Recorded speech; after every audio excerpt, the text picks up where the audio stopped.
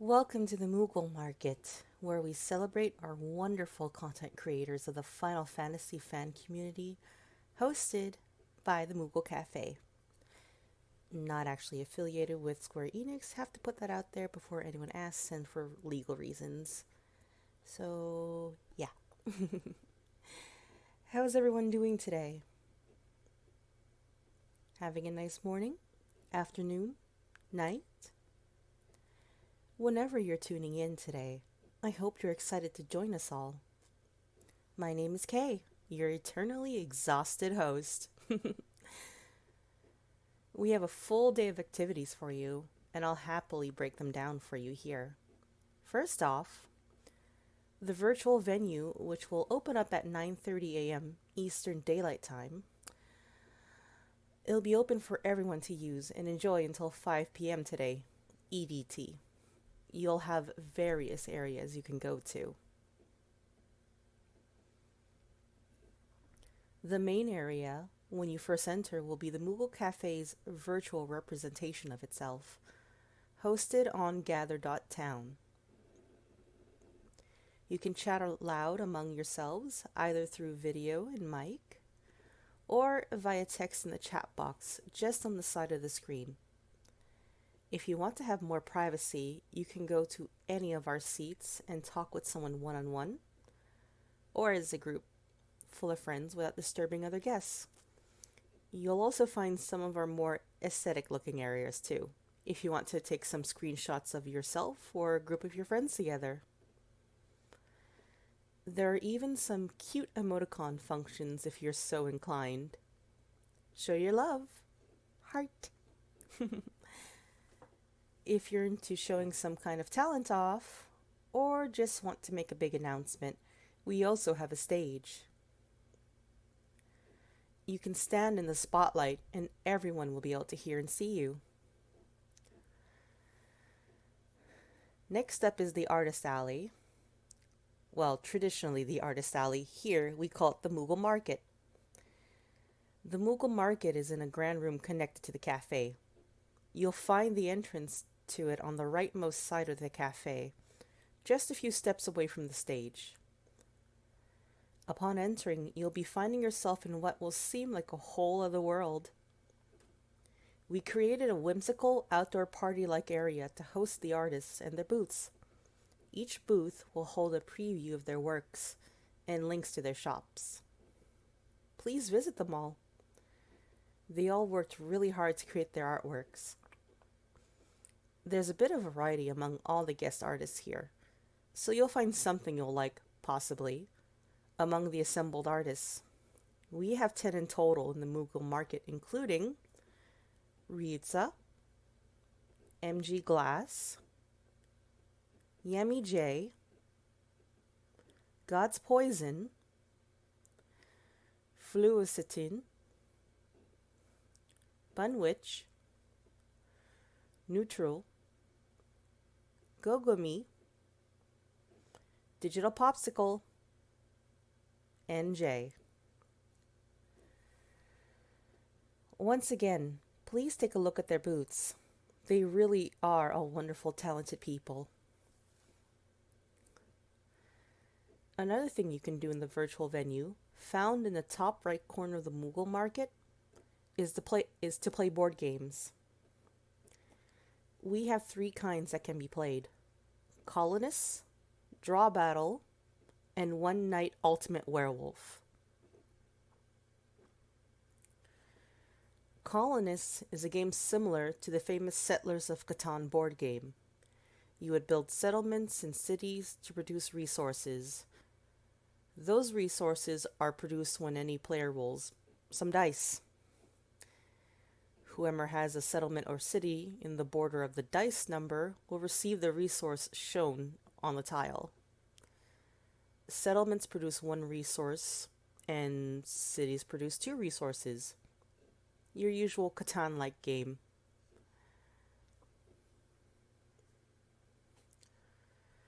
Draw Battle is where you set yourself up into teams of 2 or more players. One person draws a picture, and the others have to guess what that picture is in order to score.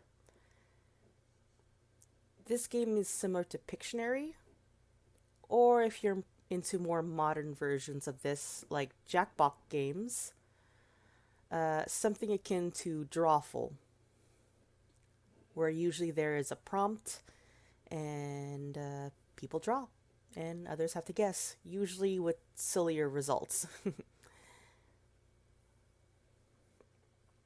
The last game you can play with friends is One Night Ultimate Werewolf. For those of you familiar with Werewolf, a social game wherein you slowly pick off people inside a village to eliminate the threat of werewolves, this is a very similar game.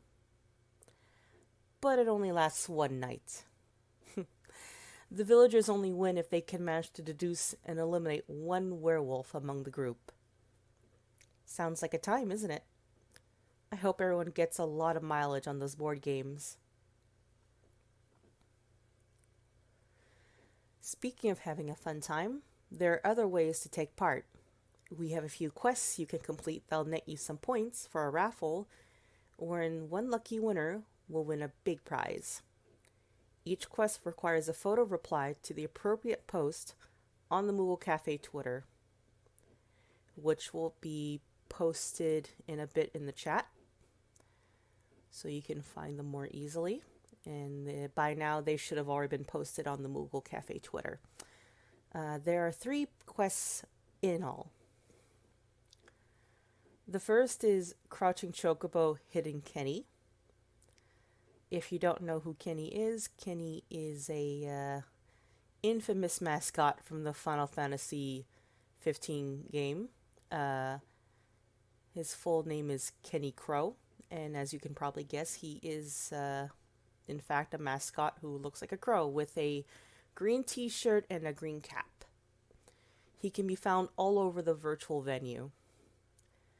You need to collect 3 screenshots of 3 Kenny Crows in 3 different locations. There's plenty to discover and choose from. And in all honesty, he's not trying really hard to hide at the venue. We consider this the most, the least difficult among all 3 quests. And we hope to see some good pictures of your avatar and Kenny. Let's see, the second quest is a little more straightforward. Dress Sphere Dress Up. This is our cosplay quest. You can dress up as any Square Enix character, although we highly recommend Final Fantasy, as we are a Final Fantasy event after all, but anything is accepted, as long as it's a Square Enix property. We can accept Kingdom Hearts, we can accept Nier, we can accept Chrono Trigger if you want to go that far, and basically anything that is legitimately Square Enix. Oh, if you really want to, we also accept your original Warriors of Light from Final Fantasy XIV, if you'd rather not dress up as a canon character. We just want to see you all glamored up as your favorite characters, even if it's your own character. Our last quest is, unsurprisingly, something that has to do with food. As Ignis likes to say, I've come up with a new recipe. I'm sure many of you are accomplished cooks. Or maybe amateur bakers looking to show off something new or an old standard that you're great at making. Whatever it may be, it must be delicious. This is the time to shine and show off foods you've made yourself. You can either do this as a picture of the food you've made, although we would prefer it if you took a selfie with the dish. However, we understand that some people may be a little shy, so we will accept just the dish by itself, as long as it's made by you and not something that you pulled off of Google image search. All right. All quests will go until 4:30 p.m. Eastern Daylight Time. So, yes, we'll announce the big winner during the closing ceremonies. And I suppose you might want to know what the grand prize is for our big winner of the raffle after we've tallied up the points and randomly picked out a name. It'll be a nice mixed package containing some Moogle Cafe's merchandise, including acrylic pins, a commemorative ticket for Moogle Market itself, a notepad, and a few other things that will come out of the Moogle Cafe's store. You'll also be getting some yet to be released merchandise. Our grand winner will be receiving the first printed copies of the Date Night series of postcards of the date nights up until this point. If you don't know what the Date Night series are, for the last month or so, each week we've had a quote unquote reservation at the Moogle Cafe, wherein pairings of characters would come in and spend an evening having a nice time together. Or, in the case of some, possibly antagonizing the other person. But overall, it's each date night features one meal, which has one dish in particular, and the two characters either with the dish or interacting together. There are 4 at the moment that have been made. The 4 are currently waiting to be added to the shop are the pairings for Aerith and Tifa, Luna, Freya, and Noctis, Ravis and Arania, and Gladio and Ignis. These 4 will be included in the prize package. Also, because we are the Moogle Cafe, we can't send you off with just that. We'll also send some snacks from the cafe itself. If you're from North America, that is Canada and the United States, we will send you sweets from the cafe. These will likely come in the form as sugar cookies in the shape of a Moogle, in all likelihood.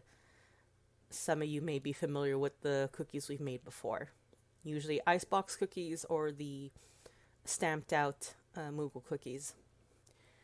Unfortunately for international winners, they will get pre-packaged snacks such as Pocky, candy, and various other things due to the fact that we don't trust the post to get our baked goods to you before they go stale, or worse. Of course, before we send anything out, any type of food at all, we will ask our winners if they have an allergy or dietary restrictions. So don't worry about that. We will work something out with you. One final thing, one final part of today's events, we have the stream. This, right here. You are already here now with us. However, I'd like to point out a few things that may interest some of you. Other than our interviews with our amazing guest artists, we will have showcases, for one. We'll be looking at artists, zines, and various parts of the Final Fantasy community that aren't formally featured by the Moogle Market or are not doing an interview with us. As today we have about 5 interviews with 5 of our guest artists. The other 5 have opted not to do interviews, but we will still find a way to feature them in the stream anyways, even if we do not actually speak with them. After that, we have spotlights later this afternoon, around 3:30 p.m. EDT and 4 p.m. EDT. We'd love to see everything that everyone has made, like the food and all the cosplay. So come and celebrate our brave and amazing guests. That is you all, with your cosplays and foods and whatever you've been up to. Once again, don't forget to post to the correct Twitter posts on the Moogle Cafe Twitter, so we can be sure to spotlight all your cosplays and food.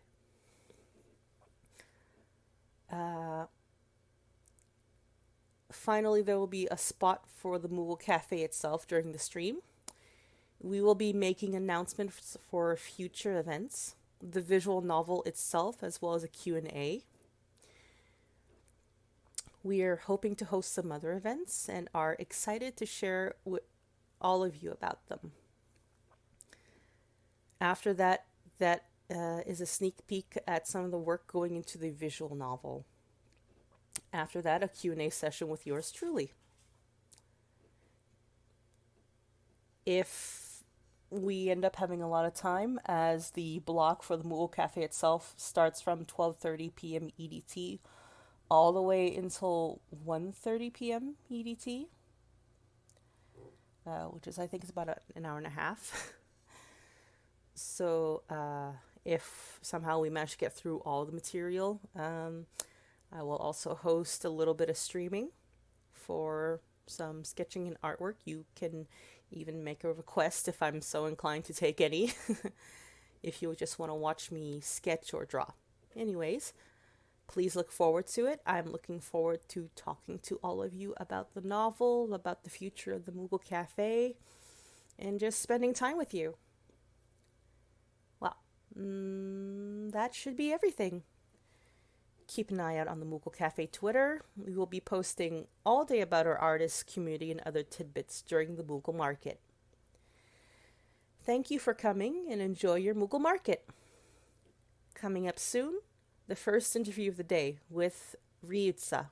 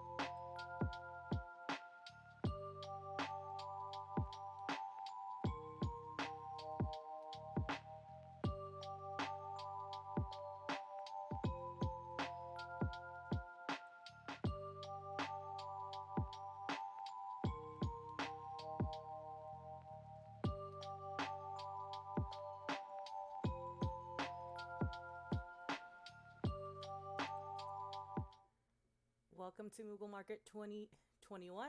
We have Ryuza with us today. Hi! Hello. Thank you for joining us for Moogle Market.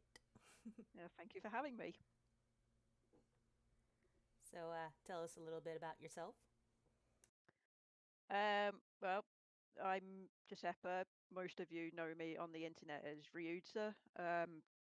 Big Final Fantasy fan, as some of you may already know. That's mainly what I draw at the moment, and my favourites currently are 7, 9, 14, and 15. Um, if you've been to a KupoCon in the UK, you probably will have seen me there in the marketplace. So, you've basically have done quite a few artist alleys before? Yeah, I'm a veteran. Yeah, be going to cons for a long time, Over a selling decade? my own comic as well as art prints and things. Yes, I saw that you have some original work as well, aside from the usual fan works. Yep. Um, my current comic is called Soul Snatchers, which you can read on Tapas at the minute. It also comes out in trade paperback form every few chapters. What's it about? Um, it it it's basically if you sell your soul to the devil, these guys are the debt collectors. Oh, that sounds fun. So they're Yeah, like they're like really extra scary, fantastical tax people. yeah, I suppose so. They don't seem that scary when you first look at them, but that's because you don't know what they can do. Yeah. So yeah, Uh, it's like a sort of mild horror, black comedy, holy wars type of thing. I see. Sounds fun. So, considering we are showcasing artists of currently the Final Fantasy fandom, we Yep. I got a couple of questions for you. Yeah, go ahead. First question is, what got you into art? Uh, to say the cliche, been drawing since I could hold a pencil. Um, yeah, I've just like always been into it for as long as I can remember. Do you remember Drawing. what you first drew, more or less? Okay, some Ryuta history from the long past here, but my dad used to make up a lot of bedtime stories for me and my brother, and one of those things was the big bad wolf, and that was the first thing I remember drawing a lot. Really? Yeah, Just the big bad wolf? yeah, the big bad wolf and his mum or his little brother, or I So think my there was a mum's whole still. family? Oh God, yeah, yeah. There was a family. There was plot lines. There was. I Plot think my lines. mum. I think my mum still got some of my drawings from when I was like 3. Oh, that's cute. Oh, goodness. And, well, I am assuming you've come a long way from the big bad wolf. A little bit, yeah. Like, I'm assuming uh, you started getting into, like, digital work more than traditional, I guess? Um, I I'm I'm 36, so I'm kind of in that funny divide between doing lots of traditional and then lots of digital. Because I didn't get like Photoshop or anything until I was about 17. Um, so I did dabble in digital art before that, but it was mostly like Microsoft Paint and I see. and Paint Shop Pro and other things that I guess we're a people little I more easy to come by. yeah. Well, MS Paint, of course, was on every single computer that wasn't a Macintosh, That's true. which had their own version of Paint anyway. So, Hmm. um, but yeah, up until then, I was pretty much all traditional. And then, of course, I started getting into digital. Asked for a tablet for Christmas, and it just kind of all went on from there. Um, went to did my foundation at college, went to uni. Now, actually, I do e-learning media, Mm, so that comics, illustrations, and animation for learning stuff, which is quite cool. that is pretty cool. Uh, well, when you were doing traditional before you started doing digital, was there a particular medium that you liked using? Um, Like well, pen, I pencils? liked using and still do like using watercolor pencils. Oh, Um, those are fun to use. yeah, watercolor pencils and ink pens. Yeah, it's just like I like using watercolor paints as well, but the pencils you can just get such vibrant colors out of them. You can also get a lot more control than from a paintbrush. Yes, yeah, which is useful for when I'm at cons or something and don't Hmm. need the mess. Yeah, could you imagine having like a little bucket of water next to your paint set and then having someone just knock it over all your Ye- prints? That would be horrible. Yep. I mean, granted, you probably need at least a little bit, but I'm assuming you would water water up those pencils Yeah, later. if yeah, if if I'm using the pencils, I need a lot less water than I would do if I was using paints. And considering people do things like put their bags on your table, Oh, isn't that a thing? yep, cons are fun. Cons are very fun. I remember what cons were like, sort of. Actually, it feels like it's been so long, even though it's only Oh been God, what, yeah, less than two like years. yeah, but when you've not got much to do, that time just kind of stretches and shrinks as That's true. it's like being in a wormhole. That's true. Well, that's why we have these little events. It's not it's not like a full con, but hey, it's something, right? Yeah, but it just looks really cool, and the website's so cute from what I've seen of it. Thanks. Oh, one of the first ones that was done was your booth. I'm pretty sure by the point that people hear this interview, they'll be perusing everything from your table there. Oh, nice. Originally, the booths were meant to be more traditionally like an artist alley, but considering we had a smaller amount of artists than I thought we would have, uh, I wound up with a lot more space. So I decided, you know what? Let's go full crazy, and everyone gets their own nice little decorated booths. I'm trying to remember what Yeah, I did for yours. let's see. But yeah, I really like the layout. It's like a big garden fete type thing. Yep. I figured, well, we can't really be outside, so let's try and be virtually outside. One sec.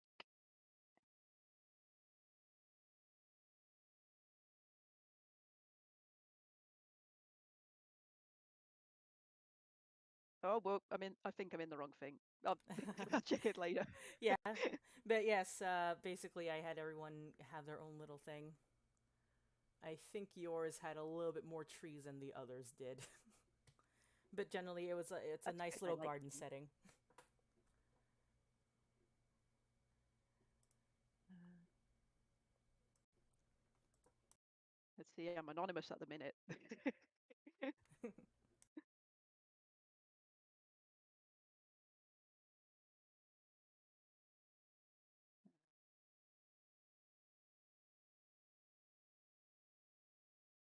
Okay, I think I perhaps need a bit more time to set this up.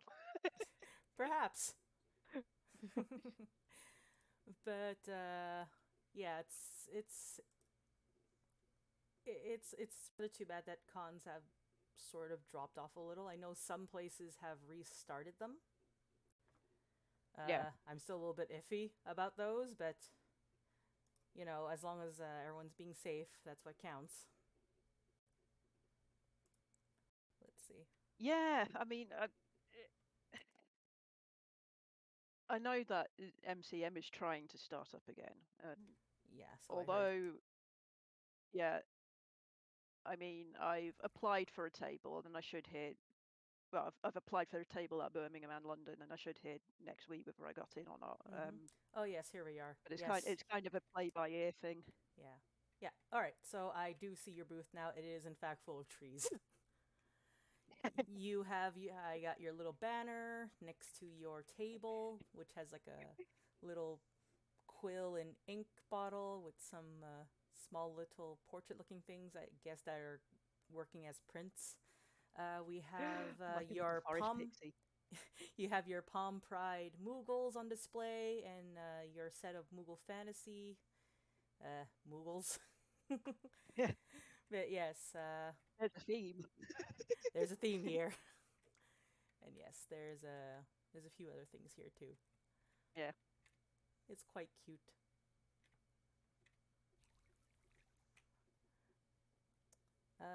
But yes, I know a little bit earlier you said that you are a fan of 7 and 9, and you also play 14. I do. Yes. Yes. If you had to choose between the three of them, Uh, uh, which which one do you think would be your favorite? well, there's two things here. Um, my favorite to play is 9. I love 9. I love the setting. I love the characters. I love the mini games. I just love everything about it. But 7 is my most influential game by far. I mean, it was the thing that got me into JRPGs. It got me into anime. It got me into just like a whole load of things that had never really been open to me before. Basically, it was Uh, your gateway to fandom in general. it was. I was utterly obsessed with it when I first played it because I'd never played anything like it before. It was quite a bit of a turn from the original 6 Final Fantasies. It, Yeah, I mean, I had to go back from 7, but yeah,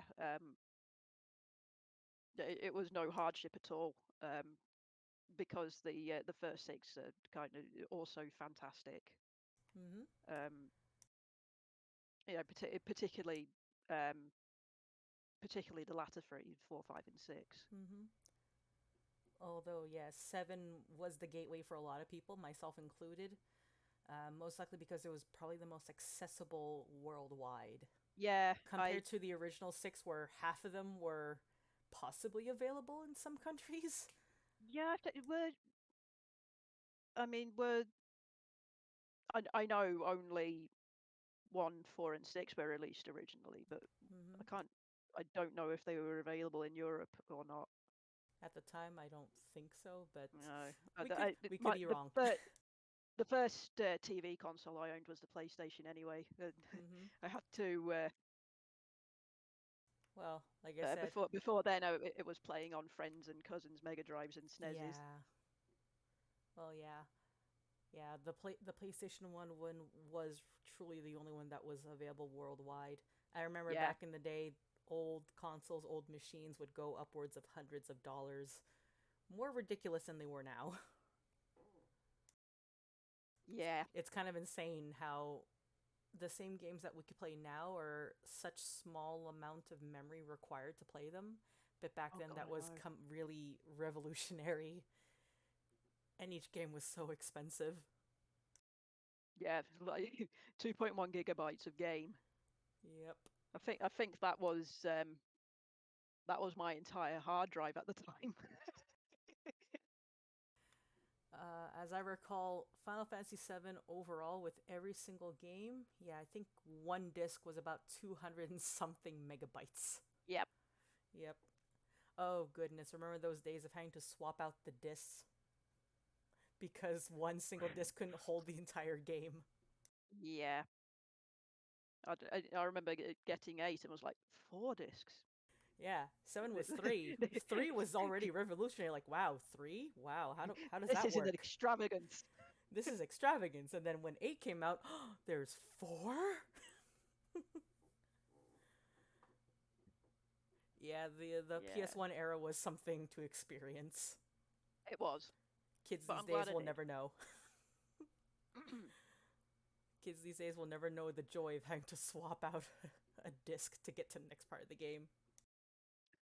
Or having to blow their cartridges to get all the dust out of Or them. if we're going really old, having 13 floppy disks to play one game. Oh, those were the days.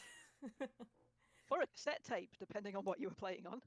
That too. Oh, goodness. The days of Yeah, the Commodore 64. oh, we didn't even have that. We had it's like when Commodore 64 came out and all the copies came out as well, Right. and we had an Oric 2 Oh, Lord. with Oric Munch that totally wasn't Pac-Man in any way, shape, or form. So I lie. That was our first TV console. Ah, well, there you go. Had to dig back into the Back, deepest back. memories. Good times. Good times, though. All right, so um, since you've greatly dodged the question of which favorite Final Fantasy you got, how about something a little less dangerous to answer? A lot less dangerous. What do you like about Final Fantasy in general? Like the battle systems, the magic, the story, the music. It's just, I mean, it's just the whole package, really. Because as I said, Seven was just my gateway to a whole load of things. I didn't know games could have such rich, fantastical worlds or characters, and gosh, God, the music was just phenomenal. I'd appreciated video game music before I played Final Fantasy, but I appreciated it as background music. Mm-hmm. I didn't kind of think of it as its whole as a whole in itself, where like you could just listen to the music outside of the game and it would still evoke the same emotions in you Mm-hmm. that you got within the game itself. Yeah, I remember. I know people don't like talking about this one topic in specific, but the first time hearing One Winged Angel was really awesome and spoke of the depth of what was going on in that one point in time. God, yeah, Like the God, chills you would get just hearing it, that that chorus, the first time they actually put a singing chorus in the game. yeah, I You're just like, honestly, yeah. I know it's become a meme now and people say, oh yeah, it's overrated, but that It, is genuinely one of my favorite pieces of music of all time. I played the uh, I played the orchestra version to my music teacher, and he said it was phenomenal. And he's a hard man to please. yeah. There's actually quite a few people who, not knowing what video games are, if you present to them the orchestrated One Winged Angel, they would just call it a masterpiece. Mm. I told him it was from Final Fantasy. He knew it was from a video game, but that kind of I mean, I Nobo, say he was hard to please, but that, yeah. but that kind of thing Mm-hmm. wasn't important to him. It was still Yeah, music. indeed. Nobo does very good work. He does. I kind of want him to come back, but come I back, know, but do the other games, do the new games, he's a please. he's a poorly man, and it makes me sad. I know. But he's such a happy little grandpa sometimes. I know. He's so adorable. I've met him once, but he just gave the cutest little old grandpa smile ever when he signed Oh God, my yeah, copy yeah, of the I think it was Black Mage's CD. yeah. I got honestly, he is just such a happy little man. I love him. I went to the 25th anniversary event before Distant Worlds at Royal Albert Hall, Mm-hmm. and he and the other composers and Arnie signed Right, Arnie Roth. one of my pieces of artwork. Um, which was a have you've seen the heroes, heroines, and villains pieces that I've done? Yes, I've seen that. Yeah, it was an early prototype of the villains piece. Ah, I see. Yeah, they were originally supposed to be 25th anniversary pieces, and they ended up taking so long to complete that they became 30th anniversary instead. But it did mean I could add 15 to the That's true. composition. That is true. It needs an update though because the character for the villain for 14 is Gaius, and that's just like no, very long time ago now. Yep. Moved on significantly. Yeah, 14 tends to be an evolving story, so it's like 1 minute it's this villain, next minute, oh, we got a new guy? Oh, yay. We We could, got a new guy. Is he really a villain? Are we sure? are we sure? Are you guys sure? You're not pulling my leg, are you? I'm going to love him anyway. Okay. Isn't that how it always is? New Final Fantasy comes out or new Yep. new part of a Final Fantasy game that's already there comes out and you're just like, "Oh, a new villain." Yeah. Well, Yeah. there goes there goes my heart. If the villain looks kind of gothy and tired in any way at all, it's just like, yeah, I like that one. His tiredness speaks to me Yes, because technically speaking, we're all tired villains. we are. We are. Anyone who says we're the heroes of our own story don't understand how this world works. No. We're all tired villains. That's all we are. Some of us may be slightly nicer than others, but we're all essentially just really, really tired villains. Yeah, tired grandpa villains. Yep. Just gonna That sit. that's a good sentiment. I like it. Yep. Just gonna sit here and grump about these youngins running around on their quests to save the world as if they can change anything. Grump, grump, grump, grump, grump. Hey, you Oh God, kids, have get you off my died lawn! again? It's Get out of the live stream. Come on. it's like get out, come on, come on. You still got other things to do. Come on, you Yep. whippersnapper, get out before I get you with my long 7 foot long cane. Oh boy. All right. Well, speaking of installments of games, what do you hope for future Final Fantasy products like games, spin-offs, anime, books, whatever? Anything that catches your interest. Is there anything you I would like to see in the future? I can't think of anything in particular that I personally would like to see that hasn't been done yet or isn't being planned. Um, Obviously, I'm really looking forward to Endwalker. Very much looking forward to 16. I'm also really excited about the Final Fantasy 9 series. I I just like everybody saying, "Oh yeah, it's done by this company. It's going to look so childish," and it's like, well, yeah, but considering the target audience, the game was only rated 12, Indeed. and it's just like, it is whimsical, and it does tackle kind of serious subjects like, you know, death and identity, but in a way that younger people would understand. Mm-hmm. Also, So to be fair, the series is being made in Japan. The children yeah, over there are treated rather differently than the children that are they treated out west. they are. They tend to treat children a little more seriously when it comes to serious topics rather than just shielding them completely from it. Mm, Even yeah, even if things are gonna look really childish from our view to their views, it's just nice and simple and easy to explain to the kids, and it'll still yeah, tell a but story as well. I'm yeah, exactly. I mean, you can sit there and say, "Oh, death is too serious a subject for children," and I'm like, have you seen children's movies like ever? Have you heard some old children's stories where half of the cast tend to die? Yep. I mean, you in most stories I've heard like old fairy tales, the true old fairy tales, Mm, literally the first 5 sentences of Cinderella is two people have died.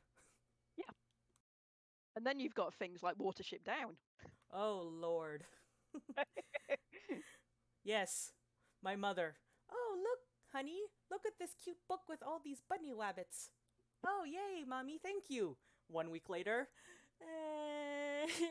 Why, why, why is that rabbit foaming at the mouth? Mommy, why did you make me read this? We had. I don't know if it ever made it out of the UK, but there's a series of books that was made into an animated series called Animals of Farthing Wood, and that was similarly realistic in how it dealt with wild animals. Oh, dear. Yeah. Pretty sure it didn't make it out, or if it did, it got shut down really quickly. Yeah, I mean, I loved it, but it was traumatizing in places. To be fair, kids from our generation, most of the stuff that we had that was considered rated G would have been rated PG-13 these days. Probably. Due to the fact that there's a lot of traumatizing content in them. Like, oh yay, your dog's dead. What? And they don't skimp on the doggy death off screen, they No, show it on screen. Welcome no. to the 80s, kids. I mean, look at Old Yeller. Oops, your dog's got rabies. Got to go out and shoot it. Yep. No, why? Oh, Yeller, no. We might want to get off the topic of animal death. Most likely. This is the first I think it's the first interview of the day. So, oh yeah, we're starting off Moogle Market on the right foot. Sadness, children, and animal death. I'm Right. sorry. It's okay. I'm pretty sure we're all mature enough to deal with it. No, we aren't. But well, yeah. Back to the topic of the FF9 anime. From what I can tell, for some people it may seem childish, but I think it's just really they're trying to emulate the style of Yeah, the art of FF9 because the sprites in there were well basically chibis. yeah. I mean, it just mirrors the criticisms that were coming out coming out at the same time as the game, where they said, "Oh, look, comparing it to Final Fantasy VIII, it just looks really bad," and like, I don't know. I thought they look a lot have smoother have than you no 8. joy in your heart? Also, I think it looked a lot smoother than 8. Have you seen Squall's hair from the original 8 game? Have you I seen still his remember pixely face? yeah, That pixely face. Oh yeah, the handsomest guy here. yep, yep, yep. Yep. Good God, we're old. People who haven't played the original will never know. Yep. I saw his face in the remaster that came out I think last year. I was It just disappointed is. to see that I could clearly see his nose and his Yep. eyes were level and they weren't like, overlapping each other and I could tell he had lips and they weren't big lips and his R.I.P. hair to the meme. couldn't cut things like it used to. Them sharp polygons. Children these days will never know. Oh, PS1 games, we love you. Well, that's what started it all off. If it weren't for re- the release of 7 and the re-releases of say 6 and Tactics, uh, as well as like the subsequent games that came after, I mean, people can complain about 8 and 9 all they want, but if not for those two that came out after 7 to keep things going, we probably would not have the other games that we would have today due to the lack No. of interest. Because 7 was quite ballsy of Square at the time to suddenly change the formula from, the usual medieval fantasy to Yeah. outright modern and eco Yeah. Yeah. terrorism. I mean, 6 kind of got halfway there with Magitech. Yeah, Um, but overall, the whole world still had the feel of a medieval-ish yeah, fantasy it was setting. still mostly high fantasy. Yeah. Yep. Whereas if you looked at Midgar, you can easily see elements from our own world in there. It's no longer Yeah. true fantasy. It's a fantasy in that the story itself is like way out there, Yeah, but compared to the first six that came out, it's suddenly we've gone from Lord of the Rings to the Matrix. it was ambitious. It was, and it thankfully worked out for them because every other subsequent game afterwards was like another experiment with the same formula, which I find really refreshing, actually. Yeah, I mean, the one thing I always say is that every Final Fantasy is going to be somebody's favorite Final Fantasy. Mm-hmm. It might not be your cup of tea, But but someone will love it. yeah, and I've honestly found something to enjoy about every single one of the ones I played, including the latest ones. Like 15? Yeah, I really don't go for that whole not true Final Fantasy at all because they're all so different to each other that how do you quantify what a real Final Fantasy is? Indeed.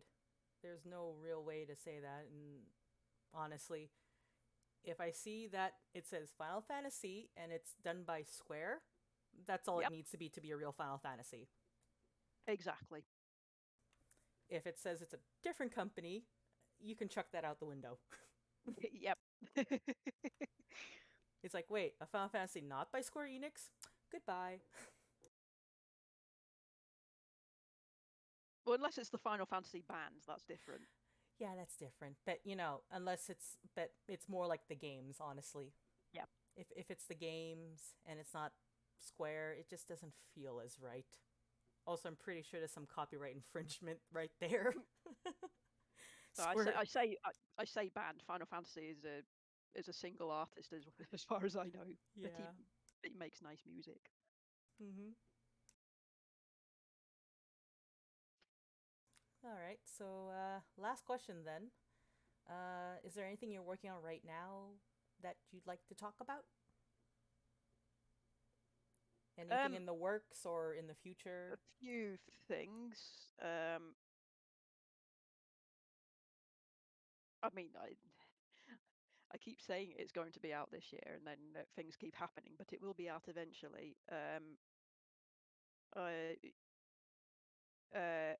Emmett is my favorite character from 14. Mm-hmm. Um, Yes, I recall. and yes, I'm hoping to have an art book for him finished sometime soon. Possibly not 2021 now, but Well, but sometime. give yourself a I'm deadline. very Maybe you can get ready for Christmas. so I'm slowly working on that. I'm also working on. I was commissioned to do his earring um, as a custom shrinky uh, Oh, charm I see. recently, and it's I'm planning on doing more NPC jewelry, Oh ho. and probably not just for 14 either, but for the other games. Mm-hmm. Like one of my friends said, "Oh, how about Arden's sword?" Oh dear. Well, there's certainly a lot of characters out there with their unique items on them. Yep, and because I've got kind of not expensive gold and silver jewelry making stuff, but um, I've got jewelry wire and I've got earring hooks, so I can do them as earrings, or you can buy them as a charm with a strap. So yeah, hooray for versatility. That is one thing that we should all try and have. Damn straight. Besides, it's less boring that way. You can It surprise is. someone. It is. They think that you're one Honestly. thing, but reality, you can be something else, like a chameleon, Dun, dun, dun. an art chameleon. But yeah, I've not got any other solid plans other than doing more artwork, but those are two things I am going ahead with. Please Uh, always love on Emmett. yes. We He's a can at very sad least, grandpa. yeah, we can always at least assume that you're always going to be working on something for Emmett. True. Someone's got to love on that old grandpa.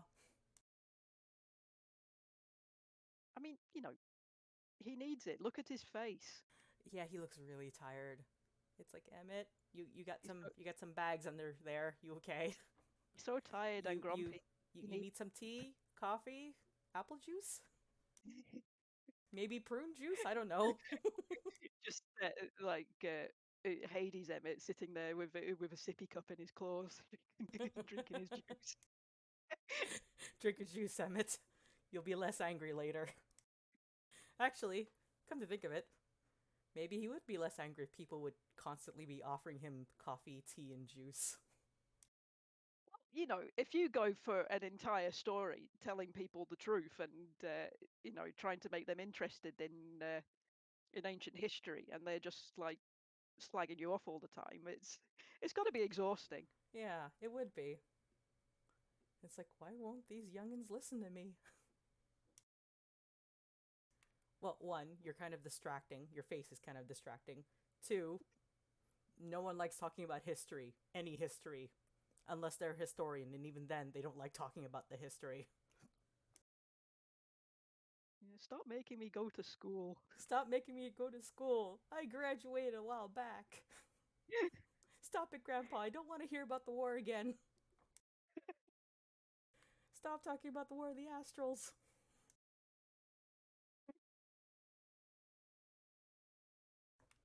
I just imagine him in an alternate universe talking like some old veteran about the Great War, and everyone's just like, yeah, sure.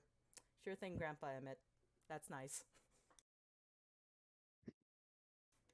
While he Oh grumpily yeah, I sips his mean, apple juice.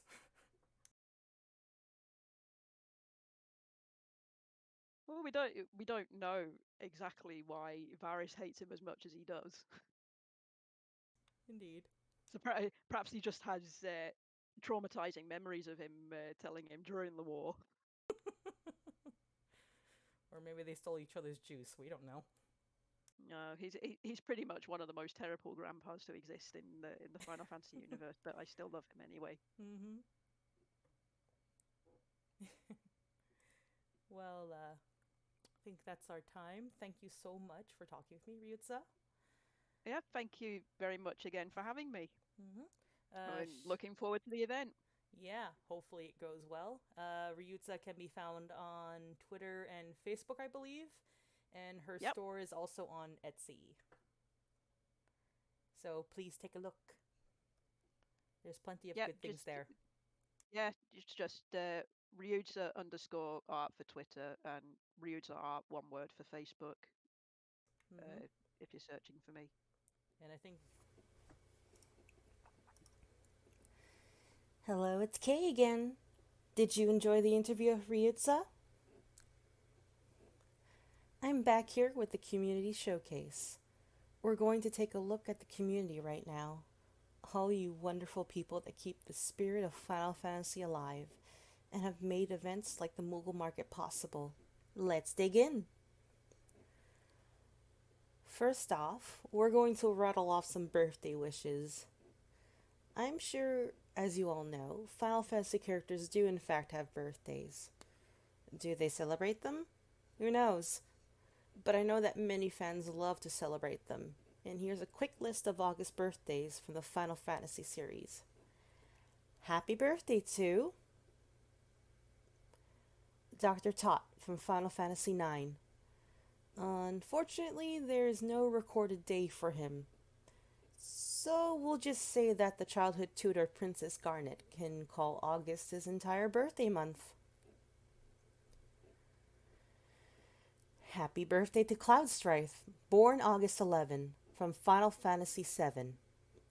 If he existed in real life, he'd be a few months younger than me, as in some sources, his birth year is listed as 1986. Somehow, I'm not sure how I feel about being only slightly older than Cloud. To the twins Sabin and Edgar, born on August 16, from Final Fantasy VI. Happy birthday, boys! Do try to get along, okay? Also sharing a birthday is Valmafra Lenand from Final Fantasy Tactics. A happy birthday to Jack of Type 0 fame. He was born on August 17. Next up, we have a double whammy coming in 2 days. Born August 23, are Squall Leonhardt from Final Fantasy VIII and Weegraf Foles from Final Fantasy Tactics. While I can't speak for Regraph, hopefully Squall's birthday can be celebrated well among friends. On August 6th, we have 3 from the same game. Happy birthday to Goffard Gefgarian, Gragoroth Levine, and Karlovan. All 3 are from Final Fantasy Tactics. And another happy birthday to another person from Final Fantasy Tactics. Happy birthday to Argath Thadolphus on August 29. Our final birthday wishes are to 3 characters. One is from Final Fantasy Tactics, Celia. Happy birthday, dear. She was born on August 30th. Another character born that day is 8 from Type 0. And lastly but not least, also sharing a birthday on August 30, is our dear Noctis Lucis Calum. Happy birthday, Your Majesty. May you continue to grace us with your love of cats and naps into the far future.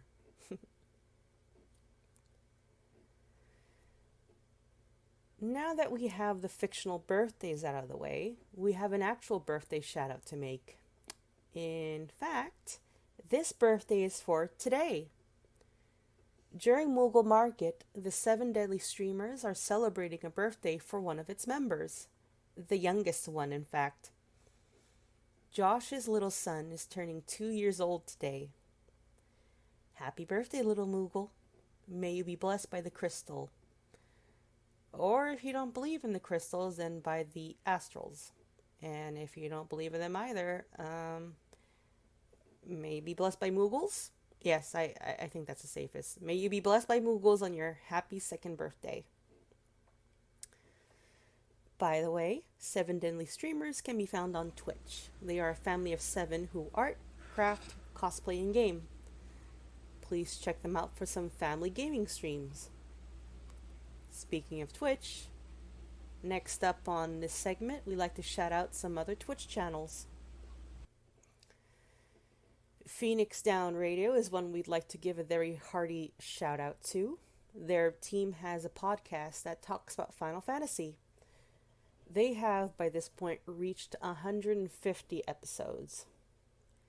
They talk about a huge range of topics within the Final Fantasy series, from news about the remake to extensive talks about Final Fantasy XIV.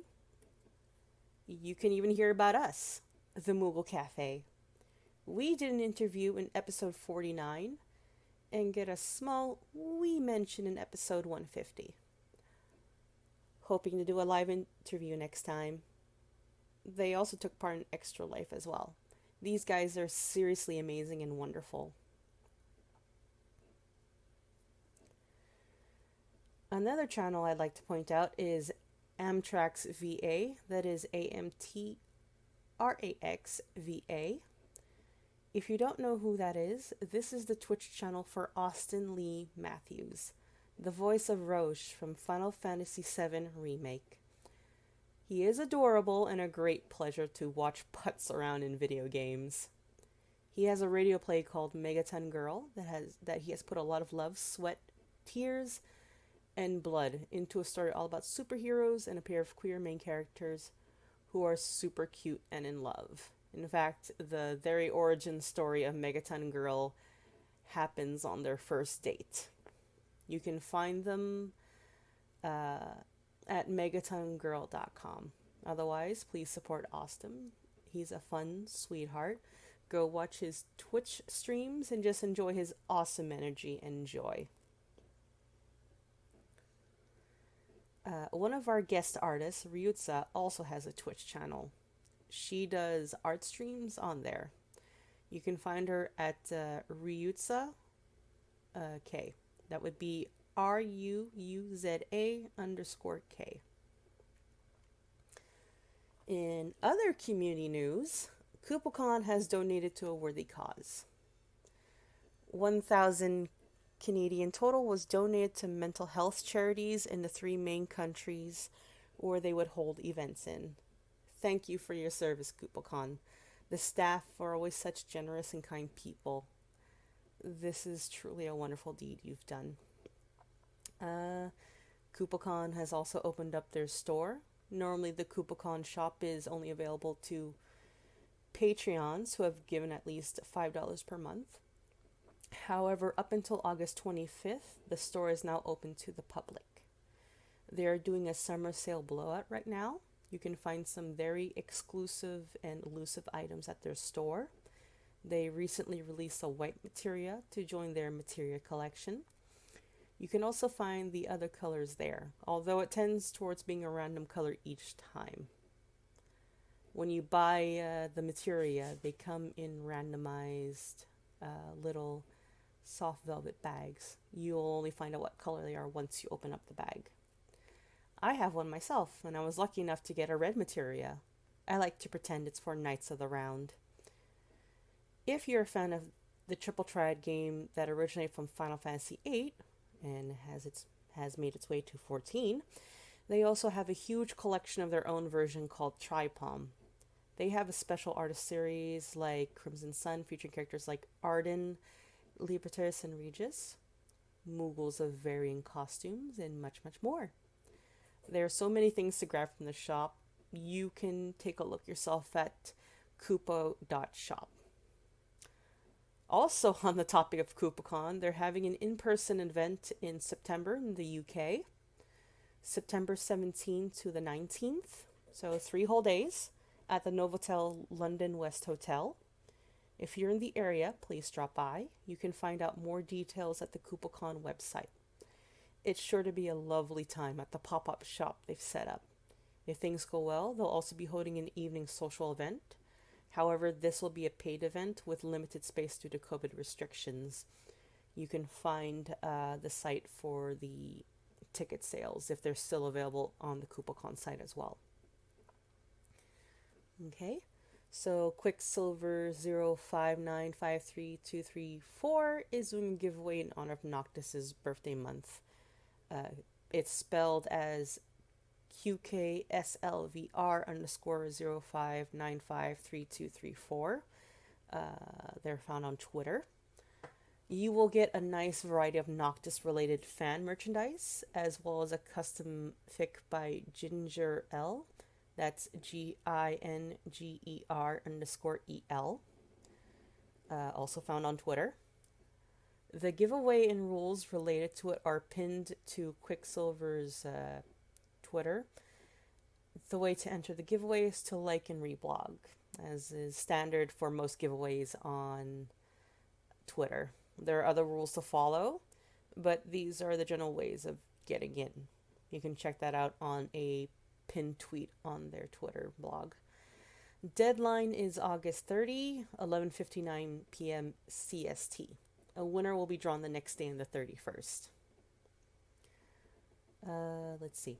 So, other Twitter news. Shinra Archaeology Department found at Shinra Archeol 1. That's ShinraArcheol 1 on Twitter. Are looking for passionate fans who can translate Japanese into English to help their team translate the Japanese Final Fantasy VII guidebooks. Their hope is to be able to let fans of the series have access to rare books not available for English-speaking fans.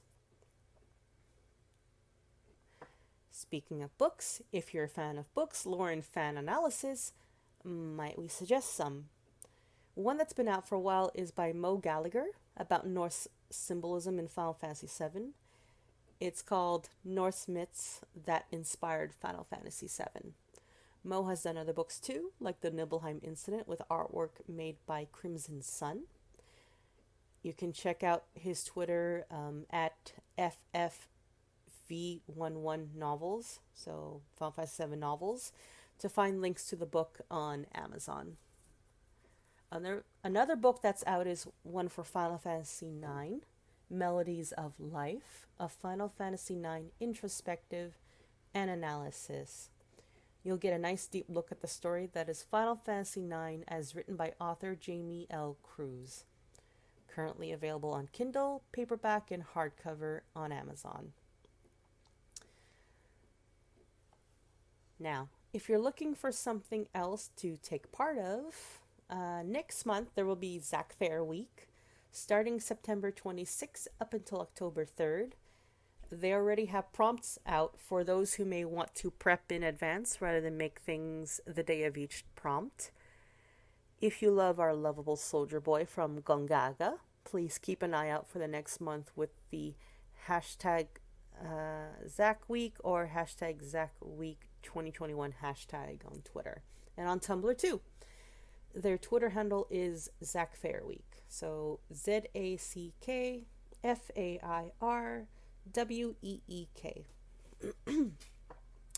If you're into rare pairs, especially from Final Fantasy 15, Rare Pairs Week is starting tomorrow.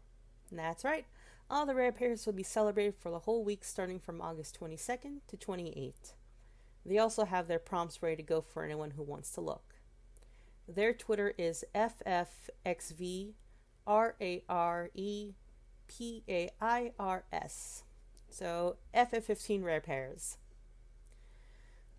Meanwhile, Crimson_Valentine is holding a Pass the Brush application on Instagram. It's for the Final Fantasy 15 5th anniversary, so if you're a cosplayer who's interested, please DM them. Submissions are due October 31st. Alright, so now here's something a little more personal. Recently, I myself had some trouble. I woke up to some terrible financial news. Now, I don't like worrying anyone or burdening anyone with my own life problems. However, I'd like to formally thank everyone who came together to help me out. I said it already to those who helped, but I truly cannot put into words how everyone has made me feel so welcome and cared for in the days leading up to this point. I won't name names because everyone values their privacy and I don't want people poking at them too much. Especially since, I'm pretty sure you all already know who you are, those who helped me. Thank you from the bottom of my heart. Your kindness won't be forgotten.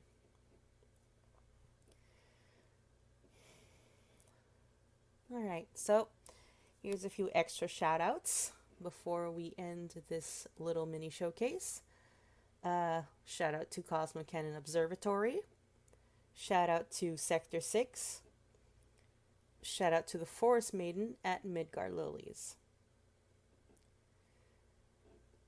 Whew, okay. That was a lot to cover, but there's always something going on in the community. You just gotta keep an eye out for it. Next up is another interview with one of our guest artists. This time, Dylan, also known as Bunwitch. See you there.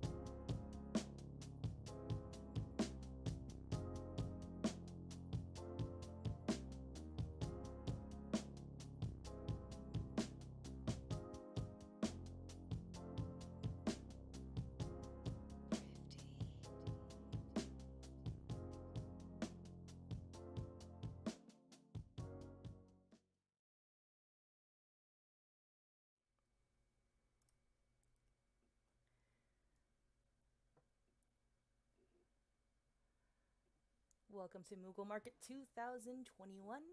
We have our guest artist with us, Dylan, who goes by Bunwitch on Twitter. Say hi. Hello. I am Dylan the Bunwitch. I go on Twitter and I also have Instagram by the same handle, and Twitch and Etsy. Even though we probably had a little bit of a talk before this interview started, why Bunwitch? Well, it's a bit of a rebranding. I had, like we sort of mentioned before too, my username for many years was Crazy Kupo. And so I had gone by the nickname Kupo for a very long time. But sort of during quarantine, I wanted to get back into art and doing it more seriously. And so I had a rebranding of myself. And I was like, well, what things do I really like? And my partner would always say, like, oh, I'm the bun queen or the bun witch sort of thing. And I was like, bun witch, that sounds pretty good. And it sort of blends everything that I really like witchy aesthetics, and like cottagecore sort of things, and rabbits, which I absolutely adore. Rabbits are the best and they're very cute. Yes. You can almost think like they're non-pommy Moogles. They are a little bit. The Moogles in Final Fantasy 12, I think it was, those ones look the most like rabbits, in my opinion. Yeah, I think as I recall, yeah, they did have more like the little faces and the longer ears compared to any other Moogle in any of the other games. Like the recent 7 remake had them looking like koalas. Yeah. Yeah. Honestly, I would die to have a an actual bunny with a palm on its head. Moogle bunny. Maybe a bunny Halloween costume. Maybe. So, what got you into art in the first place? I have always loved to draw. Like as far as I can recall in my memory, I've always loved to draw. And then I've always been a huge fan of video games and stuff. I really got into I hopped on the bandwagon around Final Fantasy X. I think I was 9 years old around then. Kingdom Hearts also came out, and that was another sort of like introduction to the rest of the Final Fantasy universe. Um, and so I got on drawing those characters and be like, oh, well, those are so cool. I really love all this art. And I was just so exposed to all of the world of like video games and anime and manga and everything. And I was like, wow, this is so cool. Like, I want to keep doing art. And then I sort of fell off of it in high school and college. And COVID has given me a chance to sort of really get back into drawing more seriously. And I've been able to work on my resin art, which is a majority of what I sell, but I do like digital art commissions on the side. Um, and it's just been a lot of fun. And I really love working with that particular medium because I love glitter. But it's so cool to be really creative with that kind of substance because like you're trying to make or emulate different things with it and like all the different types of pigments you can use and all the different glitter mixes or like other types of inclusions you can do. It just like the possibilities are endless, which I really enjoy about it. And it's a lot of fun. I sort of just like saw it online and I was like, I want to try that. So I did. Is it particularly hard using resin? I know there's like different types. Like the one I've seen a lot lately is like UV resin. Yep. There's lots of different types of resin for different uses. So I use 3 types of resin for most of my pieces. So like in one resin piece, I can be using 3 different types of resin because they'll have different viscosities, and they'll be good for different things. UV resin is not so good for making like full charms, but you can use it for like the open bezel sort of like metal frame kind of charms. Um, as far as it being hard, it's definitely a learning curve. I started working with resin 3 years ago at this point. So if you look at my work, that's 3 years of experimenting and learning and working with the medium and trying to just like extrapolate information from the internet and like figuring out what works and like knowing where my comfort zone is, sort of thing. But I would say it's different for everyone. It's fun though, so Well, just that's give it a good. try. Yeah. Hopefully, because like Well, everything starts off as a hobby, right? And hobbies should be fun. Yes, yes. Although I'm assuming with resin working, it's a little messy, isn't it? It is, yes. You Have you have ever to gotten wear. sticky hands before when you started? When I started, yes, there was definitely times when I was trying to make things and then it like didn't cure correctly, or I just like spilled it all over the place. It was horrible. um, that said, working with resin also, it is a toxic chemical, so you have to wear gloves and a respirator, which I do. But for anyone who wants to get into the hobby, make sure to be safe. Yeah, safety first. Yes. Although at this point, y'all should be used to be wearing masks by now. Yeah, absolutely. So a respirator shouldn't be too difficult. In fact, I think it might Yes. be a little bit easier to breathe in. Yeah, yeah. For those, yeah, it just goes over your nose, and there's different types and stuff you can get online or just at, like a hardware store.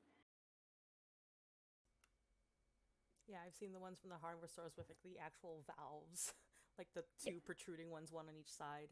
Yes, yes, that's Usually the kind used I for have. painters, I think. Yep, yep. And you can replace the filters and stuff, but that's the one I have that I use for resin. That's awesome. So, I know you started with more or less 10 and Final Fantasy 10, and you've touched on Kingdom Hearts, obviously. Mm-hmm. I've Yep. seen your store. There's a lot of Kingdom Hearts in there. I'm a Um, big Kingdom Hearts fan. so, I am curious, what's your favorite Final Fantasy so far? So far, oh boy, I it's hard because I don't want to be like, oh, I'm basic. Like I like Final Fantasy VII, but like I like Final Fantasy VII. There's nothing wrong with liking Final Fantasy VII. Because so when since I sort of played Kingdom Hearts and Final Fantasy X at the same time and was introduced to that world, I was like, oh, like through Kingdom Hearts, you're introduced to Moogles and Sephiroth and Cloud and Squall Lionheart and like all of that stuff. So from there, I was like, oh, like these are characters from other video games. What? And so like I had to go back through that and beg my mom to buy me like Final Fantasy VII on eBay or something when I was a kid. But I was able to play that on my like, our PS2. And I enjoyed the remake. The remake was cool. Definitely different. Yeah. um, but I replayed the first or the Final Fantasy VII alongside with the remake to sort of like see the differences and stuff. They definitely Which is inserted a lot of extra stories for some of the characters that they originally did not have in the original yes, game. Like, yes. not to be spoilery, but definitely at the very beginning of the original game, you are introduced to Avalanche, and you Mm-hmm. barely have enough time spent beside them if you actually play the original game. If you Yep. speed through it, the amount of time you actually spend with them is little less under a half an hour Yeah, yeah, versus what you get in the remake, which fleshes them out so much more. Some of them even yeah. get a last name now. I know it's great, and like honestly, it's nice that when you're working with Avalanche in the original game, you sort of just like okay, like yeah, a bunch of fanatics, all right. But like when you play with them in Final Fantasy VII, it's like oh, like it's more fleshed out and like you understand their cause a bit more, which I enjoy. Yeah. So I definitely like that. For my Final Fantasy journey, I played like 1 through 12.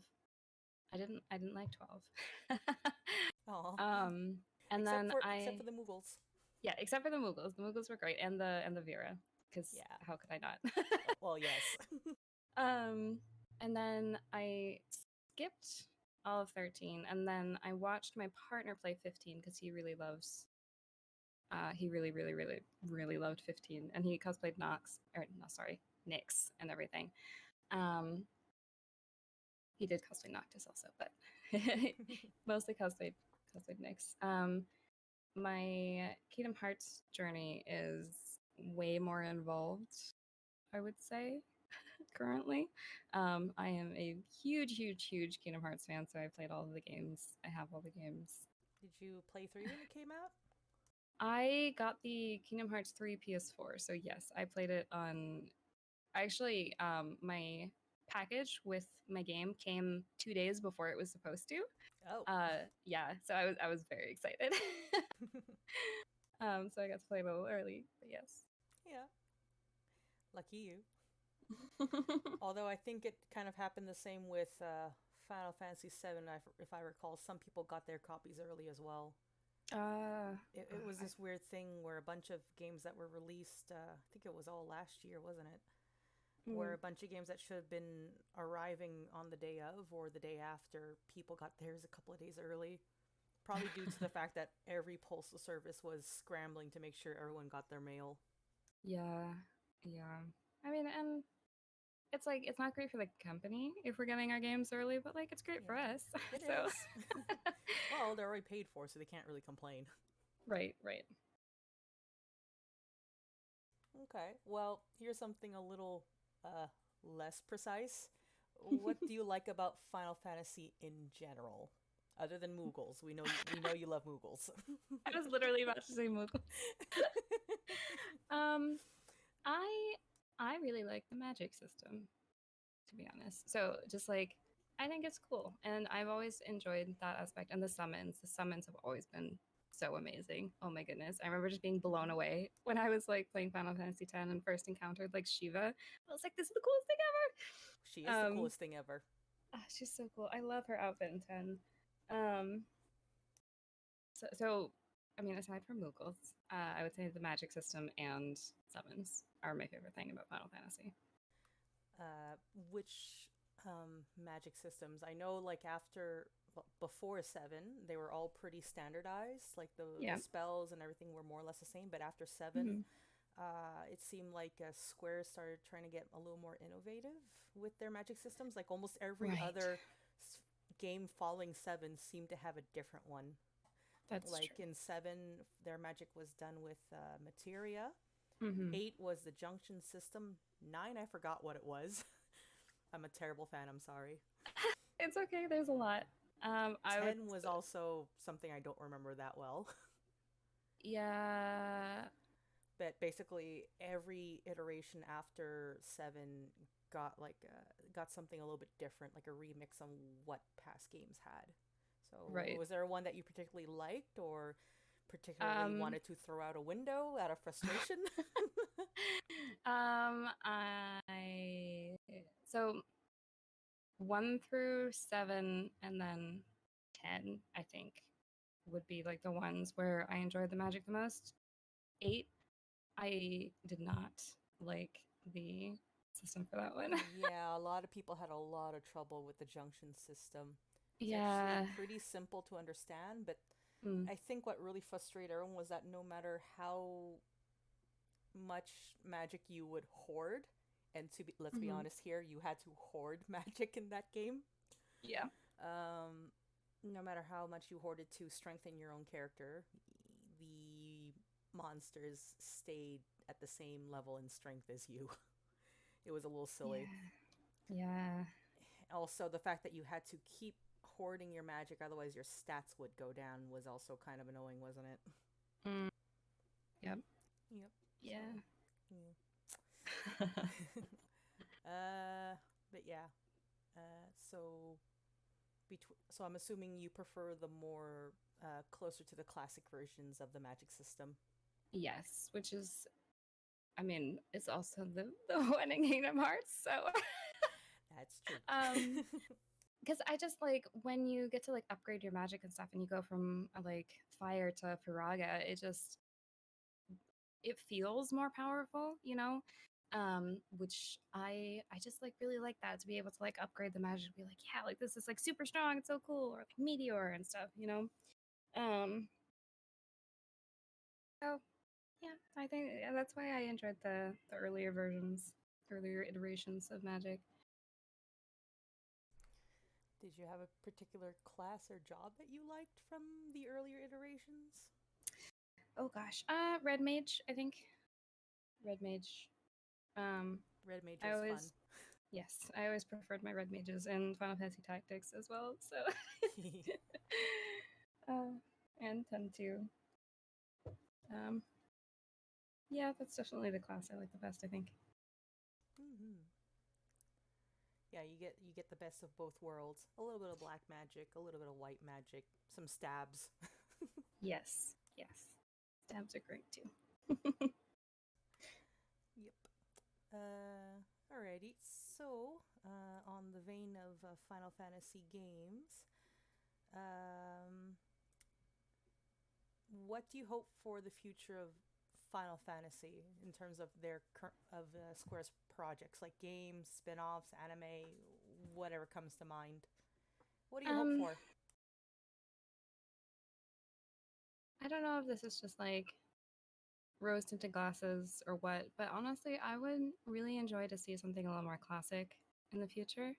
Like the way they've gone is so innovative, and Final Fantasy 15 was a huge hit, and understandably so. Like it was a great game.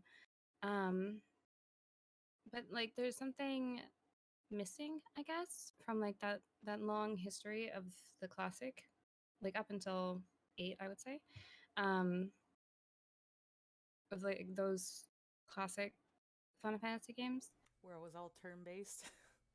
Yeah, I mean, I know that turn based is not like a thing anymore, really, and like that makes sense. Well, But yeah. Technically speaking, it's they are trying to revive the old classic Final Fantasy feel with Bravely Default, which has much of the old classic turn based, the job mm, and classes and all that, yeah, magic and all things. hmm But yeah, it would be nice to see an actual Final Fantasy title take up the mantle of its well, its origins, right? right, yeah. I suppose like a remake, but like a true remake rather than the Final Fantasy remake, Final Fantasy 7 remake that they're working on. I mean, also this might just be nostalgia brain, and like maybe if it happened, and it would be horrible, but like who knows, you know? Um, but just something that like I would like to see one day. Yeah, something that isn't just the pixel remasters. I mean, it's nice Yeah, they cleaned it up and they basically ironed out most of the glitches from the original games. yeah, yeah, But it's just like, oh yay, it's the same game I played exactly. yeah. I mean, if it had been like, say, the 3DS remake of, say, 4, Mm, like if they yeah. if they remade all the other games as they did with 3 or 4, I hmm forgot which one it was. I think it was 3. I think it was 3. No, yeah, it was 3 with our little Luneth as Onion Knight and all those little ones. But yes, Yes. so yeah, if they had redone all the other games the way they redid 3, or oh gosh, I am bad at numbers. I am sorry. I It's am okay. gonna get lynched by all the Final Fantasy fans listening to this. It's okay. Anyways, if they could have actually redone everything instead of just doing a pixel remaster, I think Yeah. I think it would have been nice. Yeah. Yeah. Just one. Just one of the games. That's all I ask. Just a crumb. Please, Square Enix. You know, nicer graphics, slightly better world, I mean, honestly, a little extra. even if they did one of like the single digit games as a remake like they did for Final Fantasy 3, but like for the Switch or something, like that would also be great, you that know, that like would another be handheld nice. one. Yeah, Because it doesn't have to be like as grand as the Final Fantasy 7 remake, but like just something so I can enjoy the story again, but like in an updated setting, you know? indeed. With So names too. yeah. Because the original games, as I recall, they had little to no personalities themselves. They were just like hmm your avatar, your characters, your little group that you can just assemble yourself and take on a an adventure. But with Yeah. the 3DS remake of 3, they gave them a slightly bit more personality and hmm unique features, because usually with the old games they were all pixelated, they all looked the same. Yep. Yep. But in this case, they gave them names, they gave them individual looks. It would be hmm nice if they actually did that with like Yeah. one or two. Honestly, I would Yeah. like two to be redone. We can dream. We can.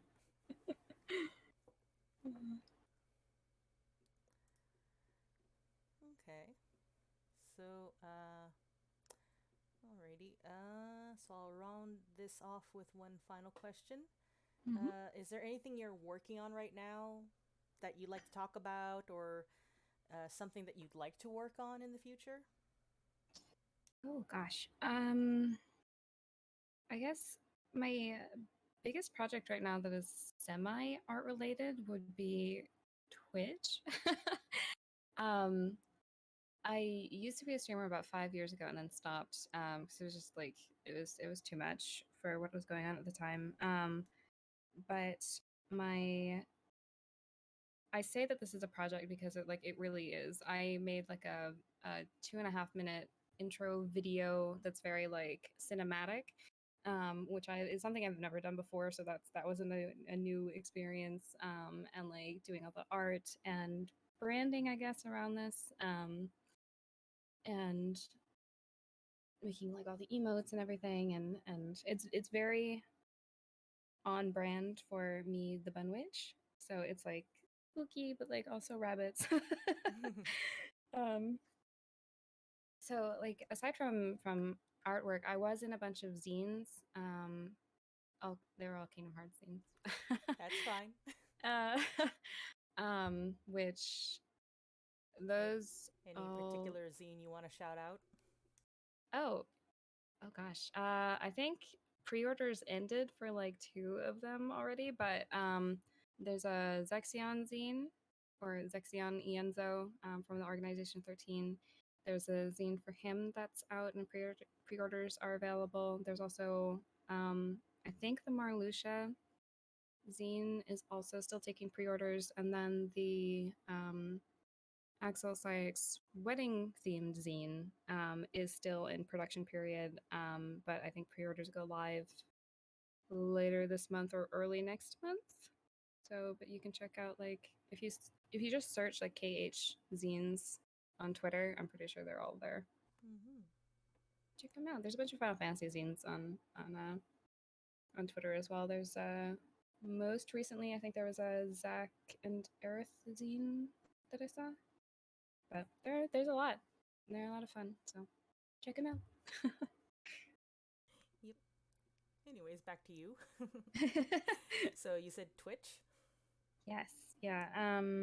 I've been doing I just started up again like last week is how recently this has become like a big project for me. And I have been mostly doing like horror games and stuff, and we have tea time on Fridays. Or just like sit and I get like some work done or work on drawings, and just have tea together. So that's been good. But getting all like the graphics set up and like all of the cohesive branding has been a big undertaking I'll for bet. the past week. I totally understand that.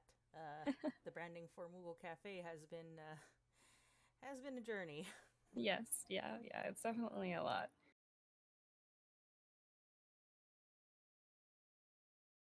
Mm.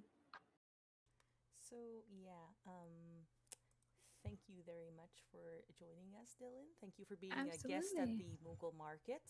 Thank you for Uh, having me. I'm so excited. so yeah, so Dylan has handle is a Bunwitch on basically everything. Yep. Twitter, Instagram, Etsy. That's where her shop is. Etsy.com/shop/Bunwitch. So check out her things. She has some very nice resin work there. I took a little peek earlier today. They're quite cute, especially Thank you. the wayfinders, if I'm not mistaken. That I Yes. think that's what they're called, the little Yep. star shaped.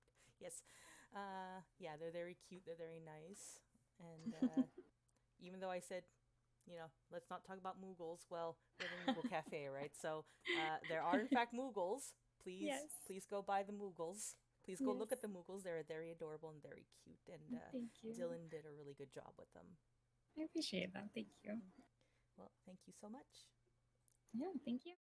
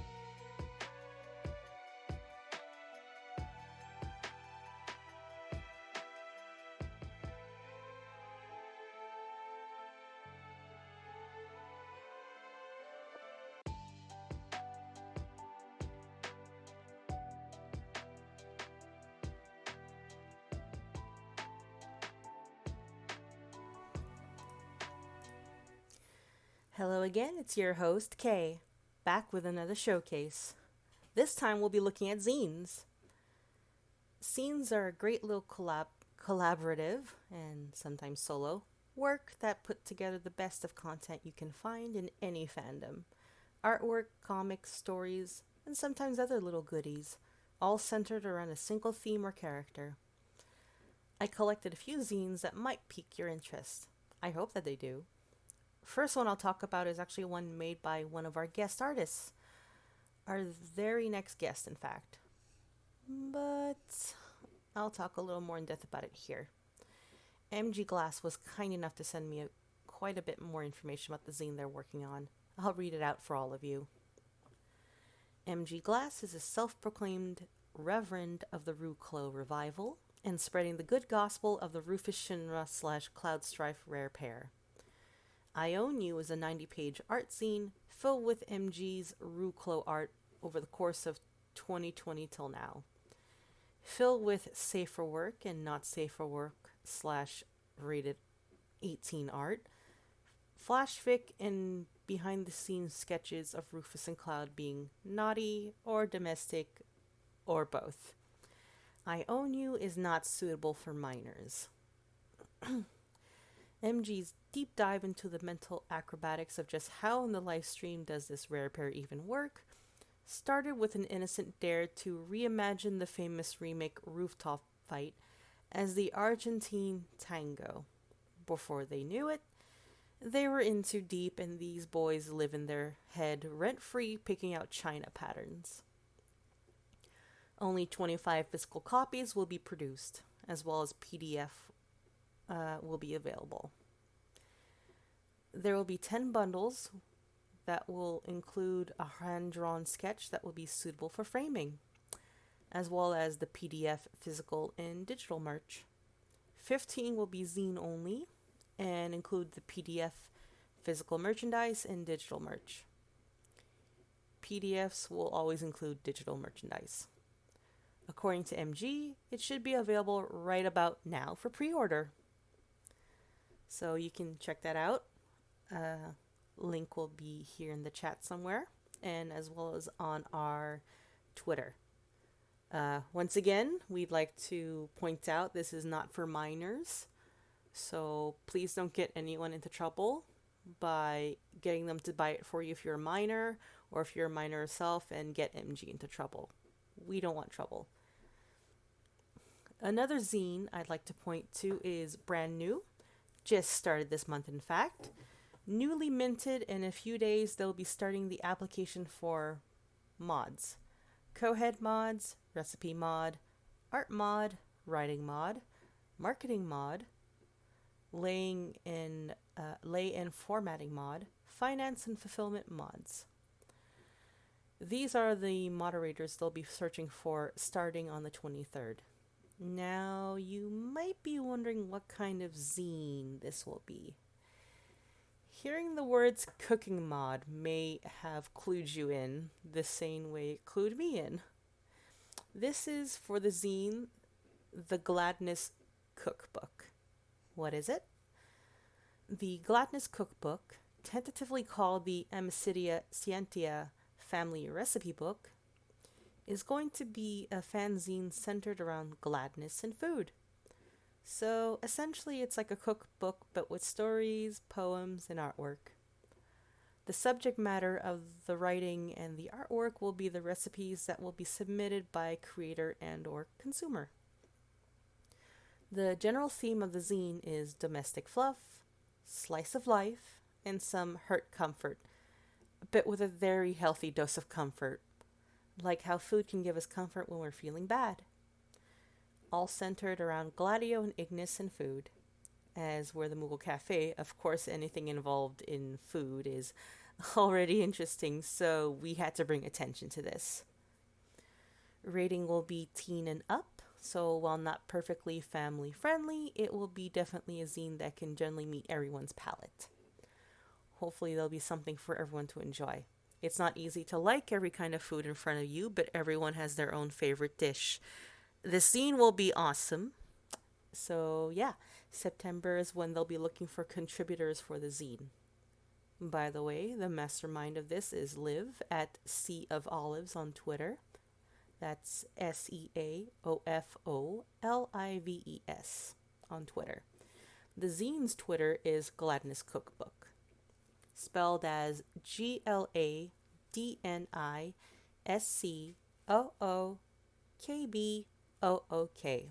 at Twitter. Following this up, we have Letters from the Sky, a Zareth zine. It's still in the process of taking applications for artists, merchandising people, and writers until August 27th.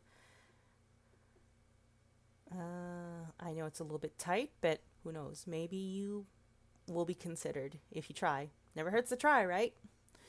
Letters from the Sky is a fanzine dedicated to the relationship between Zack Fair and Aerith Gainsborough from Final Fantasy VII. This fanzine aims to capture the tragic beauty of these two, from their serendipitous encounter to the memories they leave behind. Their story is one of dreams, a hope to see that blue sky, a vow to protect, a wish to be together again. They offer one another a gift, a purpose, and words that resonate like a solemn hymn. For the bed of flowers beckons them once more, within those letters from the sky. Post-production funds will go to the Conservation International, a nonprofit organization with the goal of protecting nature for the benefit of people. Their Twitter handle is Zareth Fanzine. That's ZERITHFANZINE.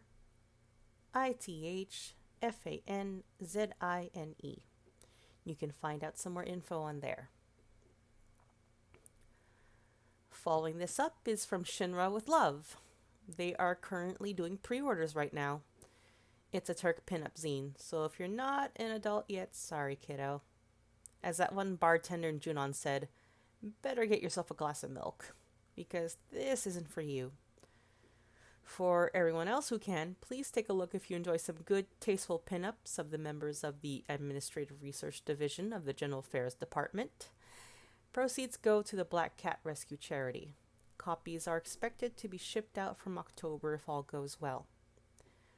By the way, one of our guest artists, MG Glass, is also one of the contributors to this zine. You can find out more about them from their Twitter at Turks Pinup Zine. That's TurkSpinupzine.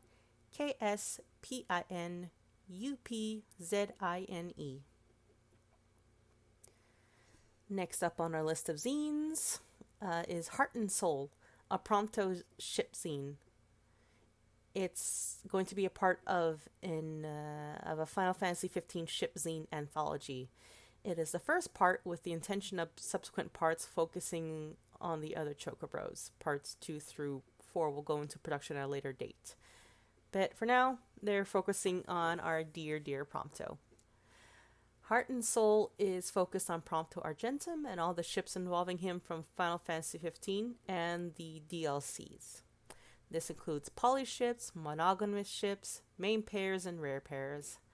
While they want to highlight the romantic aspects of the ships, they also want to welcome those who seek to include platonic love, as it is just as valid and emotionally poignant as romantic love. This zine will be safe for work, with a not safe for work PDF add-on. The main zine will be rated teen, so that fans of all ages can enjoy. Zine content will focus on Prompto-related ships, as discussed above, and can feature canon, alternate universe, and canon divergent works. The mods will work collaboratively with contributors to ensure the process is done efficiently and effectively while also maximizing contributor satisfaction. Should issues arise, the mods reserve the right to work with contributors to augment any concept to fit the content of the zine. The zine itself will be offered in physical copy and digital copy options with the potential for merch, pending contributor engagement and interest. They're in pre-order phase right now, so check them out at Prompto Ship Zine on Twitter. That's PROMPTOSHIPZINE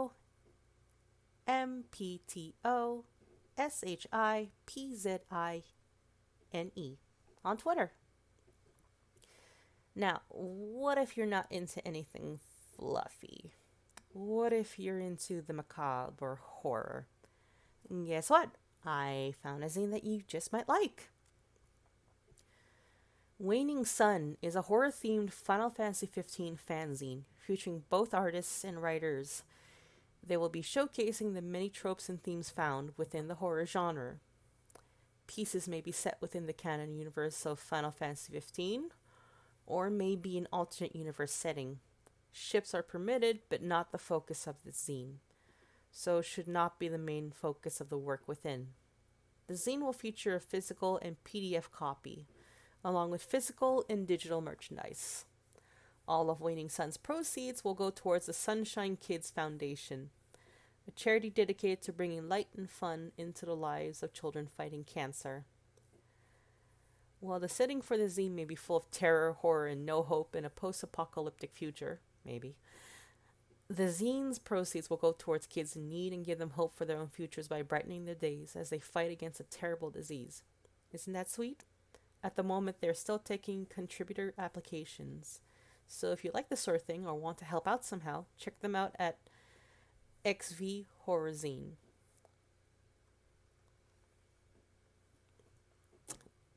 Alright. Lastly, we got one more for Final Fantasy XV. Insomniac is a pinup magazine based in Insomnia, Lucis, that features male pinup models, articles on Lucian subcultures, and short fictional one-shots from up-and-coming creators. It derives its name from the way it keeps its readers spellbound with its risque content during the hours of late night to early morning. This limited edition issue will focus solely on Ignis Scientia. This zine is meant to mimic a real magazine, meaning that the contents will include editorials, non-fictional style writing, advertisements, full pages and spreads of artwork, and artwork of various dimensions resized to accompany each written piece. Artwork may also be edited to include text over it as a real magazine would. Currently, they are looking for 26 more artists and 10 writers willing to contribute multiple works for this project. Contributors will receive a full zine bundle, including a free physical copy of the magazine, as compensation. Contributors may also purchase additional copies and physical merchandise at production costs. In the event that they do not meet the goal, contributors may need to cover shipping costs, but will still receive a free copy of the magazine. The zine will be hosted on Big Cartel and Etsy for upfront VAT payment, and will follow the specs of A4 portrait and perfect bound with gloss cover, with about maybe 100 to 160 satin pages. All proceeds for this project, minus production costs, will be donated to charity, which will be announced at a later date. Applications for this zine will begin on December 1st and finish on December 31st.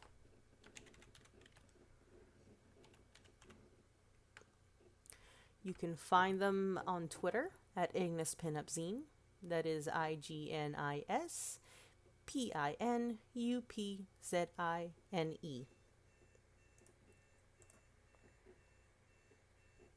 Alright, so that's all for now. This is just the tip of the iceberg when it comes to zines being made by the Final Fantasy community. There's so much more, and many of them going towards a good cause. Give them a look and support them if you can. Not only will you get great one-of-a-kind merchandise, but you could very well be helping out a great cause too.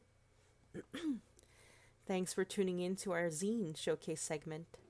Now, stay tuned for our next interview with MG Glass.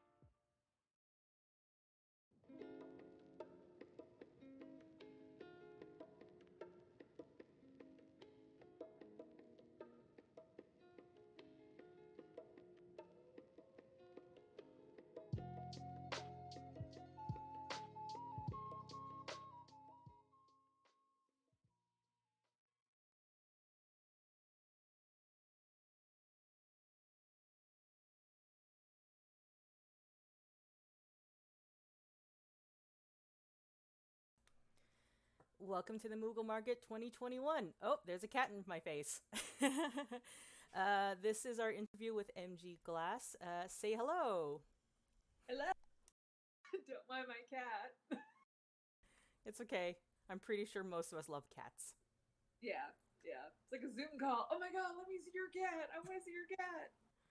Pretty sure right now a lot of people would be demanding to see the cat again. She might appear again, maybe. So. Okay. Well, hi. Hi. That was awkward. Hi. That wasn't awkward at all. Anyways, yes, hi. Why don't you tell everyone a little bit about yourself? Oh boy. Where do I begin? Let's see. Not when you were born. Not when I was born. I was born. I grew up. Yeah. Anyway. Now, my name is NG Glass. I am an illustrator, a writer, all-around nerd. I don't know if we can say this word on air, but I'm one of the Shinra fuckers. So It's fine. we said the word. But my whole claim to insanity is I am basically the self-professed reverend of the Ruclo revival, which basically I just draw a lot of Rufus and Cloud being naughty and naked and picking out China patterns and whatever, and spreading the good gospel of they should be together and they're so underrated and the cat is back. But yeah, and let's see, what else am I doing? I run a Patreon?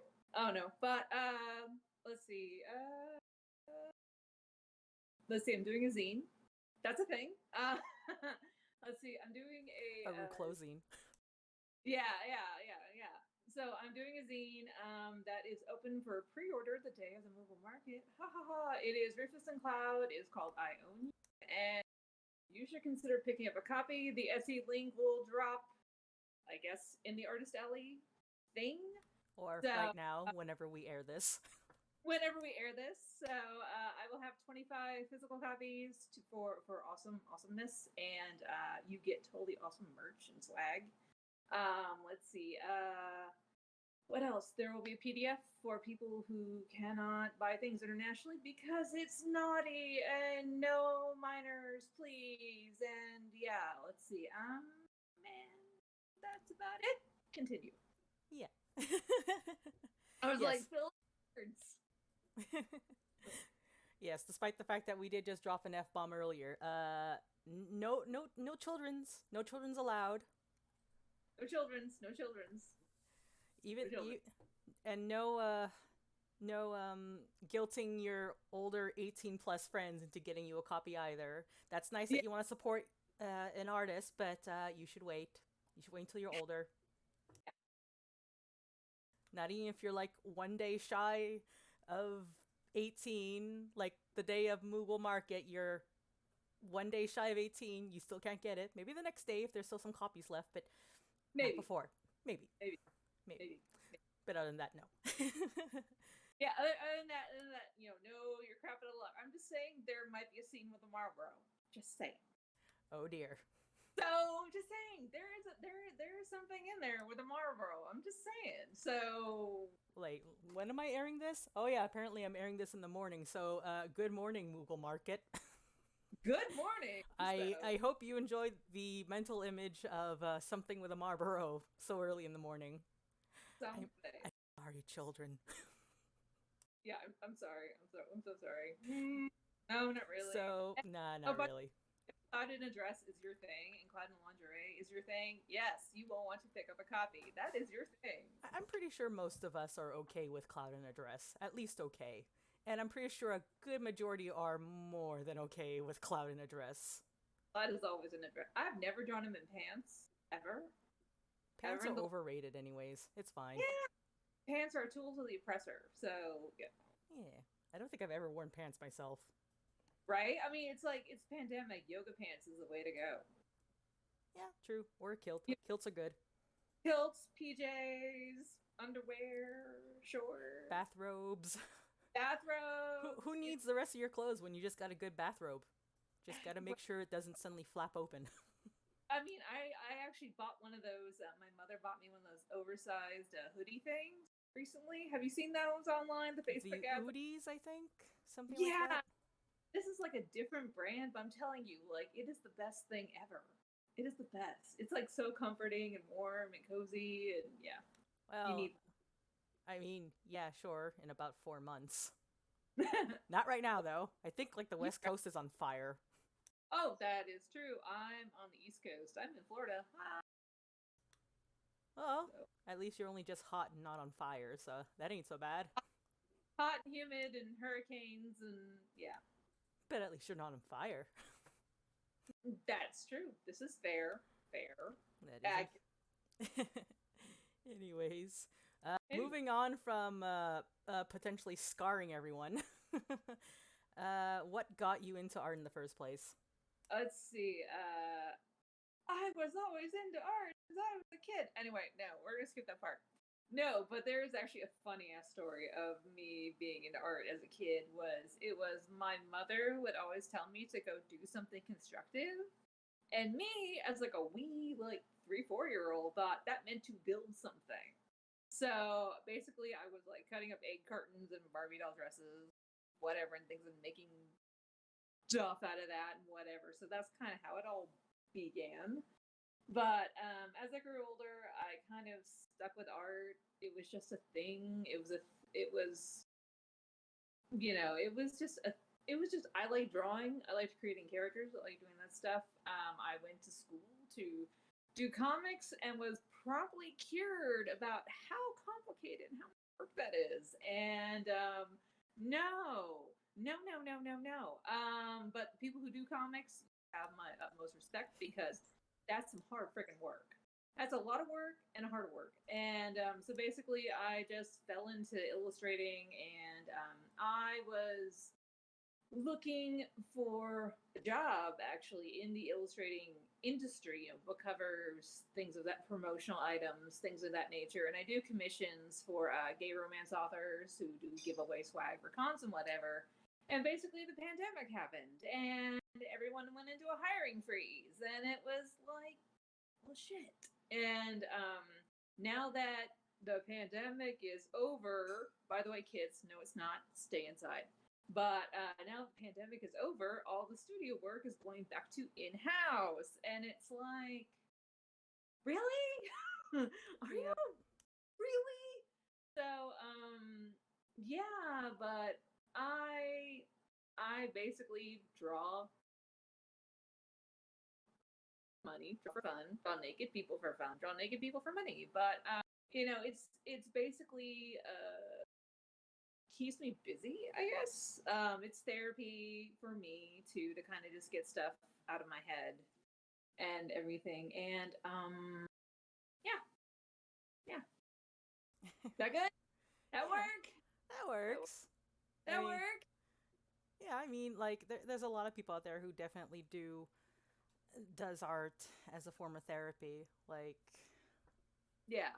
And it's kind of like, I'm having a bad day, so I'm going to take 20 minutes and like doodle cloud in a dress. I Because that's mean, what I do, it's fine. you know. There needs to be more Or of that. or it's one things is I actually found out when I was wee baby in college so many years ago. And it was basically if I was having like a super shitty day, like if anything was terrible, nothing was right, everything was awful, I was burning out, I would always draw characters laughing or like doing something domestic or something cute and fluffy, and doing them laughing actually or doing something cute and fluffy actually made me feel better. So it was kind of a weird little trick in a way I learned. And a lot of things right now is I'm doing a bunch of zine work. I'm in the Crisis Core scrapbook zine, which you should totally pick up when it comes out. It's crazy. I'm also doing the skate Adam. God, what is it called? I know it's a skate zine. Oh, it is Dirt. It is a day in the life of Anosuke Shindo. It is basically about Adam outside of his persona. But yeah, so I'm in those, and so I'm keeping busy with those and deadlines and things and crumbling. And my phone is currently going off with people going, "Where's my shit?" I'm like, maybe I'll get it to you. So yeah. The eternal So struggles of an artist. these are struggles. These are struggles. And it's kind of like when me doing my own zine on top of doing these and this and that and the other thing. And I'm like, I got it. I have this all under control. I got it. Meanwhile, And internally screaming. yeah, it's like I saw a thing on Twitter this morning where it was something like, we should replace the word with "you're busy" for "I'm overwhelmed." And I was like, Seems valid. I'm in this photo and I don't like it, So, yeah. Anyway. Yes, indeed. Well, Yeah. speaking of stressful topics, that's well, what's your favorite Final Fantasy? Speaking of stressful topics, let's talk things. Let's talk about the big bomb. The big bomb. Let's see. Of course, I'm a nerd for 7. I love 7. Mm-hmm. 7 was my first fandom as a wee baby 19-year-old, whereas everyone I know played it when they were like 7. And I'm like, I'm very vastly older than you. Oh, It's but okay.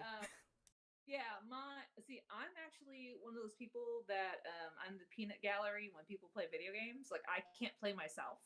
I get impatient or I'm butterfingers with a controller or whatever kind of thing. So I would watch my brother play when we were kids, like Nintendo, Super Nintendo, on and on and on. Mm-hmm. So he played 7, and I was the peanut gallery to it. And essentially, it was my first fandom kind of thing back then. But when fandom was a thing, it was my first fandom, and I totally confess I was into Vincent and Sephiroth, like doing nasty things together.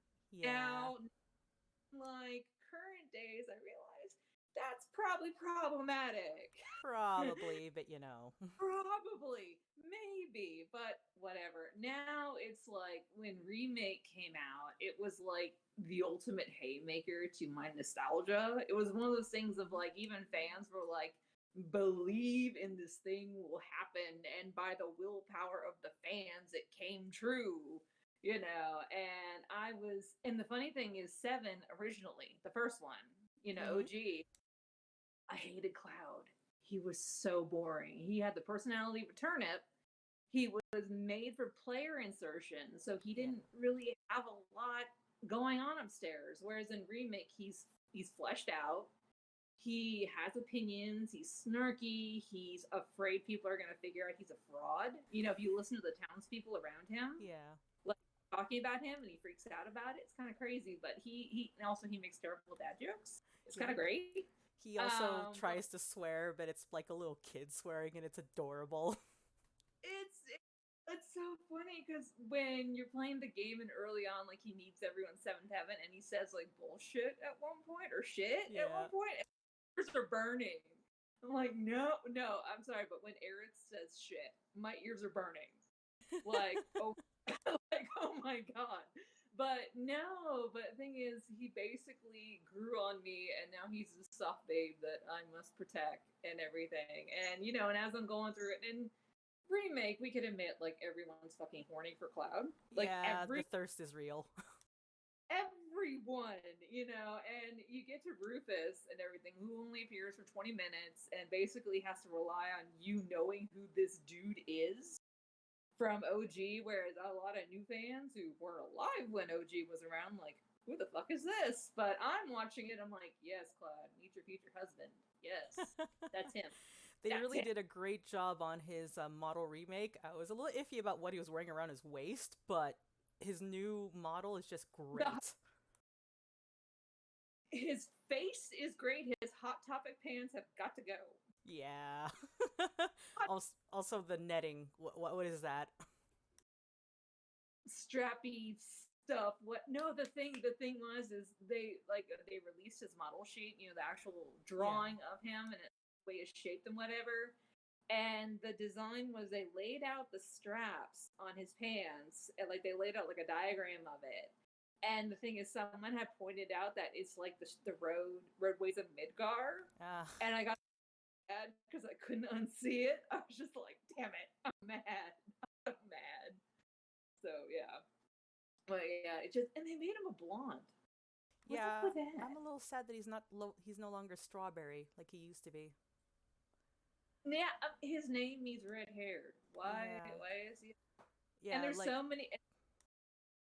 Go on, you first. Oh no, it's fine. I was just gonna mention, like, if you had to call him blonde, at least call him strawberry blonde. Right? And the thing is like, he's like platinum blonde. And then you have Sephiroth, who's silver. And then you have like Cloud, who's like really, really super blonde this time. So it's like, Yeah. it loses effect. It loses it. And the funny thing is, in my zine, it's kind of like a mixture of like me pushing the Ginger Rufus agenda with him being blonde, like mixed together. And when I would do art of it and post it online, people would think it's Reno. Oh dear. And I'm not Reno, babies. It's not Reno, even though I'm trash for Cloud and Reno. I'm just saying, I'm trash for that. I'm trash. So, but no, 7 is like my thing. It's my thing, and it's been okay. So here's the deal. So basically, 7 came out. The remake came out, and it came out a day before my birthday on April 10th. My birthday's the 11th. Cool, yeah. Cool. Birthday present for me. Cool. The thing is, of course, the pandemic was going on at the time, and essentially, that pandemic hyperfixation is real. So I started drawing, Cloud and the cast and the crew, and I basically settled on drawing Cloud forever. And ever. So that pandemic hyperfixation is a thing, and it basically brought me comfort when everything was shit. And nothing was good, nothing was right, but basically there was Cloud in a dress. And what had happened was with that was a friend of mine, my charming best friend, I've known for half my life. It was, she had dared me to do a piece that reinterpreted the Rufus Cloud rooftop fight as the Argentine tango. Oh my. Oh yeah, it was a dare. It was legit a dare. And so I started the piece and I struggled with it a lot because nothing was working and nothing was right, and it took me months to get through it, kind of thing. And the thing was, it was like as I was working on it, like basically like the ship started forming in my head of how it would work and how it would all click together, and the mental acrobatics it took to make it work and everything. And by the time I finished the piece, I'm like, shit, here now. I'm here. Like, there's no save yourself. I'm in too deep. And the thing is, a friend of mine that I made through this group of art was, she was like the one person who liked the piece, like the pieces I would do. And like just one person. And so basically, like, okay, so there's like someone who's into this. That's like this crazy person like me. So I keep doing pieces for them, kind of like, and like, as soon as I posted it, they would like it. So I'm like, cool, okay. Well, we end up started talking and everything, and she's like, oh my god, I've been looking for this content everywhere, and I love it, and I love that you do it. And I'm like, I don't even know what this shit is called. So we end up calling it Ruklo. We end up naming it on the spot. However, little did we know that in Japan it's called Rukura or Lukula. So it was kind of like this weird hive-mindy moment. But apparently, and the thing is, in Japan and overseas, it's immensely popular. I don't speak Japanese. So I'm like, oh my god, please, please, come to me, I love you. And as far as I know, for the last year and a half, I'm the only US-based artist that does it. So, and it's just all I do. I realize I should probably move on to something else, but too late. It's too late. You've joined the cult. It's too late. They own your soul now. Yeah, it owns me. And of course, it's like when I find other people into it, it's like finding a unicorn in the wild kind of thing, where basically these people are almost like in the closet about it. They're like, I don't want you to know, but I'm really into this, and I'm the only one that likes it. And do you know anyone else? And I'm like, hey, I have all the goods. So yeah. You really do. I've seen it. I really do. Yeah, it's a lot. It's like 112 pieces. Yeah. So it's 112 pieces. So basically, it busts out to, I've been doing a piece every 3 point something days or whatever, sketches and yada yada yada and whatever. And the zine is actually 90 pages. I actually had to cut stuff out. Really? Because the cost to produce was becoming so high. And the thing is, I'm already taking pre-orders on my Patreon. and I've already quoted them a price, and I have the numbers of cost produced per profit. But the thing is, if I made more pages and made it longer and included everything, it's like, I'm not making a dime from this. So, yeah, but it's gonna be a hefty tome and kind of wild. So, Well, I'm sure a lot of people will be looking forward to it. I hope. I know I will. Somewhere down the Yay. line. Shh. Yay. Don't let people know of my obsession. Tell no one. Tell no one. Well, it's so funny because you're like, thank God you're doing this. I'm like, oh, my people. My people. Well, you're definitely yeah. going to find more of your people, hopefully, through this. In which case, I'm very sorry, but also at the same time, not sorry at all. Hey, hopefully. Cross some Hopefully, fingers. right? Mm-hmm. Hopefully. Anyhow, continue. Well, here's a slightly less loaded question. Okay. What do you like about Final Fantasy in general? In general, Yeah, is there like one it's thing kind you like? Like, I don't know, magic system, when the story? overall, I mean, as a series, as like a creation itself, I kind of love these elaborate worlds and how you sink into them and how you just immerse yourself in the mythology and how almost like Final Fantasy, like they all have the same concept. Like there's summons, there's this, there's that, but each installment reinvents how they're done. Final Fantasy 7 had materia, and then like 10 had aeons, I think. And then it was like in 8, you had a junction, your summons to your weapons, and then on and on and on. Or like something like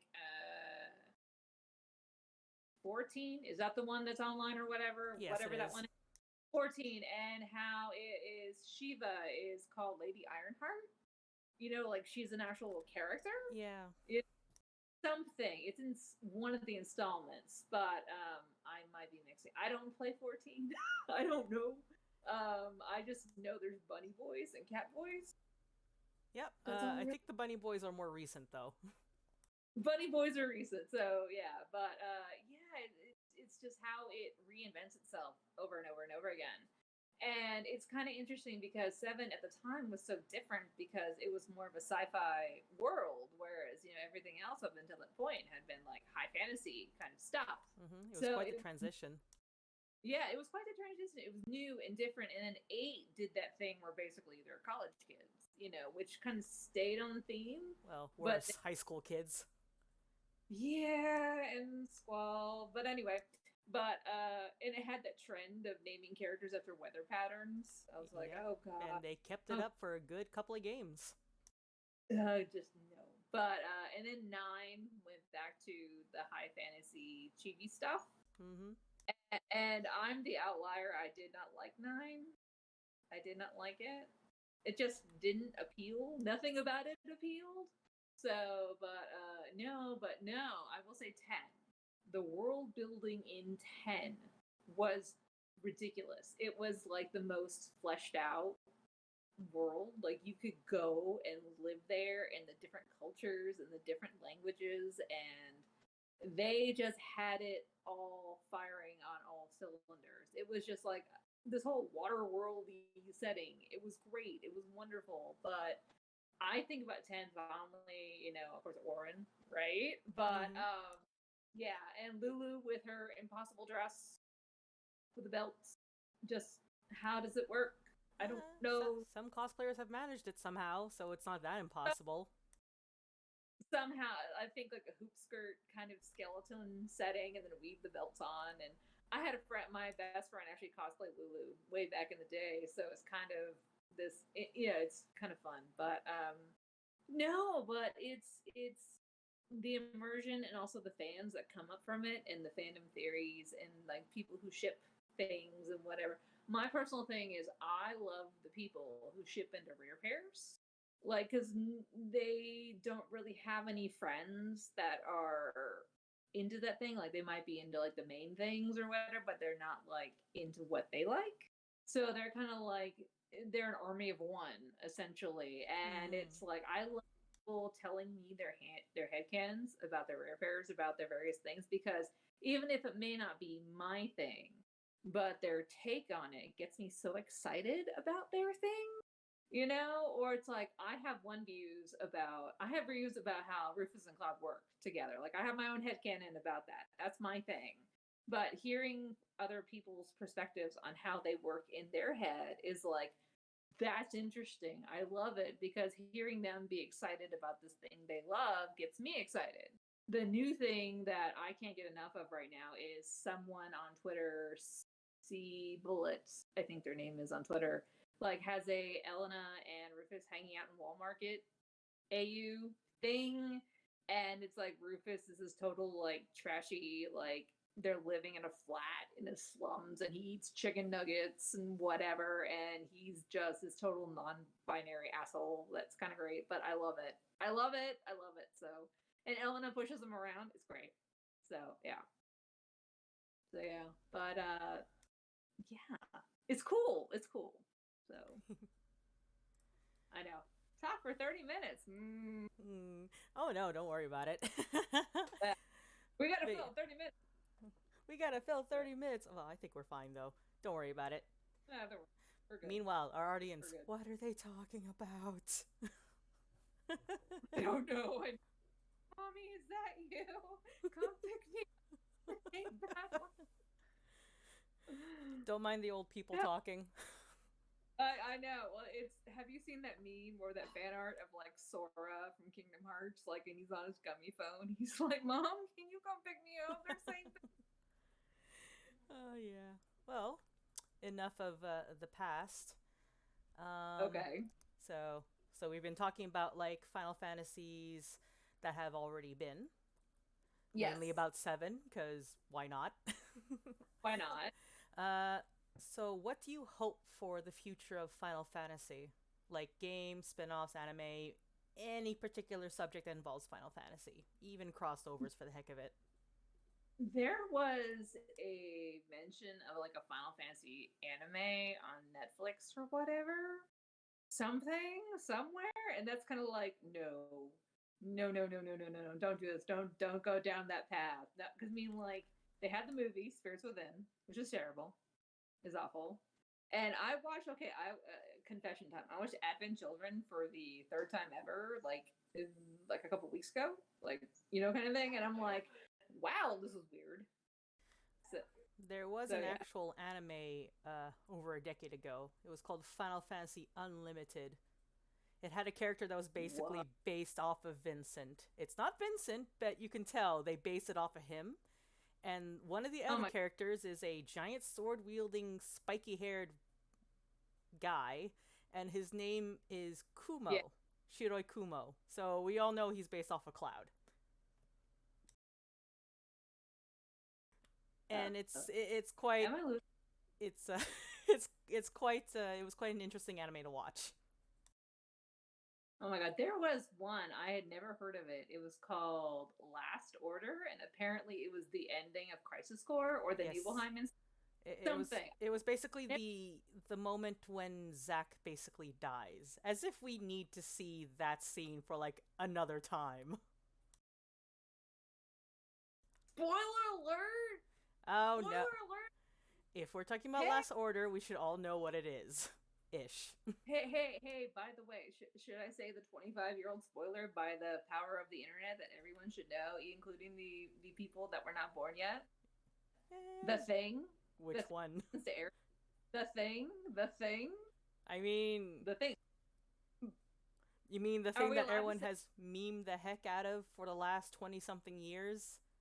The one with many different memes? To the point where now we're gonna see her whack you-know-who with a metal chair instead. Right. I don't know. Some people are like, no, there were YouTubers, like YouTubers that talked about it. You know, when Remake came out, they're like, is this gonna happen? Because Zack's alive, right? Spoiler alert, Zack's alive. Anyway, but no, they're like, well, what are we gonna do now? What are we gonna do with this? And, you know, of course, all these like kids are like, oh my god. I'm like, how dare you? I'm like, dude, you have 25 years to find out. You know, Yeah. And the like thing is, these games were always available on the PSP and on PlayStation 3. And the PS2 was backwards yeah, compatible with PS1 games. So honestly, the only reason I would say no one would have touched it is because money issues. But not that I condone you can this, but some of them can get it via emulation. So not you that I can even condone play it this. on iPad. Yep, I Yeah, actually have seen it on. Actually, now you can even play it on the Switch. Now that I think about it, I actually have it yeah. on the Switch right And now. then there's this, and then there's this Ever Crisis thing coming out, which is like everything. Like it's on a phone mobile game. I was actually in the beta for First Soldier, Oh, and nice. it was kind of fun. I don't do battle royale games. Like I said, I'm terrible at playing stuff, and it's a mobile game. So I'm like, oh my god, how does this work? And for me, that like doesn't play those games at all because they're so stressful, kind of thing. Yeah. I had a lot of fun. Actually, so when it comes out again, I will probably get it. It is, and I don't know. It's like the whole PvP thing. I thought I wouldn't be into that, but it's pretty. I mean, Overwatch is a no. Yeah. Overwatch is a hard pass, but no, it's kind of fun. So Well, there is yeah, the satisfaction in being, I guess, because I have not actually looked at the details for Soldier, but there's probably some satisfaction in being part of Soldier and being the crud out of other people. it's kind of like plot. What's plot? Some plot, yeah. And of course, Some everyone plot. was like, "Oh my god, it's gonna be a Sephiroth game," and it was not. Yeah. Well, hey, It, you get it was customization? Question mark. you get to like wear a chocobo hoodie. Well, I'm So assuming when the game comes out, they'll have way more customization available, much in the same manner that yeah, most multiplayer games would have these days. It's all about customization. Now people can make their yeah, OC it's soldiers, right. Yeah, there's gonna be so right? many people coming that chocobo hoodie. So many. There's Oh people yeah. already doing 3D models of the mechanic class. It's kind of crazy. It's kind of, so yeah. Anyhow, Anyhow, final question of the interview. I'm kind of afraid to ask this, but I'm gonna ask it oh no, anyways. Anything you're here we go. working on right now that you really want to talk about? Hey, go for your order my zine. It's great. So yeah, no. Let's see what I'm working on right now. Zine. So basically, I pre-order now is for I Own You. It is the Rufo zine. It's going to be awesome. Rufus and Cloud doing naughty stuff or domestic stuff or both. And Cloud and lingerie, Cloud and dresses, if that's your thing. That should be your thing. That should be everybody's thing. Let's see. There is art. There's thick. There's sketches, there is finished pieces, there is merch, there's swag. I gotta try and do this off the top of my head. Let's see, there are currently 2 bundles up for grabs, and the bundles include a hand drawn sketch by Les Moi. Let's see, acrylic charm, 2 prints, sticker, stuff. Let's see, there is the non bundles are zine, which include acrylic charm, prints, sticker, and something else I can't remember. There's a PDF in case you cannot have pornographic material sent to your country. It is the PDF will also include digital merch. Oh yes, the zine and the bundle also include the PDF, which is what I was forgetting. But and it's digital merch and awesome stuff. Pre-orders are up. The idea was it was going to be complete by October. I kind of have no idea how it's going to go right now, but we'll find out. So things are worth waiting for, hopefully. So Well, considering that you had to cut some stuff out means I think it's going okay. yeah, I think it's going okay. I think it's actually going to have like 22 new pieces in it. So like new exclusive zines. So it's kind of like, oh my god. And see, I have a Patreon, so it's kind of like, hey guys, I'm gonna be doing this for a while. Hope you like sports. Let's see. Yeah, I mean, considering COVID is currently visiting my household, so that's why things might get pushed back, or I might test positive. So we'll see. I mean, we're all vaccinated. Yay. So But yeah, my COVID patient was currently calling for me over there. Hi, Yeah, Mom. Hi, Mom. Please go sit down. Yeah. Well, here's hoping that your mom recovers if she She'll be has fine. contracted anything more serious than what it is right now, like more symptoms. She, yeah, she feels like she has a head cold. So, she's vaccinated. This is her second time having COVID. We all caught it in January. My brother basically brought it over for New Year's vacation. Thanks, brother. Happy New But Year, I guess. Happy New Year. He got diagnosed on New Year's Day. I got diagnosed on January 5th. Fantastic. Oh. But so she had it in January. She got the antibody treatment. Antibody treatment? Yeah, she got that. Got better. She wasn't very serious. Apparently, antibody treatment keeps you from getting too serious. Right now, she feels like she's vaccinated now. She feels like she has a head cold, so everything's Which good is to go. not too bad considering some of the symptoms can be pretty awful. Right. Yeah, considering it's a Delta variant, so yeah. Maybe it'll pass quickly as fast as it was contracted, hopefully. Maybe pass quickly, maybe because when I had it, I was sick for a month, and I'm a COVID long hauler now. Oh dear. So, hence the zine may take a bit. So, I'm sure there'll be plenty of people who will be happy to wait for it. yeah, and considering there's people texting me right now about the zines I'm in, of like, okay, what can we do to lighten your workload? So, yeah, I'm like, kind of like, hey guys, I got a problem. So, Well, yeah. well, well, thank you for coming. Thank you for coming.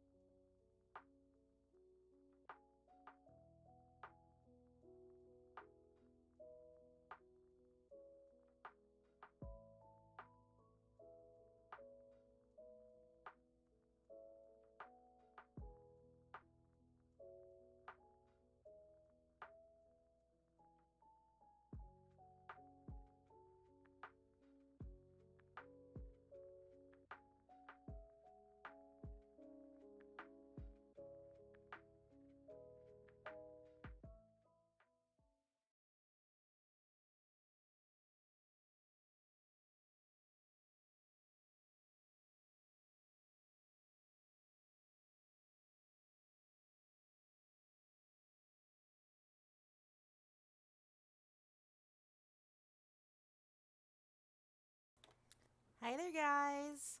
What's up?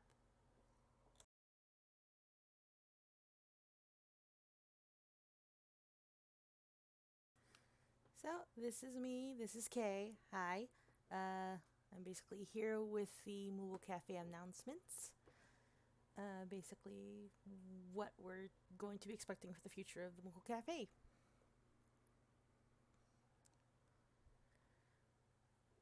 So, first off, welcome to the website. This is our little website here. I don't particularly update it very often, but I update it often enough. You can see up here we got some stuff for events, menus, and recipes. Unfortunately, that's a little bare right now, but eventually I'll put something there. The all-important visual novel portion, which I'll be talking about in a little bit. But not right now, but you can see some of the stuff for it already. You got the link for the shop, and of course, things for the date nights, which needs an update because right now I only have the very first one I did, which was for Aerith and Tifa. Look at them. Look at them being so adorable and cute. Oh, thanks. Thanks, Nines. It took quite a bit to get this site together, honestly. Yeah, so for the date night, there actually is a full story. The idea was that each date night was supposed to have an accompanying fic to go with it. I've gotten a little lazy with the other ones due to time constraints, but eventually I'll have something written up for them, or I'll most likely hire some guest writers to put in something. So, right. So, for the future Moogle Cafe, we got quite a few interesting things going for us. Let's see. Yeah, so as you can see right now, we're in the middle of Moogle Market. For those of you who haven't seen the page yet, I'm going to take you a little tour through it. Yeah, look, see? There used to be a timer here, but now it's here. Let's get this Moogle party started.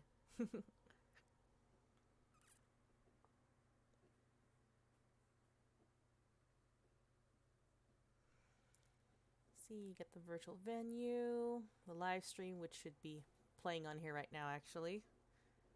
Like live streamception, I guess. Down below, we got the quests, which I explained earlier. And look, it's all you guys. Well, all the guest artists, anyways. But I know you're there watching. So, there you are. I love you guys so much. Thank you so much for joining the Moogle Cafe's Moogle Market. It seems small now, but I feel like it's going to become something fun in the future. Like, really, really fun.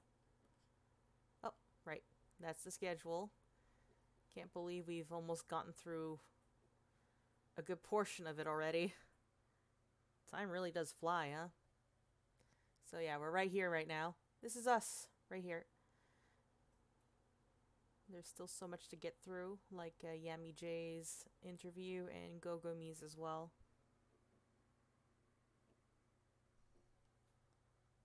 Yeah, of course, the tickets there.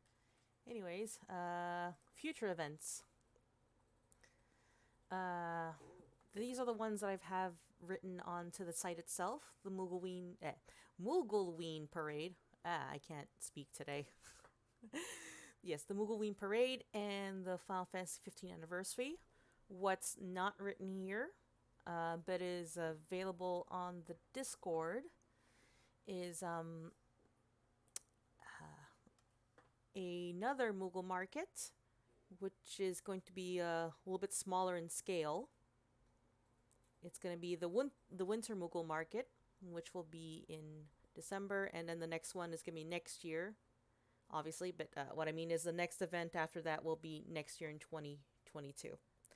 So, first off, I'm going to talk a little bit about the Moogleoween Parade. There's not much right now. It's basically just like the Moogle Market is an event for artists, content creators, and the like.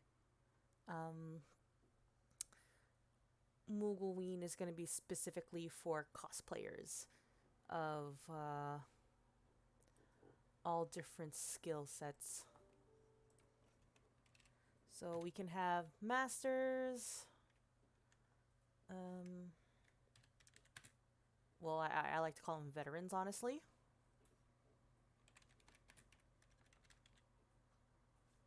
I am very bad at Google. I am sorry. Some of you may be familiar with this. I'm actually looking for a different form. I'm sorry, I'm so disorganized. You would think I wouldn't be. I'm going to spin away from those because I don't want people seeing those. I don't want anyone seeing those. Sorry. I am so very sorry. Anyways, it's not here. But anyways, we're going to have different categories for different types of cosplayers. The first category we're going to have is for sprouts, as I like to call them. This is basically for, if I'm not mistaken anyways. I'm sorry if I am mistaken. But sprouts is for beginners. Then we're going to have some intermediate, then experts, and then our veteran cosplayers.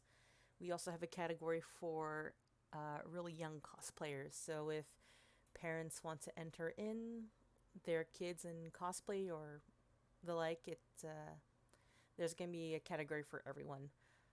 Granted, the way we're running Moogleween Parade is that it's going to be run like a traditional masquerade. Each cosplayer is going to be coming in as an entrant and introduced.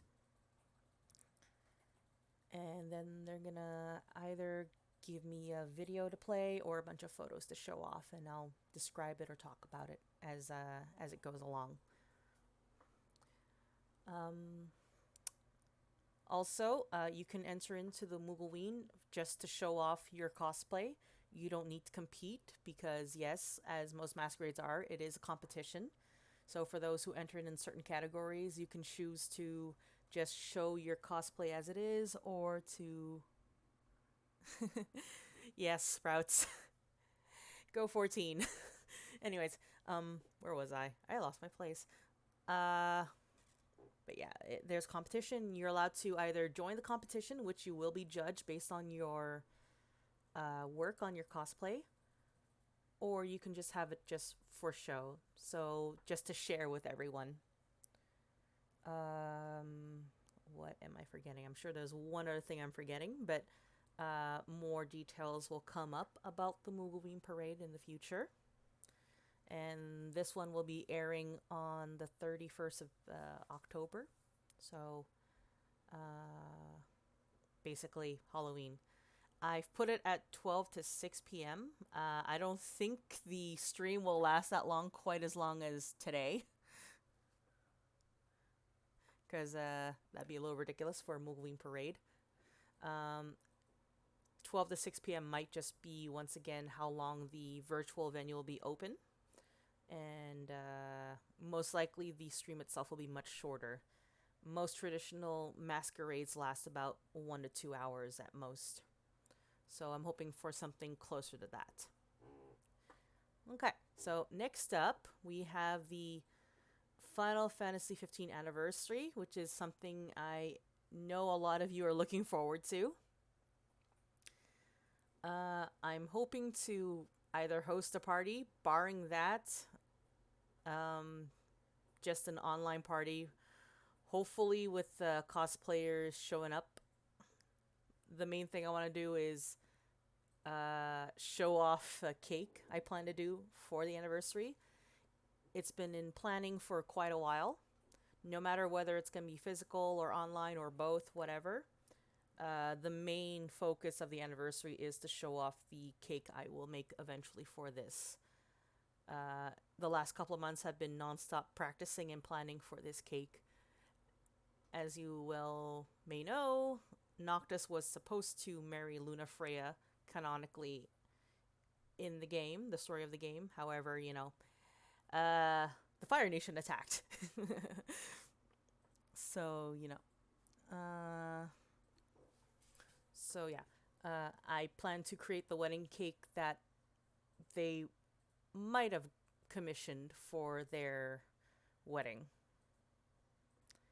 I'm hoping to at least, if I can't have a live cutting of the cake, to at least record a cutting of the cake by cosplayers dressed up as Noctis and Luna. If we can actually have a physical party, that'd be great. And I'm hoping that people from around could attend as the characters. And basically the cake would be on display and people would be allowed to pose with the cake, because I know there's a lot of shippers out there. I'm making sure the cake won't have toppers on them. It'll be decorated for sure, but there won't be any toppers. So any cosplayers who like particular pairings are allowed to pose in front of it and just go ahead and pretend as if they're getting married as well. But barring that, maybe if it's all online, I'll just create a frame that people can just use to put in front of their own pictures. We'll see how things go. What's not mentioned here, unfortunately, is the Winter Moogle Market. It's just going to be like this one, except scaled way down.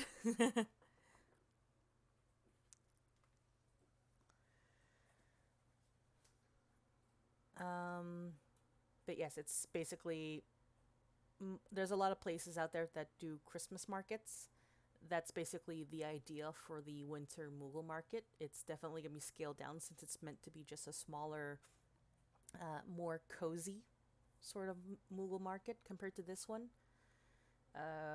Hopefully, just in time for people to do some Christmas shopping or holiday shopping overall, either for themselves or for other people.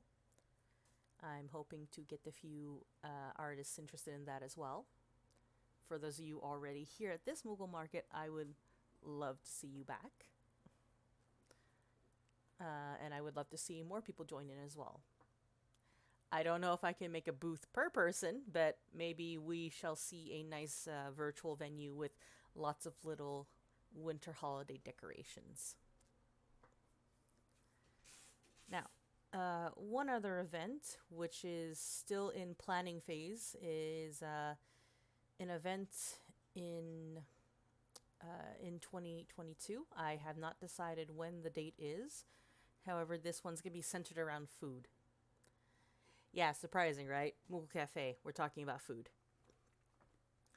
So in this case, we would be doing a little food competition. Everyone's going to make recipes. I honestly don't know how it's going to go. I don't know if there's going to be any actual competition with rounds of cooking like you would expect from a cooking show or something, but I think that might be a little bit beyond what we can do in terms of doing things online. Because, yes, most of these events I'm hoping to keep online because, honestly, I love the idea of getting people together despite the fact that we're all separated. And God knows, we don't know what's going to happen in the future. Right now, a lot of places are seeing, like, another wave of COVID. And that might keep us all shut in even longer. But even beyond that, even if things get better and we can go back to a normal, I will still hold these events online because, as I said, I just love the idea of the community coming together and being able to interact and just have fun and chill out and dork and geek over Final Fantasy, you know? Anyways, yeah, that's one of the future events for 2022. Perhaps the first one for 2022. Let's hope that next year is going to be a little more gentler on all of us. Okay. So, yeah, that's all for the events. What I don't have here is... oops. Not supposed to see any of that. So I'll just let you see. Look at this. It's cuter. Much cuter to look at. Actually, no. Look at Prompto. Look at Mango Ice Cream Prompto. Look how adorable he is. But yeah, in terms of future projects for the Moogle Cafe, doing more date nights, that's for sure. We already have quite a few planned. I have a nice long list in my actual reservation book, thanks to everyone chiming in their preferences. Uh, Good lord, what do I have here? Let me check. I'm going through the actual list here. Let's see. Last one done was for. Well, the last one confirmed finish was Gladio and Ignis. I have yet to finish the last one due to time constraints again. Basically prepping for Moogle Market. The next one that's supposed to be finished off is Cloud and Aerith, and next week, I'm hoping to post up the one for Barrett and Marlene. That was a surprise one. This was not requested by anyone. It was actually my own thing. At the time, I saw some stuff talking about Barrett and Marlene, and honestly, he is a great dad. He is a wonderful dad. Best dad ever. And I honestly just wanted to do stuff with Barrett and Marlene, but then I realized, well, there's other dad and child pairs in Final Fantasy, so I put that poll out, and I was not surprised that Barrett and Marlene won out, honestly. Kind of sad we didn't see Regis and Noctis, or... Well, I'm surprised nobody basically voted for Tidus and Jecht, because I'm pretty sure that would have resulted in a pretty chaotic looking date night. But yeah, the upcoming date night, surprise date night, is the nice father-daughter date between Marlene and Barrett. I already created the dish that they're going to be sharing in advance, so that's done. It's just creating the the accompanying artwork with them enjoying said treat that needs to be done. Okay, but yes, there's more date nights. There's let's see, here's my list.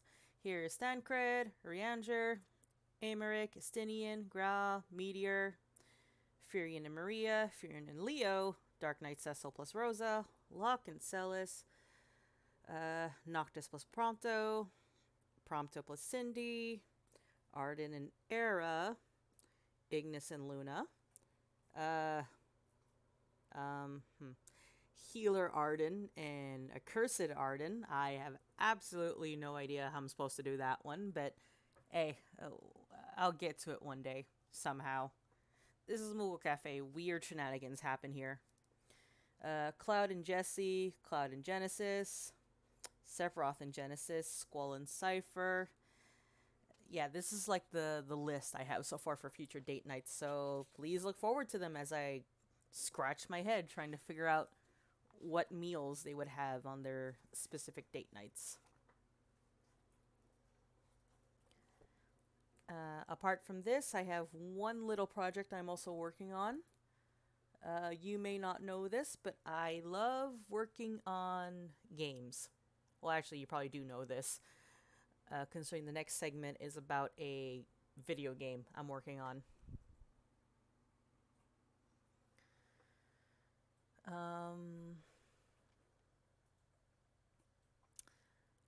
I actually like working on board games. Right now, I have an amorphous idea for an actual Fort Condor board game, because I honestly don't like how it was done in the remake's DLC. So I'm going to come up with my own idea for that. Also, as another board game-ish type idea, or sort of same vein. I know people are more familiar with Triple Triad. I am not gonna do a Triple Triad set. As fun as that might be, I'm going to go a different route, and I am in the middle. I already have a framework, sort of, for something in mind. It's going to involve cards. It is tradable. And the only hint I will give you is, well, I'll give you two hints. Cards are ranked by stars from 1 to 5, shows how good or rare they are. And the other hint is, for those of you who know what this means, King's Knight.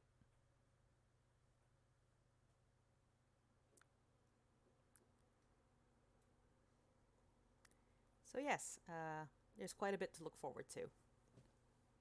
Of course, as usual, there's more stuff in the horizon, especially cooking, because hey, that's what I do. That's what we do at the Moogle Cafe. Lots of cooking, even when it's hot. Although I'm looking forward to when it's a lot less sweltering, so I can make some more recipes. It was nice working on the ones that didn't require too much cooking. Usually the ones where I worked with ice cream and sorbet and anything cold. That was a nice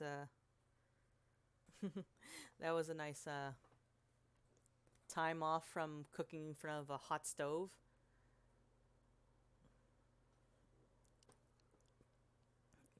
But yes, there's already another video coming up soon on our YouTube, which is the well, there's gonna be the I'm gonna post up the memory lane pastry video in its entirety on YouTube, so you can go and look at that later on the Moogle Cafe YouTube channel.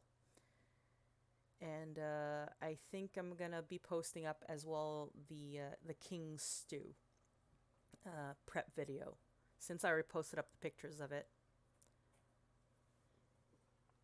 So yeah, there's that. Right now we're looking at maybe about 7 recipes I've done from the Final Fantasy 15 list of recipes. I'm going to eventually do them all. I am actually kind of laughing at myself for how I'm supposed to do flame roasted toast. But I kind of have an idea already. It's probably going to be either the shortest video I've ever done, because it's just toast. But or I can literally just do something even long. Yami J says, question, are you going to post the artist interviews? Yes, I will actually post up the artist interviews separately on the Moogle channel, Moogle Cafe's YouTube channel. So if you want to go back and look at them or show them off to friends who haven't seen them, I will put those up. So no worries. Probably not today, because I'm pretty sure by the time this is all done, I will be exhausted. Not that I'm not already exhausted, but I'm going to be extra exhausted. I think I went to bed at 1 last night, and I woke up at around 5 this morning. I've been up since then. I've had very little sleep, and my breakfast, my original breakfast was, I was not kidding when I said my original breakfast was a cupcake. But once things got going, I actually ate a proper breakfast. So, yes, people did scold me for not eating properly, so I went ahead and made myself a proper breakfast. I had toast, I had eggs and sausage and some hash browns. So quit scolding me.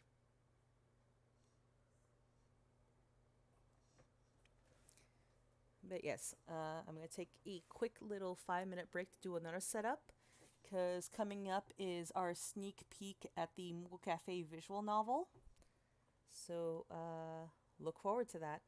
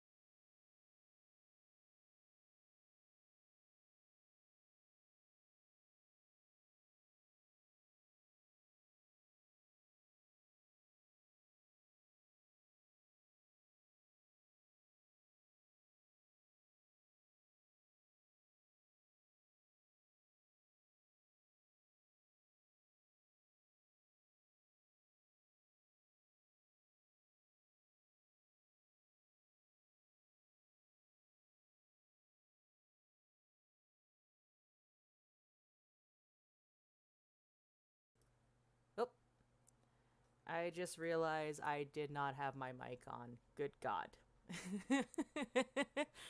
Oh, my boyfriend's giving me the side eye because this is not the first time I've done that. Anyways, I was basically leading you through some of the notes for the Moogle Cafe visual novel. The basically prototype outfits like Type A and Type B here, which in the end I did not like, but in the end came up with this one, and this is what everyone usually ends up wearing. Even the Chocobros, they will be wearing a variation of this outfit. And let me tell you, them boys, they don't want to wear the outfit like it should. Gladio wears his open without the tie. I think the only one who actually wears it properly is Prompto.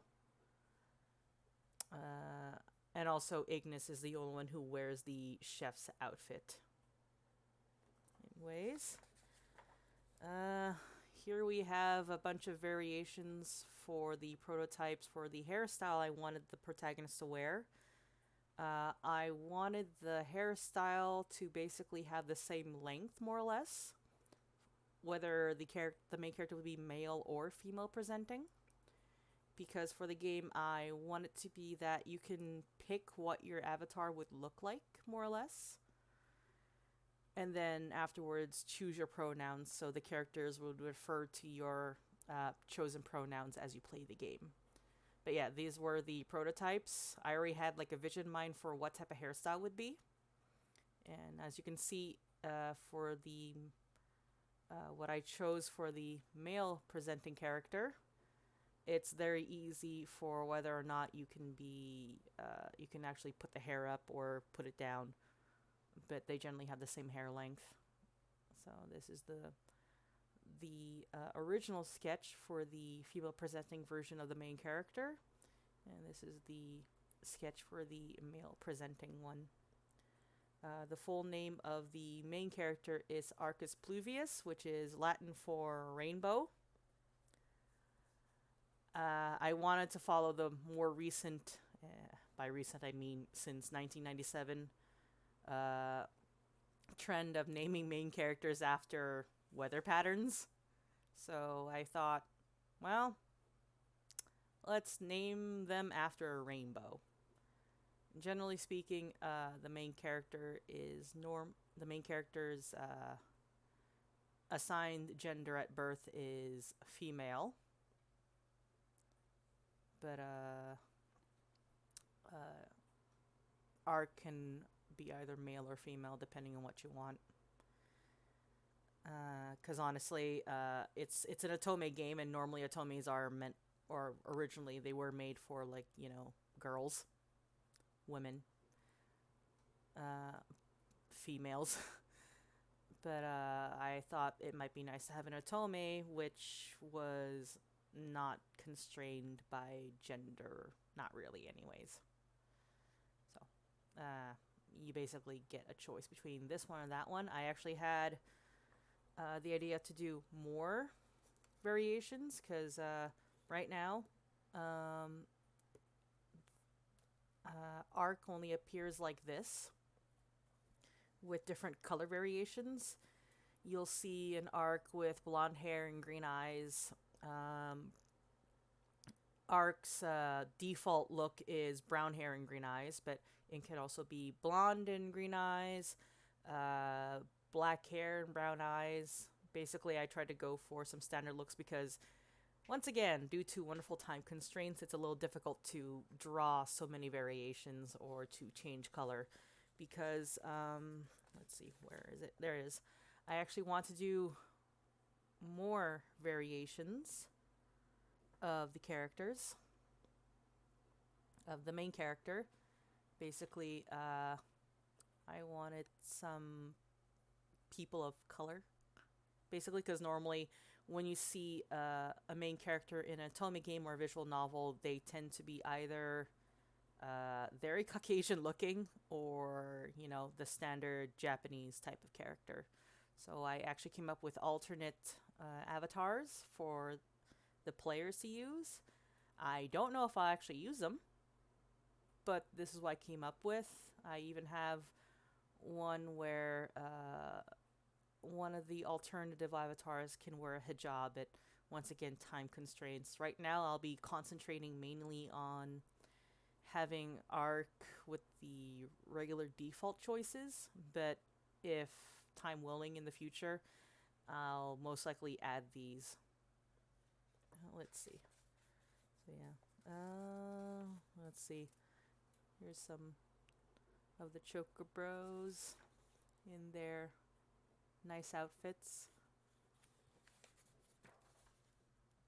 Yeah, see, Gladio does not want to wear his shirt properly.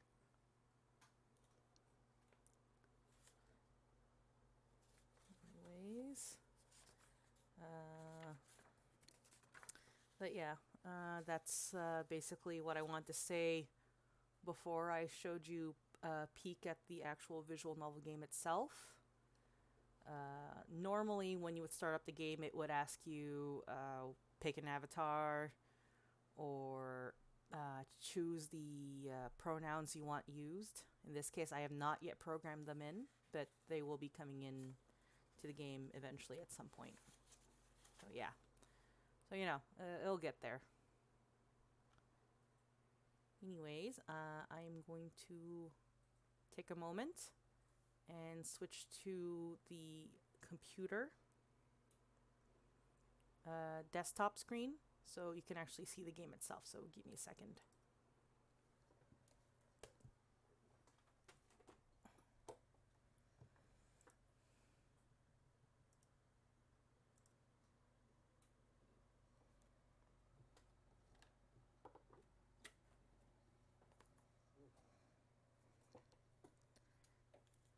Don't mind the microphone sound.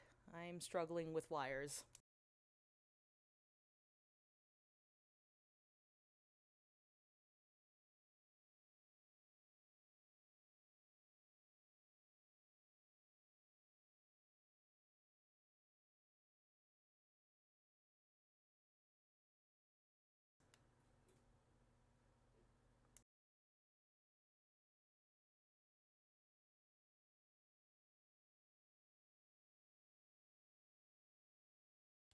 By the way, how's everyone doing? How you enjoying the Moogle market so far today?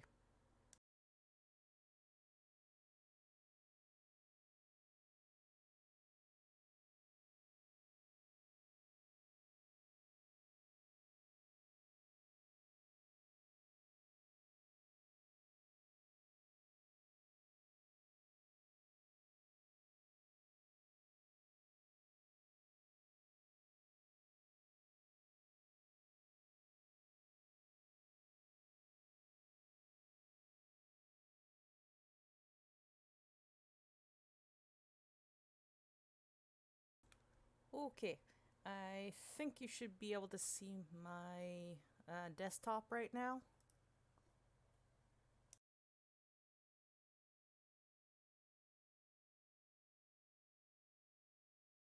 Okay, so I'm going to open up the Moogle Cafe visual novel now. Julesy, it's okay if you weren't here from the start. The fact that you're here at all means a lot to me already. So no worries. So yeah, I'm going to launch this and you can see for yourself some of the work that's already been done.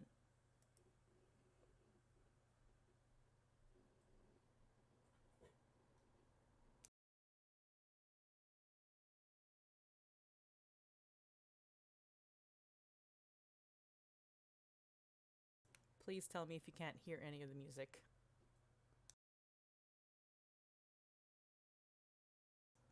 Oh, that's not good.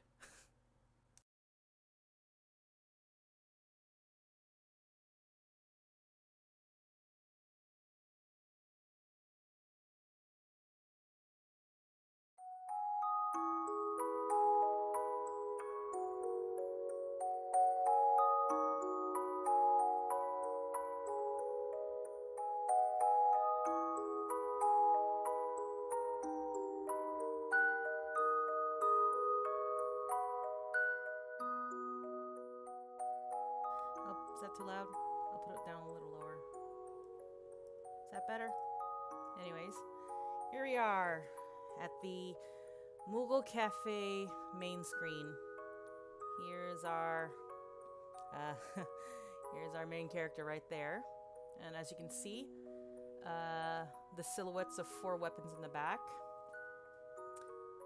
You can probably guess that they represent the characters that she will eventually meet, or they will eventually meet. I'm terrible at pronouns, I'm so sorry. Anyways, for the moment I'll just say she because it's just easier to pick a pronoun at this point because Ark is gender fluid anyway, so it's okay. And Ark actually does not mind. But anyways, this is the main screen. The main screen itself took a few tries to get to where it is right now. I'm still not satisfied with how it looks. But, you know, maybe I'll find something that'll improve it in the future.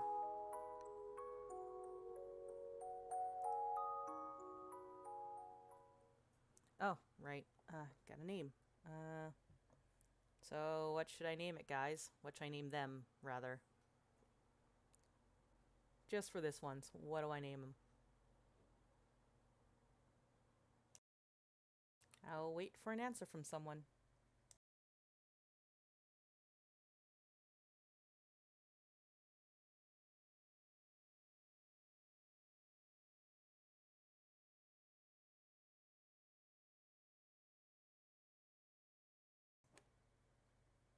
You want me to name them Kupo?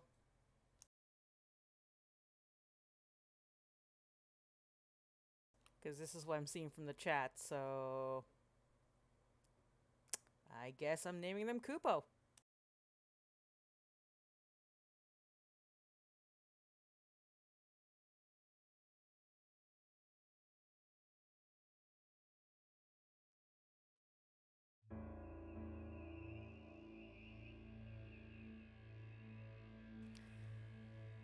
Once upon a time, a war raged in the world.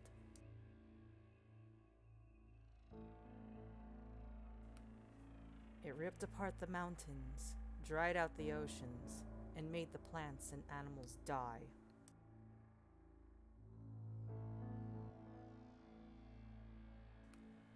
Only through the sacrifice of the royal family did the world come back to itself once more.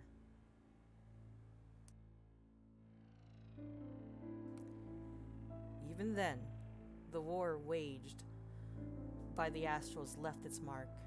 Many suffered as a consequence. But this has almost no bearing on the story about to unfold. This is a story about a youth from the land of Vanaheim, a land once destroyed by the rage of the gods, and a special little cafe.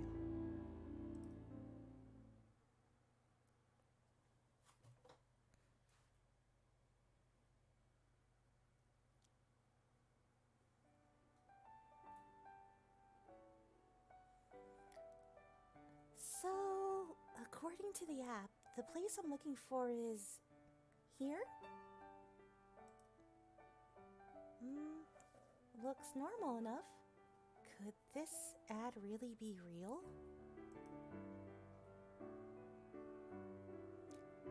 Wanted. Looking for a go-getter to become the owner of an up-and-coming cafe. Everything will be provided for you. Just show up and take control of your destiny. Find us at XXXXXX, the Moogle Cafe. It sounds too good to be true, but... well, right now it's not like I have much choice. After all, if I don't find myself a job soon, I'll be living on the streets. Oh, Grandma. Why did you have to go so soon?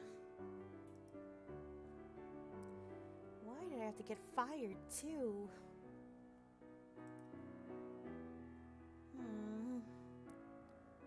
Okay, me. No time to be acting like a sad kid. You're an adult. You can handle this. Best case scenario, you got it good. Worst case scenario, it's a scam and you gotta book it out of there.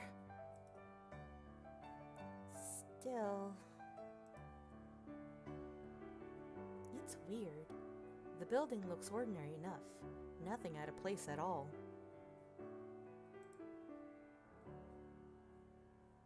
A door. A door handle. Just turn it and the door creaks softly open. A bell rings gently as I swing the door inwards.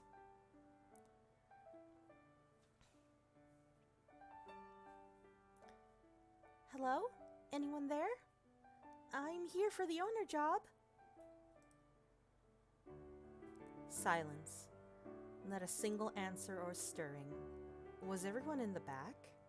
A quick glance says the place really is a cafe. I'm actually reading this live right now. Surprise? There's actually no voice acting right in the game right now. I'm just reading everything as is.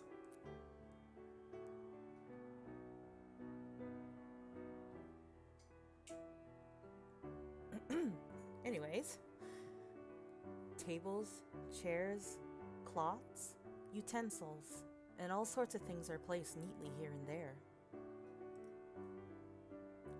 But not a soul.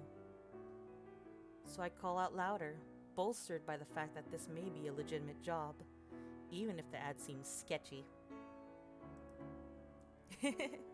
I did some voice work before when I was younger, and I used to be into acting. Well, I was part of an acting school, so I have a little bit of experience doing voice work.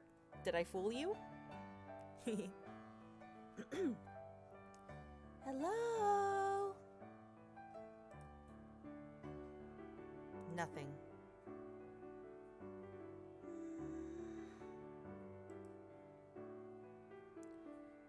Excuse me then?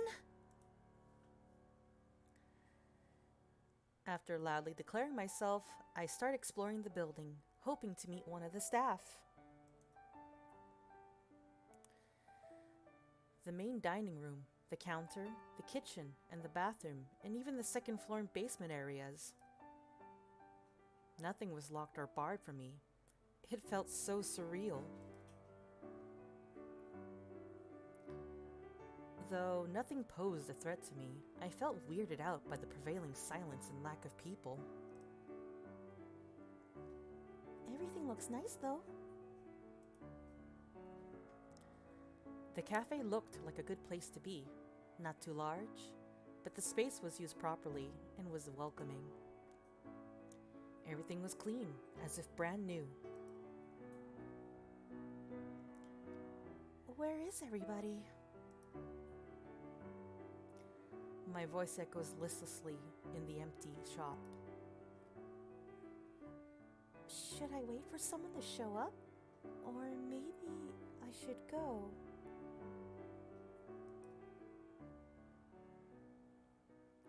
So guys, do we leave or stay?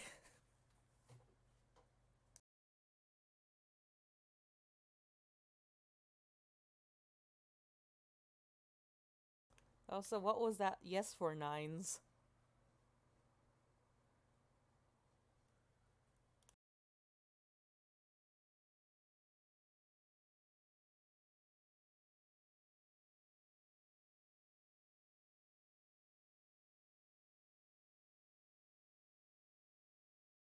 Alright, we're gonna leave.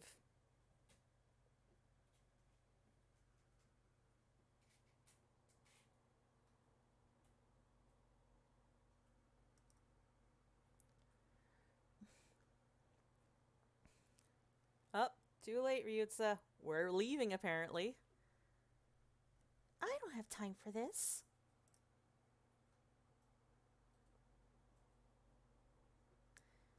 I leave the building behind quickly, without a glance backwards. I look around a bit more and find a different job working at an item shop. Eventually, I forget all about the strange ad I found and the cafe involved in it. Bad End A. Impatient protagonist. Whoops. Alright, well, let's see. Let's check. I think we have There is no quick save. Where's the auto save feature? Here.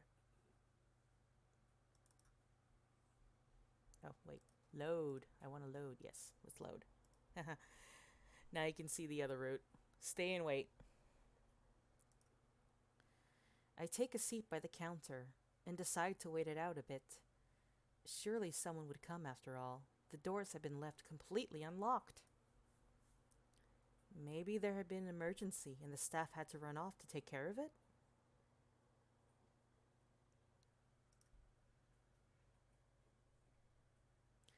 My eyes roam around the dining area again until they fall on something out of place I hadn't noticed before. A plush doll. It's of an animal I've never seen before. I come from Vanaheim, where all sorts of creatures exist, from firecats to behemoths the size of buildings.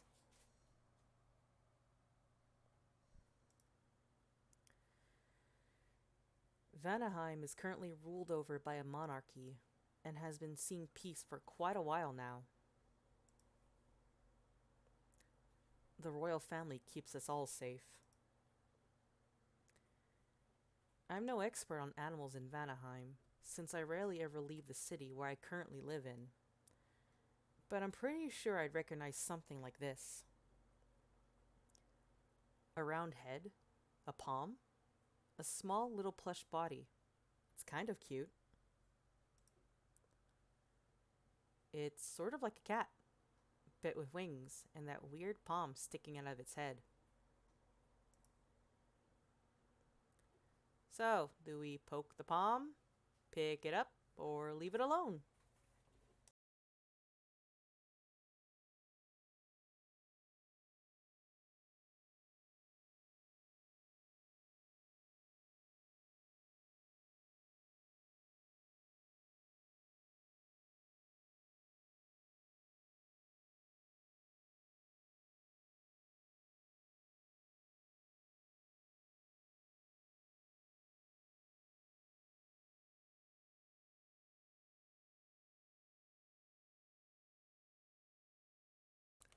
First one I see is pick it up. So I'm gonna pick it up. Let's see. And we're gonna pick it up. Boop. I pick up the toy. It's so lightweight and soft. Although it doesn't look like anything I know, it still resembles a cute toy. Thinking like that, I gave the toy a little squeeze.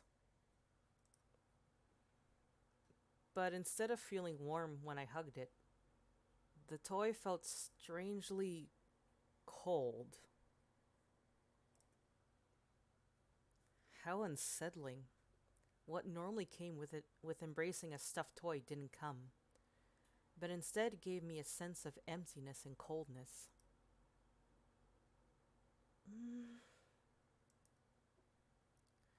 I put the doll back down where I found it, maybe a little hastily.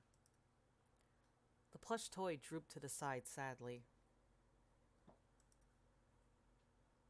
It's been long enough.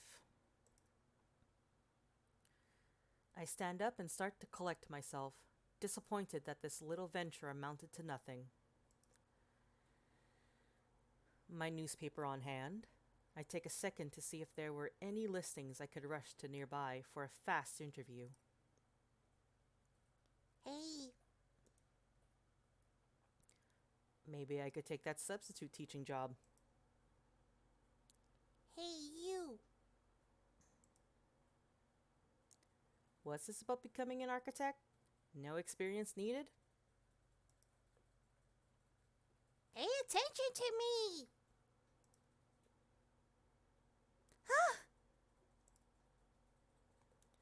I jump in surprise. Someone was here. I look around, but I don't see anyone. I'm sorry. I didn't mean to barge in, but nobody would answer me at all. I'm here for the owner job?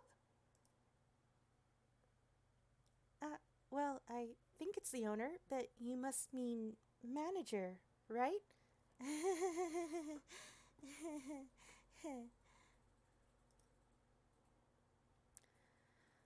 I'm nervously rambling, I know, but this had been on my mind originally. Surely the ad had been wrong. They meant manager, not owner. Who are you? Me? I'm Kupo Pluvius. Kupo? Kupo, you say? Yay! Kupo is here! Kupo is finally here! All of a sudden, the plush doll that had been sitting quietly and unmoving was flying right in front of me. And I'm gonna cut off there.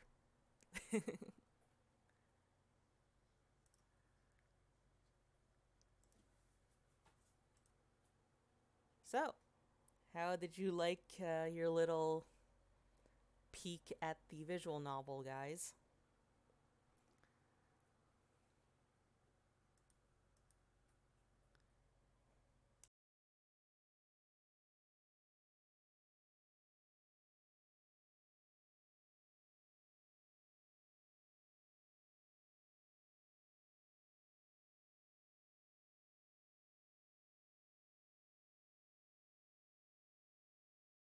There's still a lot of work that needs to be done. But otherwise,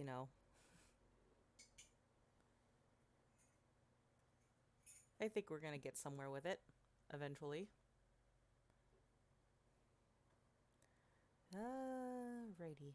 I'm just going to change the screen to something less horrible. Let's see.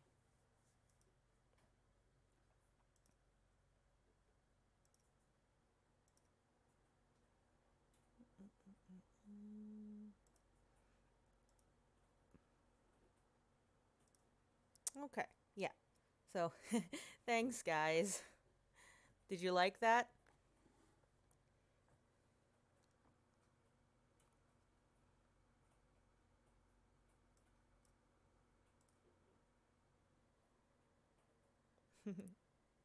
I know you love Moogles, Julesy. Did the voice acting fool you?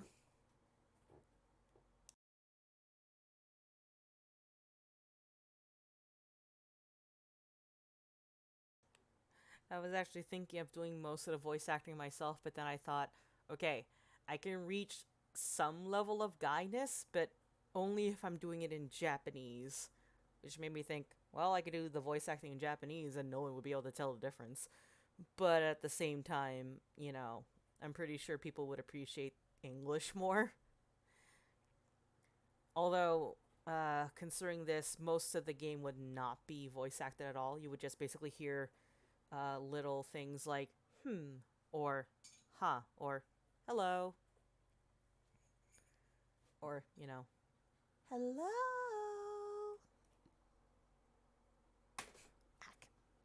I just hit myself. Alright. But yeah, well, we've gotten to the Q&A portion of this. Anybody got any questions?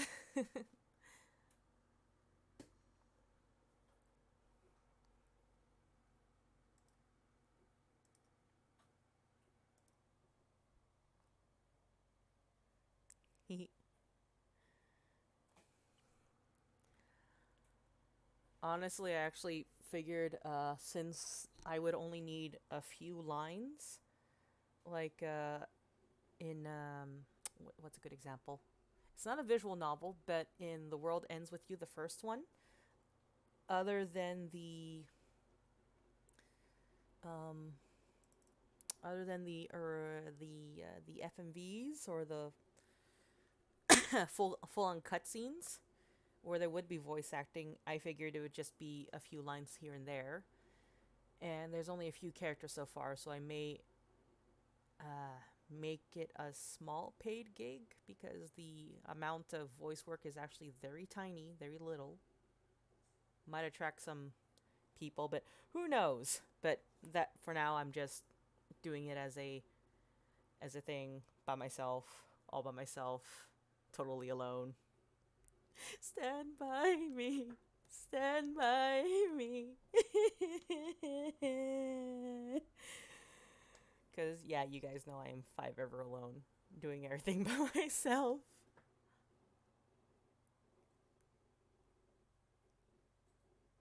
But yeah, any questions about Moogle Cafe or the visual novel? Because otherwise, I will just do some doodling in the meantime. I will do some quick, fast, silly little doodles.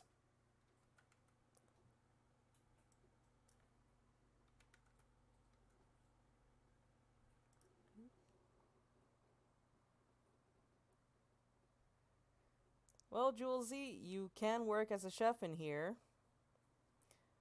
One day, if I ever get an actual cafe going. Although you would have to relocate to Canada.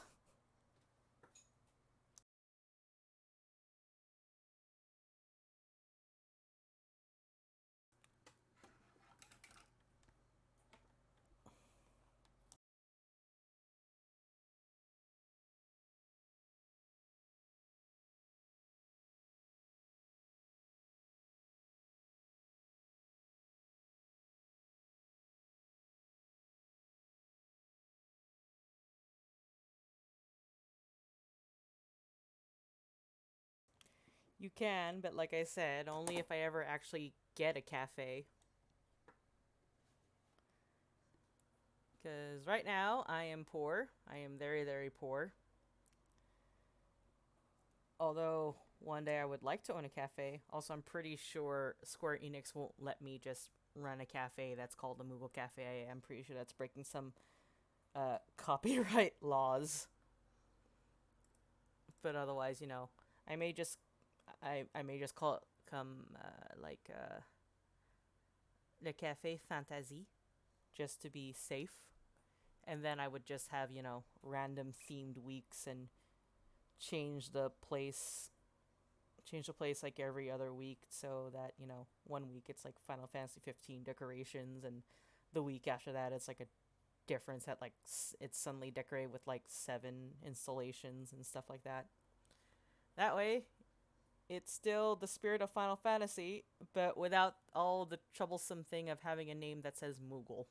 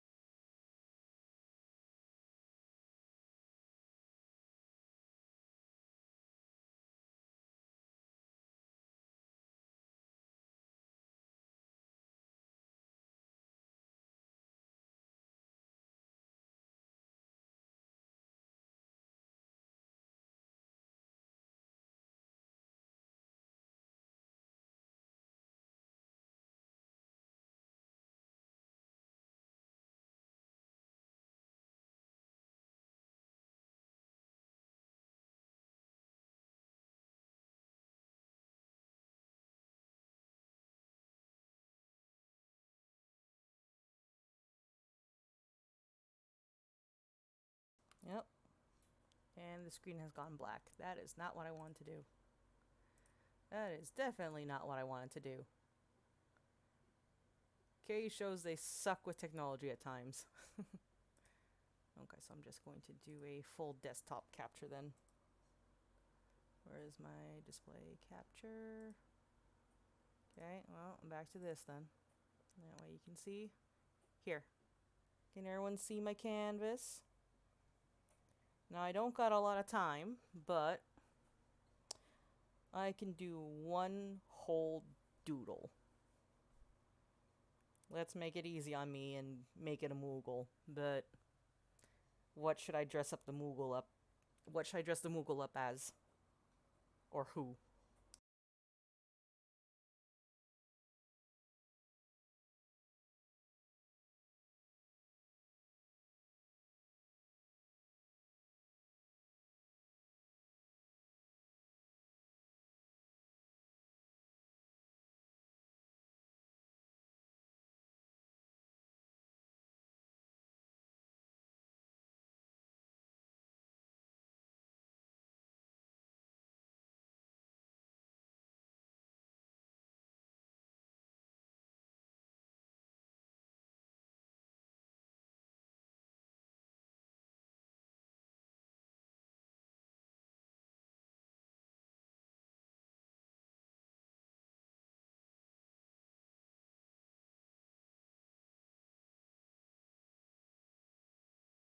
Yuna? Alright. Let's give that a try.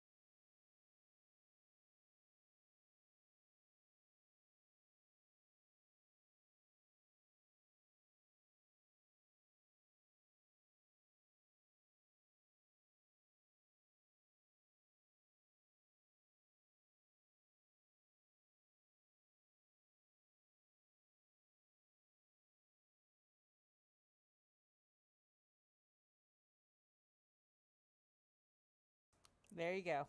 Yuna Moogle. Or I tried. I tried anyways.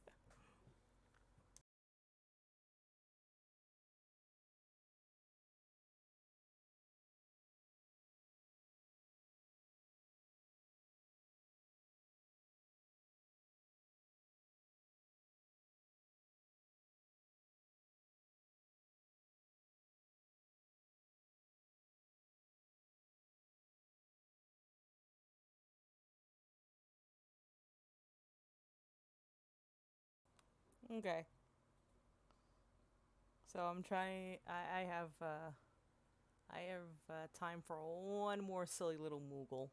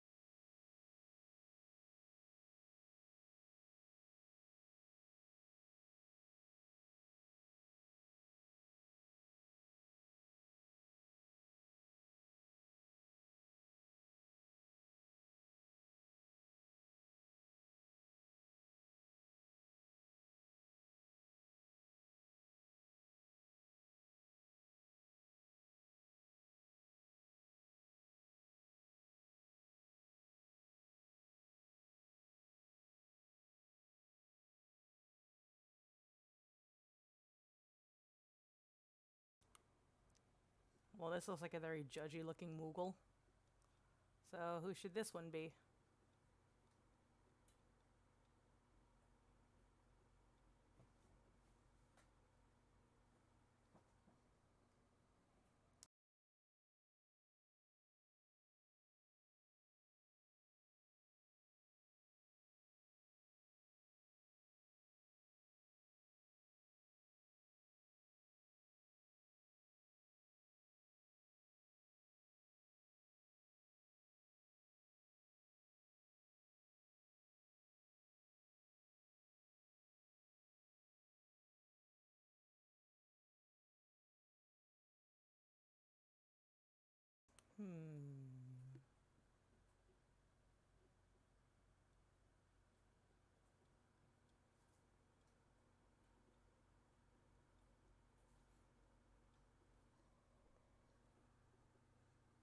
Well, he already has a judgy looking face, so...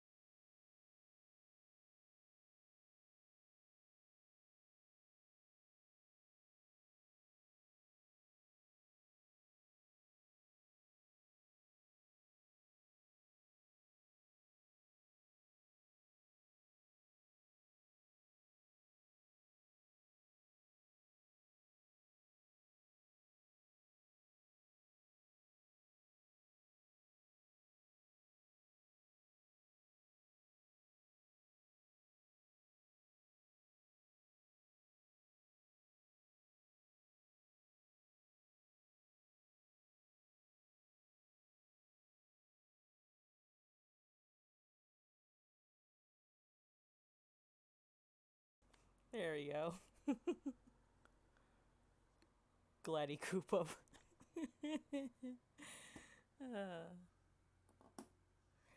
Someone take my tablet away from me.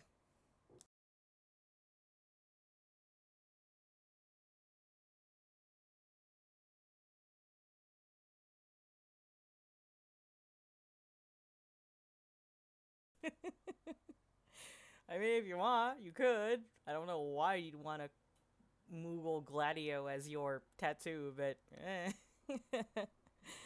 anyways, there you go. I hope you guys had fun with this portion with me talking to you guys and showing off stuff about the visual novel and talking about the cafe itself. I'm going to take another break, and next up after this is going to be our next interview. So, see you in a little bit.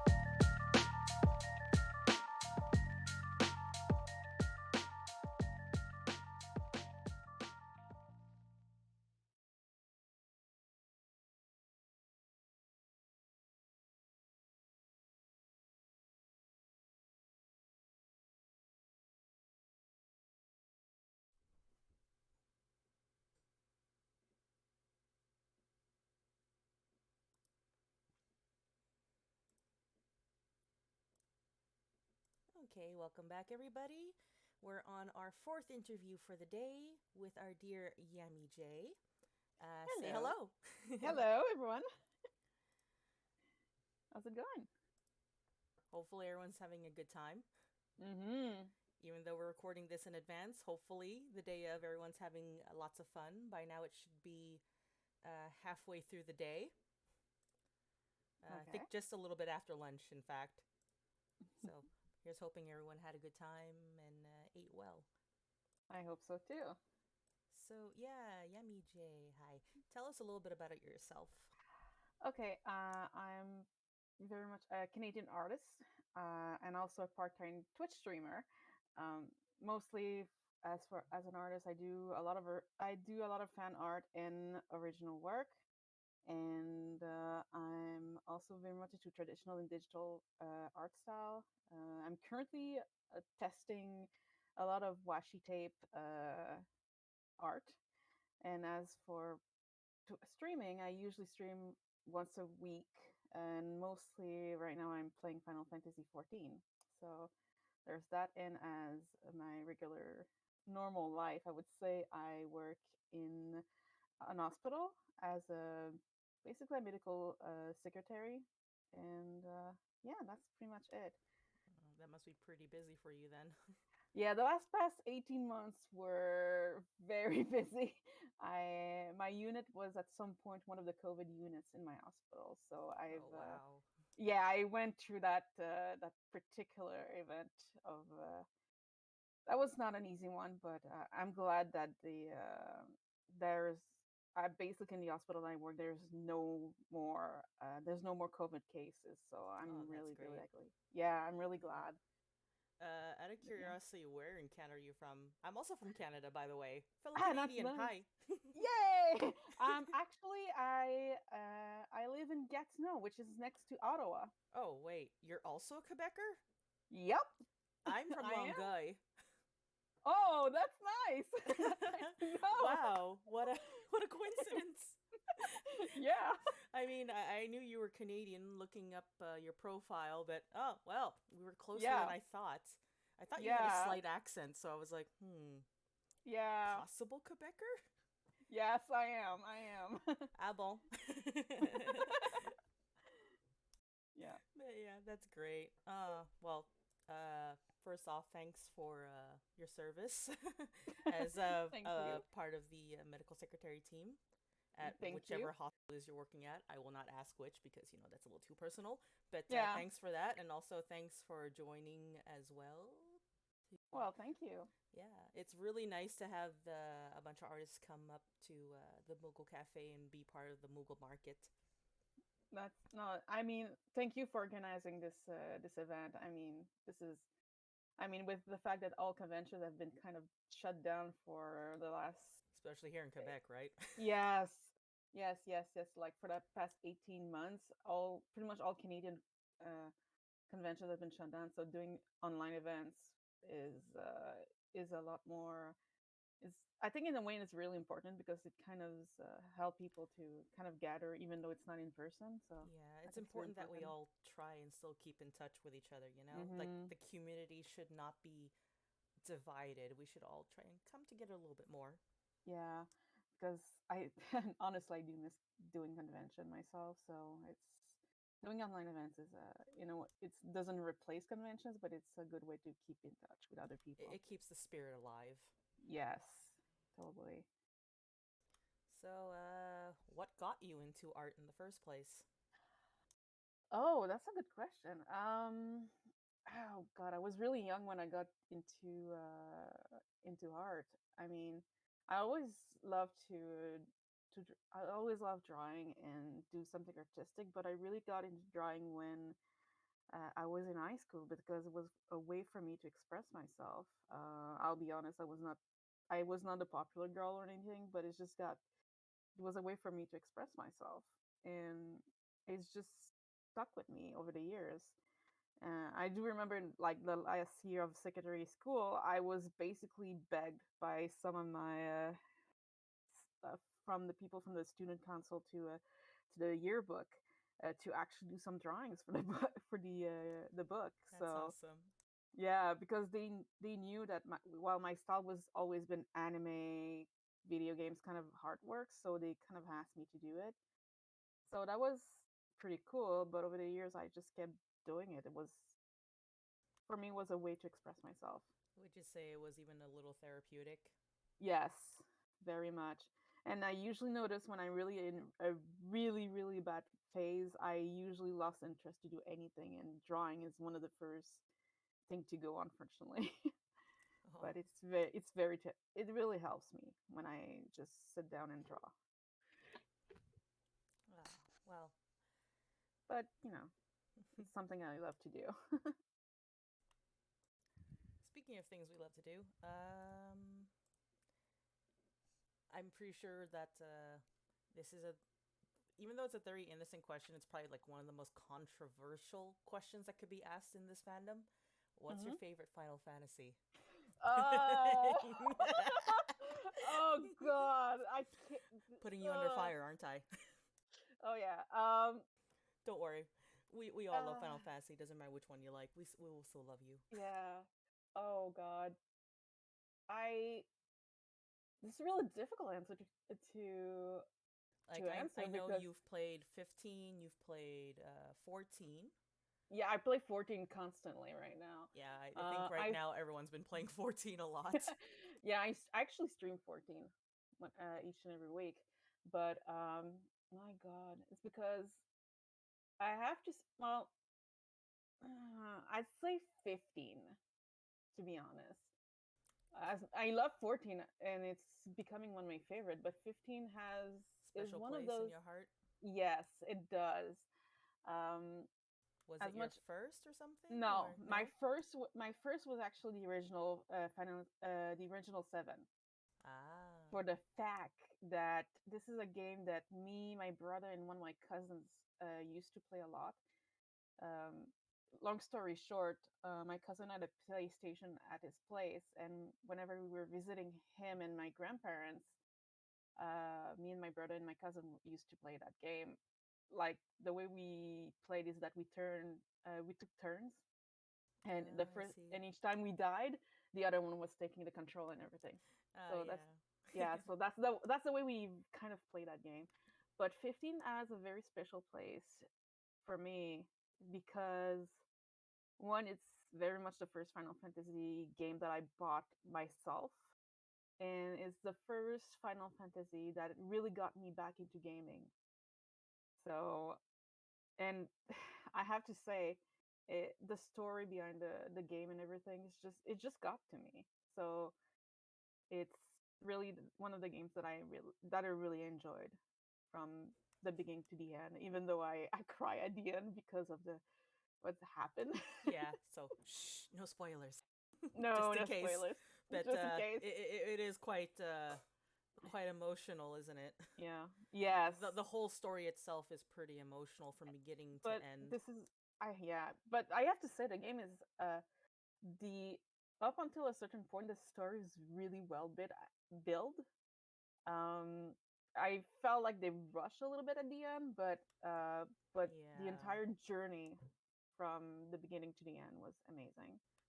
So for Yeah, me it's there like was apparently some problems with the development team yeah. apparently halfway through the game. Yeah, But because we can actually really tell exactly at which point it felt like it's rushed. it's It's a little rushed. rushed. Like Yeah. suddenly there's a Hmm. time skip. Yeah, yeah. But it's and the fact that I felt bad because they've released all the DLC after, which I have to say, among all the only DLC that I didn't like was Gladios, the first one that they released, but episode Prompto, episode Ignis, and episode Arden were really good. Hmm. Um, I feel like we've been robbed of the Yeah, other three, but yeah, the ones that that's had the girls. yes. I was I so annoyed. wish. I'm like, is the development team afraid of women? No, I think the But thing I is think it that was just they decided to cut it and put that in a book. I do have the book. I need to read it. yeah. Um, they decided to put a lot of the development to it on a other project. Yeah, unfortunately, That it was just taking so long, and there was just yeah. not enough manpower and interest from the actual dev team to finish it off. Mhm. And there Yeah. was a lot of behind the scenes drama, unfortunately, Yeah. that even the original director was not there for very long afterwards, after No. the final product was done. Then again, I heard he was not exactly happy with it either. So No, because yeah, of what happened. Because they've changed. Because originally, uh, 15 was supposed to be part of the 13 storyline yeah, at some the point. Nova Crystallis Yes. saga, I believe, There's Chronicles. yeah, there's still a lot of a lot of element that is still there in the story now, Oh, but definitely. But we were you can missing a tell. lot of things. Yeah. Like originally, Luna Freya was supposed to be Stella. Yes, I know. Which I honestly I do like the name Stella a lot more than Luna Freya for Yeah, some when I first reason. heard the name Luna Freya, I was like, that is a mouthful. How do I keep saying Uh, it? I'm so glad most of the time when they say her name, they just say Luna. yeah, me too. Because Luna Freya is just that is the most awkward sounding name I've ever heard. And Yeah, we've had they some weird either names before. they should have go with Luna or just Freya. one of the two, not the two of them together. Yeah, especially when you look at the other names in the family, like Silva or Ravis. Yeah. We just look at Luna's name like, who thought of your name? Your dead dad? Was it your dead father's Anyone? like last wish to name you Luna Freya, or did Yeah. he want it Freya, but her mom wanted it Luna, so they Luna. compromised Yeah. and glued the two names together Yeah. like a really I bad mean, French name. don't say that. My brother, my poor brother, has a very uncommon name. So If not gonna. you've heard some French names, like real French names from France, most of the Yeah. guys have names like Marie in the middle of their name. Mm-hmm. Like I have a cousin, my cousin's husband is called Alain Marie, Mm. Yeah. which over here would be seen as really weird. Yeah. True. I mean, Over in France, it's a typical name, but having the name Marie is yeah. a little bit weird over here. Yeah. I know. I know. Yeah. I mean, I've seen. I've seen some. Well, it's not only French names, but combination of weird names. Because I have a lot of coworkers who are from different part of the world. Mm-hmm. Some from Haiti, some countries in Africa and stuff like that. Oh yes, I've heard those Yeah, interesting names too. I don't yeah. judge. I just think I don't that know. when I hear them, just think, oh, that's an interesting combination. Yeah, me too. Mostly because a lot of my there's a majority of my coworkers are from those countries. I'm like, that's interesting. Yeah, I've actually met someone actually named Princess. Oh, okay. No, that's weird. That's her first name too. I was like, no, no, I'm reading this correctly. It says Princess, Okay. Yeah, and it was but weird calling her Princess out loud. I think even she thought it was weird too, because she kept yeah, telling us her nickname was something else, which yeah, was a more normal sounding name other than Princess. yeah. I've seen people that who have their weird name either decided to take one part of just call me one part of my name or just not the full name because it's either a mouthful or weird. But you know, Yeah. where were we? Oh yes, tangent. Anyways, next question. What do you Hmm. like about Final Fantasy in general? You don't have to say any specific game, just what about the whole series interested you, Uh, do you think? most of as an artist, I say that a lot of the character designs really kind of are is something that I'm really interested. The Yeah. different like it's really interesting, but as a fan, I'd say the stories behind those games are really fun to to follow. I mean, just for example, like I mentioned for 15, uh, the character design was really interested. I do have a magazine when they announced uh 13 verses, and now look at the designs from now that they have. That was you can tell the difference. It was really amazing, and I have to say, but the story is also one of the things that usually grabs me a lot during when I play or when I watch videos and stuff like that. So usually it's basically the character design in the stories. Really, it's really what is getting me into 14 a lot, because even though it's been around for oh god for 8 years, I I think believe. so, around. Yeah. I remember it coming out around no, not even the original game, but the beta itself, because I was there during beta testing, beta Oh god. gaming, back I. when things were not as smooth and everything was Mhm. really anyways, I think it was around like 8 years. 2013, 14.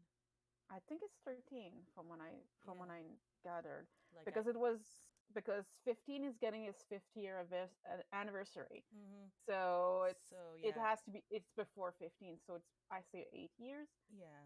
So it I'm is probably one of the reason that with starting from a realm reborn to now, this is probably one of the things that keeps some of the fans into this game because the story is really well written. Yep. when you have a And very long overarching story, it's very hard to keep your audience gripped, to mm-hmm. keep them interested, especially when it's an MMO. Most of the Yeah, time, most MMOs, they're just like, here, do this, do that, and give and us your money.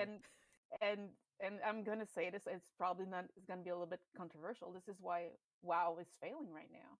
Besides the Activision Blizzard fiasco that's going on, is probably why Yeah. WoW is now basically crashing down, even before the fiasco that we've heard this week. Mm-hmm. So, and this is also one thing that Yoshi P is doing really well, is that he's listening to the players too. So Yep.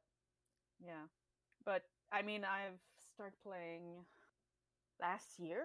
Really, I bought the game earlier last year, but I've started to very put like 2 or 3 hours each day on the game by the end of the year, and I've now reached that I'm just tumbling my thumbs to Handwalker right now. So, Mm-hmm.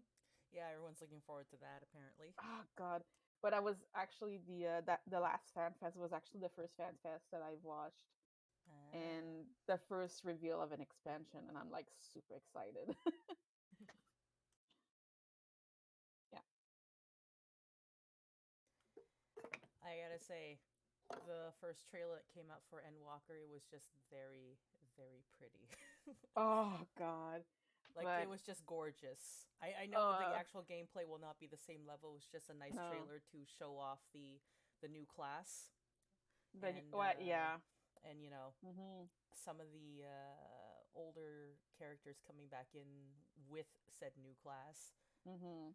you know, just to show it off and really get people hyped for it. And I'm pretty sure a lot of people are just waiting, like, can we have it now? Can we have it now? Can we have it Yeah.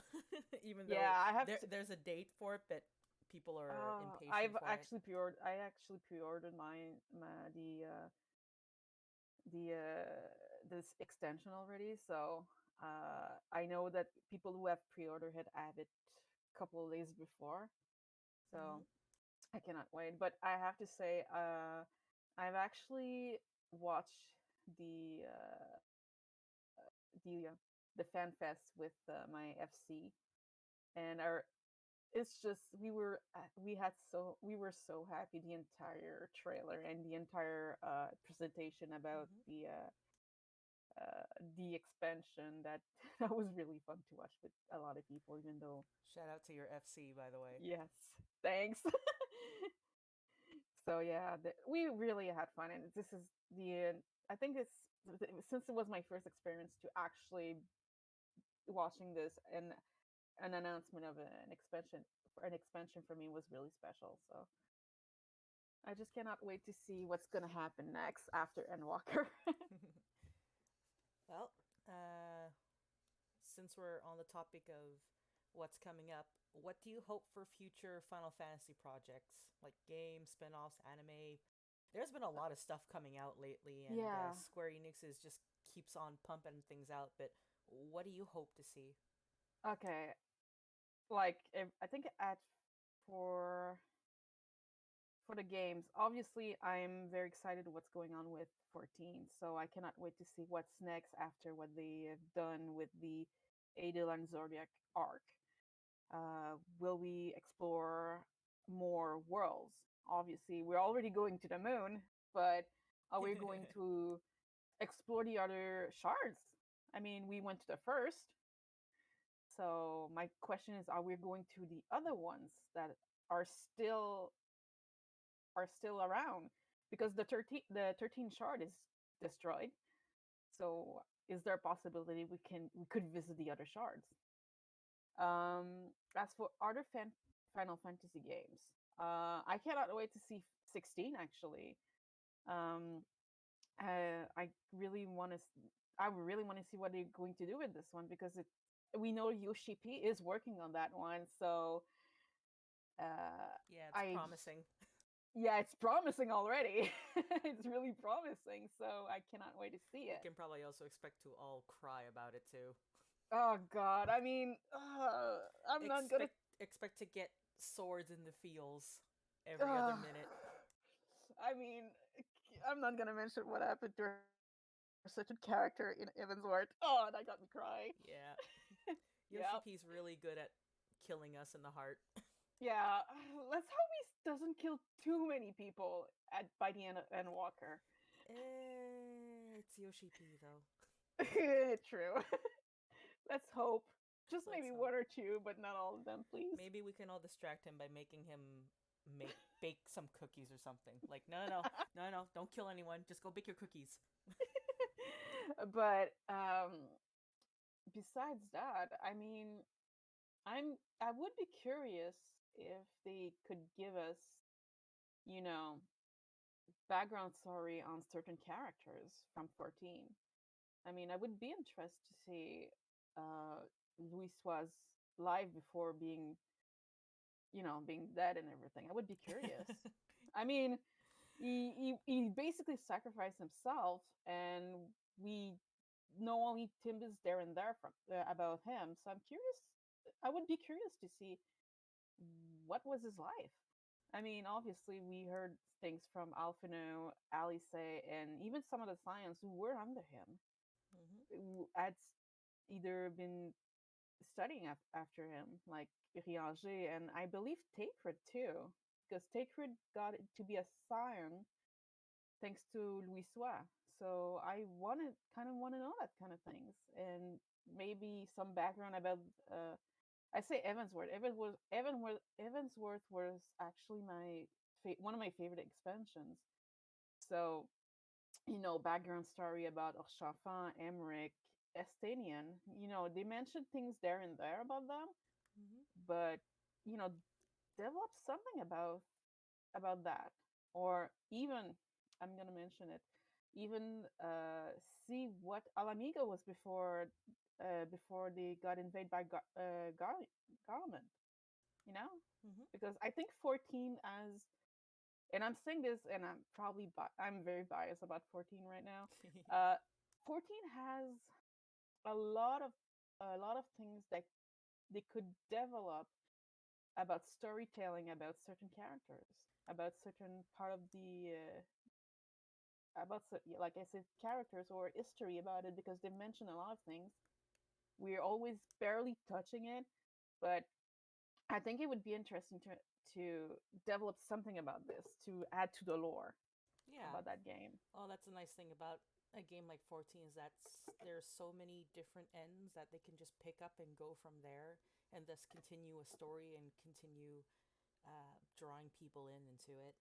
Yeah, and also for 15, please give us the extent the DLCs that you should have given us. That would have been fun. Yeah. Because 15 has a movie, has anime, which I've watched all the anime episodes. I have not yet watched the movie. I didn't have time for some reason. Oh, And there's a book, but I think given the chance, I think they could either do something with that's too this. bad. It was on TVA the other night. Oh, but yeah. So I think that could have 15 could have give us more. That's one thing. But 14 has uh has a lot of the has have a lot of potential to give us more Mm-hmm. than just a video game. I think either they could do an anime or they could do a CGI movie like they did with 15. They could do a lot. And because they have the potential, they have a lot of material they could use. Seriously. Yeah. But this is how I feel about 14. So I Mm-hmm. think they have a lot. They could do a lot. They could. But that's just depend on Square Enix. Yeah. All right. Well, final question. Okay. Uh, well, before yeah, this is gonna be our final question before we end this interview. Okay. Is there anything you're working on right now that you want to talk about? Um well, I've currently working right now to I've actually have the templates ready for adding two more buttons in my Fantasy 15 collection. So that's Oh. already there. I've been, I think I've been working on adding a little bit more than just 15 on my Mm-hmm. collection, because like I said, I'm really into 14, so I kind of want to add 14 also. Yeah, that'd be Uh, nice. Yes. So I'm working on pretty much on a lot of art.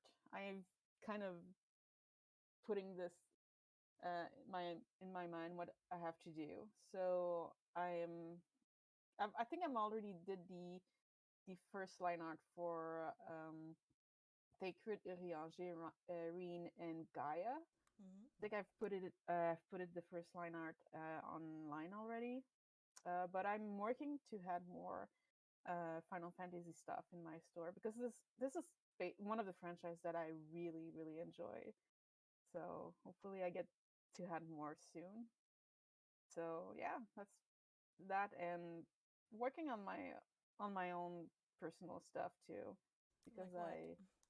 I I'm slowly working on my own web comic, Oh. but uh, it's not there yet. The baseline is already there. Some of the characters are already designed, but I need to take my time and to make sure that I really settle on what is going to happen in the first few chapters because it's a big personal project that I've been Mm-hmm. working on for a while now.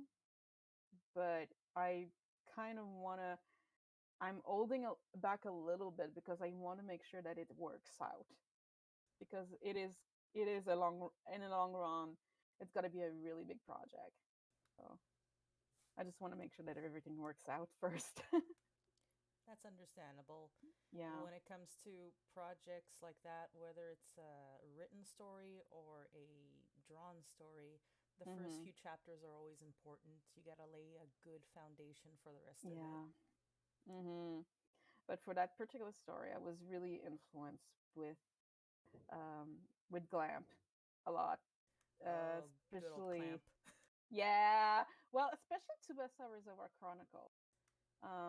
The I was influenced by that particular story for some reason, but I kind of want to really work out the details of how things works um, before really starting the story itself. Mm-hmm. Yeah. So besides that, I always draw for just for the fun of it. So it helps. Yeah. Well, thank you very much for joining me today. It was very nice Thank talking to you.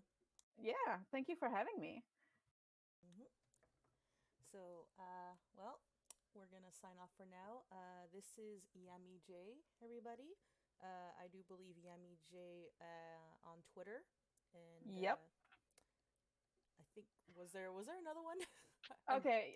It's on Twitter. It's Yami underscore J. On Instagram is Yami J. And I don't use much Tumblr anymore, but Tumblr still like almost everywhere. It's Yami J, just a different form. yeah, I'll put that into the chat later so everyone can see it. But yes, thank you so much for joining us. Well, thank you for having me. That was really great. Mm-hmm. All right. Well, see you soon. See you soon.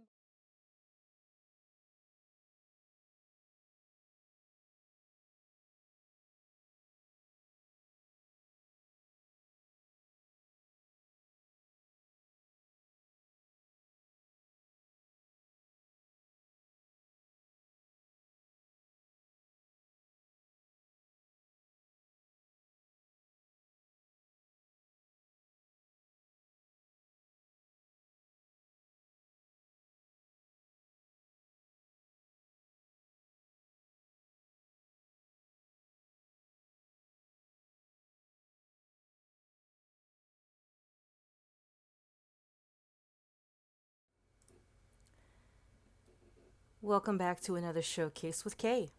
Did you enjoy our last interview? I hope you did. Yami J is really cute, right? This showcase is for artists. I'm going to take you through a small look at the fan community and what they're up to, art wise. I'll point out some of our guest artists, especially if I didn't interview them. I want you guys to see their stuff and hear about them anyways, and some other from various parts of the community. Perhaps you'll know all of them, perhaps there'll be new finds. Let's dive right in. First up, Hyo is a VTuber, an artist who loves Final Fantasy XIV. She's got a nice shop with some adorable 14 merchandise. You'll see some mats based off of the classes found in 14, as well as some pins of a few of the male characters from 14. Seriously? She has such a very cute and adorable style. She's Canadian based, specifically from Quebec, like myself. She can communicate in both French and English, but mainly posts in English on her Twitter. Oh, she also has a cute pet bird named Chi Chi, who is an absolute sweetie. You can check her out on HeoDolls on Twitter, her personal site, HeoDolls.com, where she hosts most of her merch. And considering she's a VTuber, you can also hear her at HioCleo on Twitch. For Twitter, it's HIODOLLZ. The website is also HIODOLLZ.com. As for Twitch, it's HioCleo, so HIOKLEO.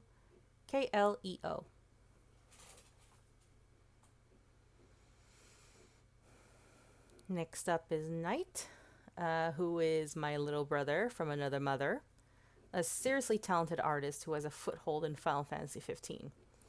While he's very much spread out through various fandoms, he does go back to Final Fantasy 15 every once in a while, especially since he has a very deep love and understanding of everyone's favorite Chancellor, Arden Izunia.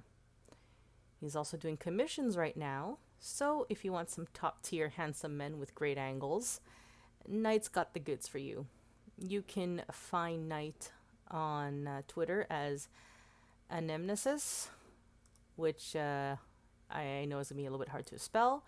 So you can find him on Twitter at ANAMNAESIS.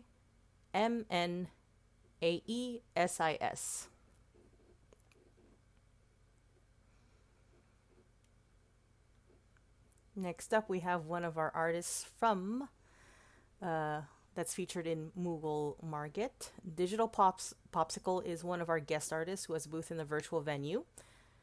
He has both an Etsy shop as well as a card for commissions. In terms of Final Fantasy, he has a variety in his shop. Some items have drawn inspirations from titles like 7 or 14, but he's got a clear style and clear favorites. I'm honestly a fan of his Ebony Can enamel pin. Honestly, it's just fun.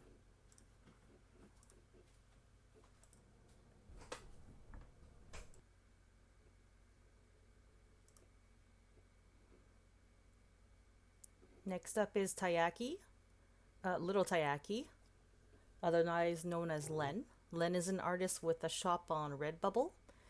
While they are part of quite a few fandoms, their mainstay in Final Fantasy is for Final Fantasy 15. A few months ago, we featured them on our Moogle Cafe Twitter during the time we did Artist of the Day tweets. When we did, we spotlighted a cute Noctis sticker for the Chocomog Festival. Since then, we've seen a few other 15 related stickers show up. There's even Noctis as a cookie now, in the style of Cookie Run Kingdom, it seems. You can find Len at Twitter and Redbubble as Little Tayaki. Little_Tayaki, in fact, for Twitter, and Little-Tayaki on Redbubble. It's spelled LITTLE underscore or dash TAIYAKI.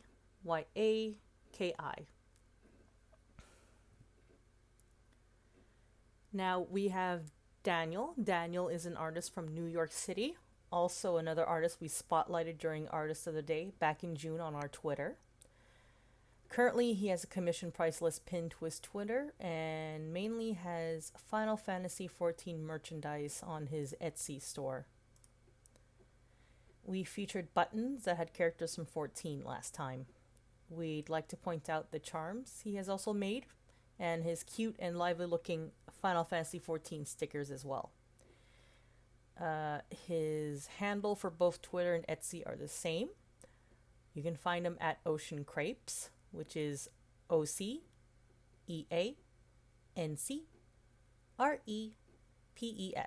Ocean Crepes. Also from New York City, we have Saf, who is a black artist, and yet another artist we spotlighted on our Twitter as well. She's an illustrator that does artwork, stickers, and enamel pins about her favorite things from 80s and 90s anime, role playing games, and various other little things. Last time we pointed out the lovely ladies of Final Fantasy stickers she's made. But could we also interest you in a cute sticker featuring Tidus and Yuna posing together with their signature weapons from Final Fantasy X? You can find that sticker as well on her Etsy shop at Saphirin, which is Sapherin. If you want to follow her Twitter, she's known as Anime Bunny. So ANIMEBUNNIE.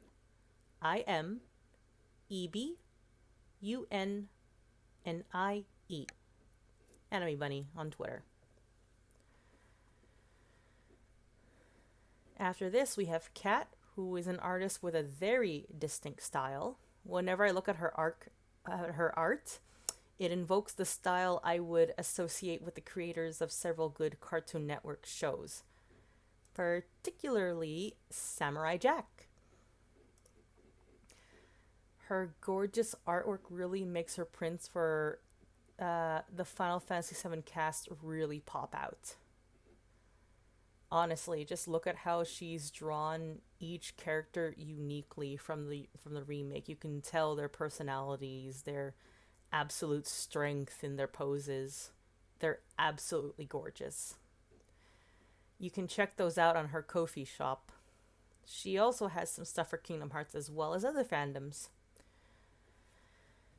Both the shop and her Twitter can be found under the same handle, which is CATC _ART. So CatC_art. Next up, we have someone else from our list of guest artists at the Moogle Market, God's Poison, or Poi. They have such a wide variety of fandoms and items that I hardly know where to start. Sometimes they even cross over. I just recently discovered that they did some art with Final Fantasy 15 characters as if they were Animal Crossing villagers. I really love how they made Luna Freya appear so graceful as a wolf villager sitting by the sea. You can find these charms and other merchandise on their Etsy. Next up is Fluicetine, or A, who is another one of our guests for Moogle Market. She has a love of Final Fantasy 15 and loves everyone's favorite marshal, Corleonis. She's an artist who does commission work. I love her art style, especially her coloring. It gives me the impression of watercolor, a soft and airy looking style. I really want work from her one day. She currently has a few spots open for commissions, I think about 2 at the moment that are still open, and has an open wait list. So if you're interested, they're there. If you want some OC work done specifically, she does great work with them. Like top tier work. You can find her on Twitter at FLHCL_EIEI. And if you're looking for her commissions, she should have it either pinned or located on her little About Her area. So you can just click the links there and find her prices. And if you can't find them there, you can find everything linked up at the virtual venue for her. Now we have Adan, another guest artist on our all-star list of artists sitting in at the Moogle Market. He's an illustrator who has both a shop with fan merchandise for Final Fantasy and also does commissions. His commission prices can be seen pinned to his Twitter. And you can see his Final Fantasy wares in the virtual venue, and I would suggest asking directly on his Twitter about them if you're interested, since they don't seem to be listed on his Store Envy account. please have a look and try to support him. They're really great, especially the Final Fantasy 15 artwork I've seen that he's done. They're really good and crisp and just really nice. And let's see. Now we have Kay. Jay is a Korean American artist who is the Final Fantasy artist currently featured in the Moogle market. They mainly sell Final Fantasy 15 merchandise, but they also have reach in other fandoms such as Breath of the Wild, Fire Emblem, etc. They also have original works as well. They have comics and zines. Their mini zine about What If I Stole a Duck, just the title alone makes me giggle. They have an excellent sense of humor and sense of wonder, which can clearly be seen in their work. You can find Jay on Twitter and Etsy under the same handle as Jay's Nest. It's JAYYSNEST.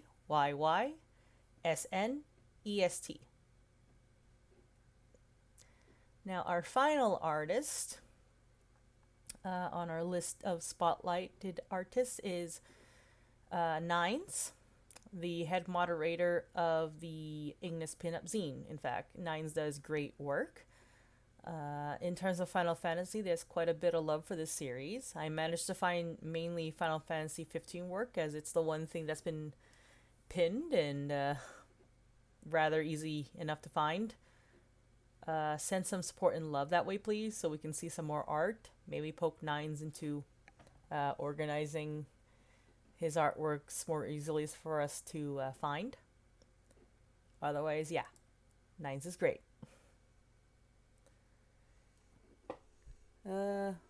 And that's all for the artists I wanted to spotlight a little. There's certainly a lot more out there. Famous people like Crimson Sun, for example. Pretty sure everyone knows who Crim is at this point. But yeah. I would also like to point out that I also have a shop. Not that you have to go there. Just pointing it out that I myself have a shop. And I also host the Moogle Cafe items on my shop as well. As you know, I also do all the artwork and all the food for Moogle Cafe. And photography. Basically, I do everything. If you want to give me a little support, that's fine too. You can find me at the Moogle Cafe. All links to everything can basically found on the Moogle Cafe website, which is mooglecafe.xyz.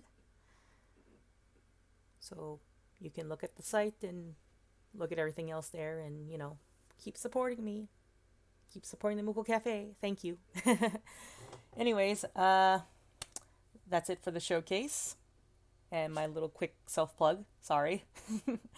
Next up is our final interview of the day with GoGoMe. See you there in a few minutes.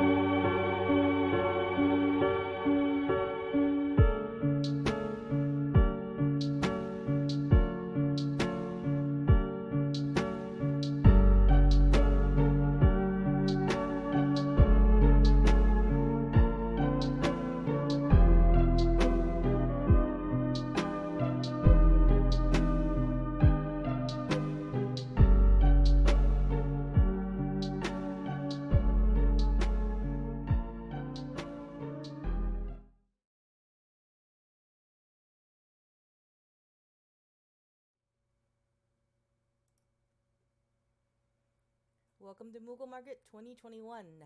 Here with Gogami, an artist from the UK, with centering in on FF14 artwork. Hi! Hi, nice to talk to you. Nice to talk to you too. Uh, well, why don't you tell us a little bit about yourself to our Moogle Cafe audience? um, I'm basically a hobby artist from the UK. I've lived in the UK for a very long time, but I'm originally from Singapore. Um, I draw a lot of Final Fantasy 14. I'm really inspired by um magical girls and cute things. I play a Lalafell, and I'm really obsessed with Lalafell. Um, So a lot of my work centers around minions, pretty girls, cute girls, and Lalafell. Not a bad thing. We all love those things. So, Magical Girls. Yeah. Is this stemming from as far back as 90s Magical Girls or more recent Magical Girls? Or all Um, Magical Girls?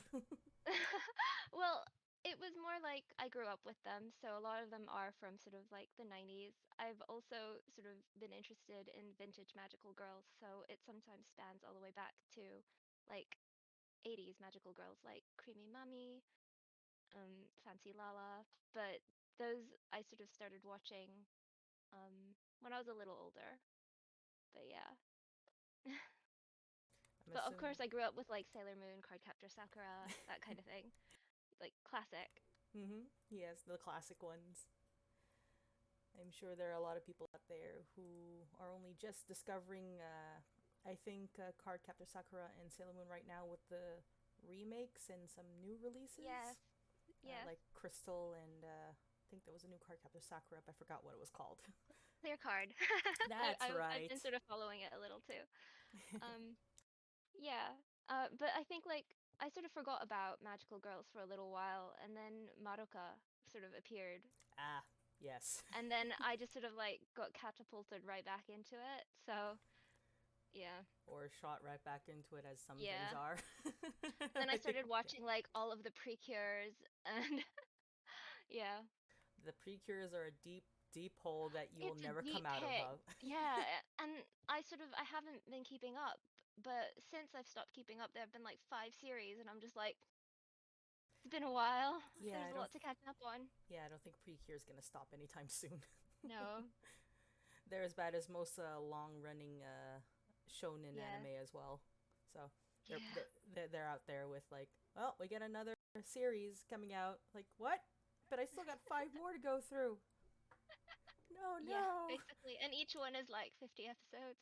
Yeah. Ah, So good luck to whoever gets into that deep pit of pretty. yes, indeed. Okay. Well. Anyways, before Yeah, we start but talking how about that goes how that goes magical with like girl lalas. magical girls versus like Final Fantasy 14. I mean, we could talk about magical girl lalas. Oh my God, I need to. Imagine. Yeah, that would be amazing. With like a Moogle, Sidekick. like sidekick, yeah.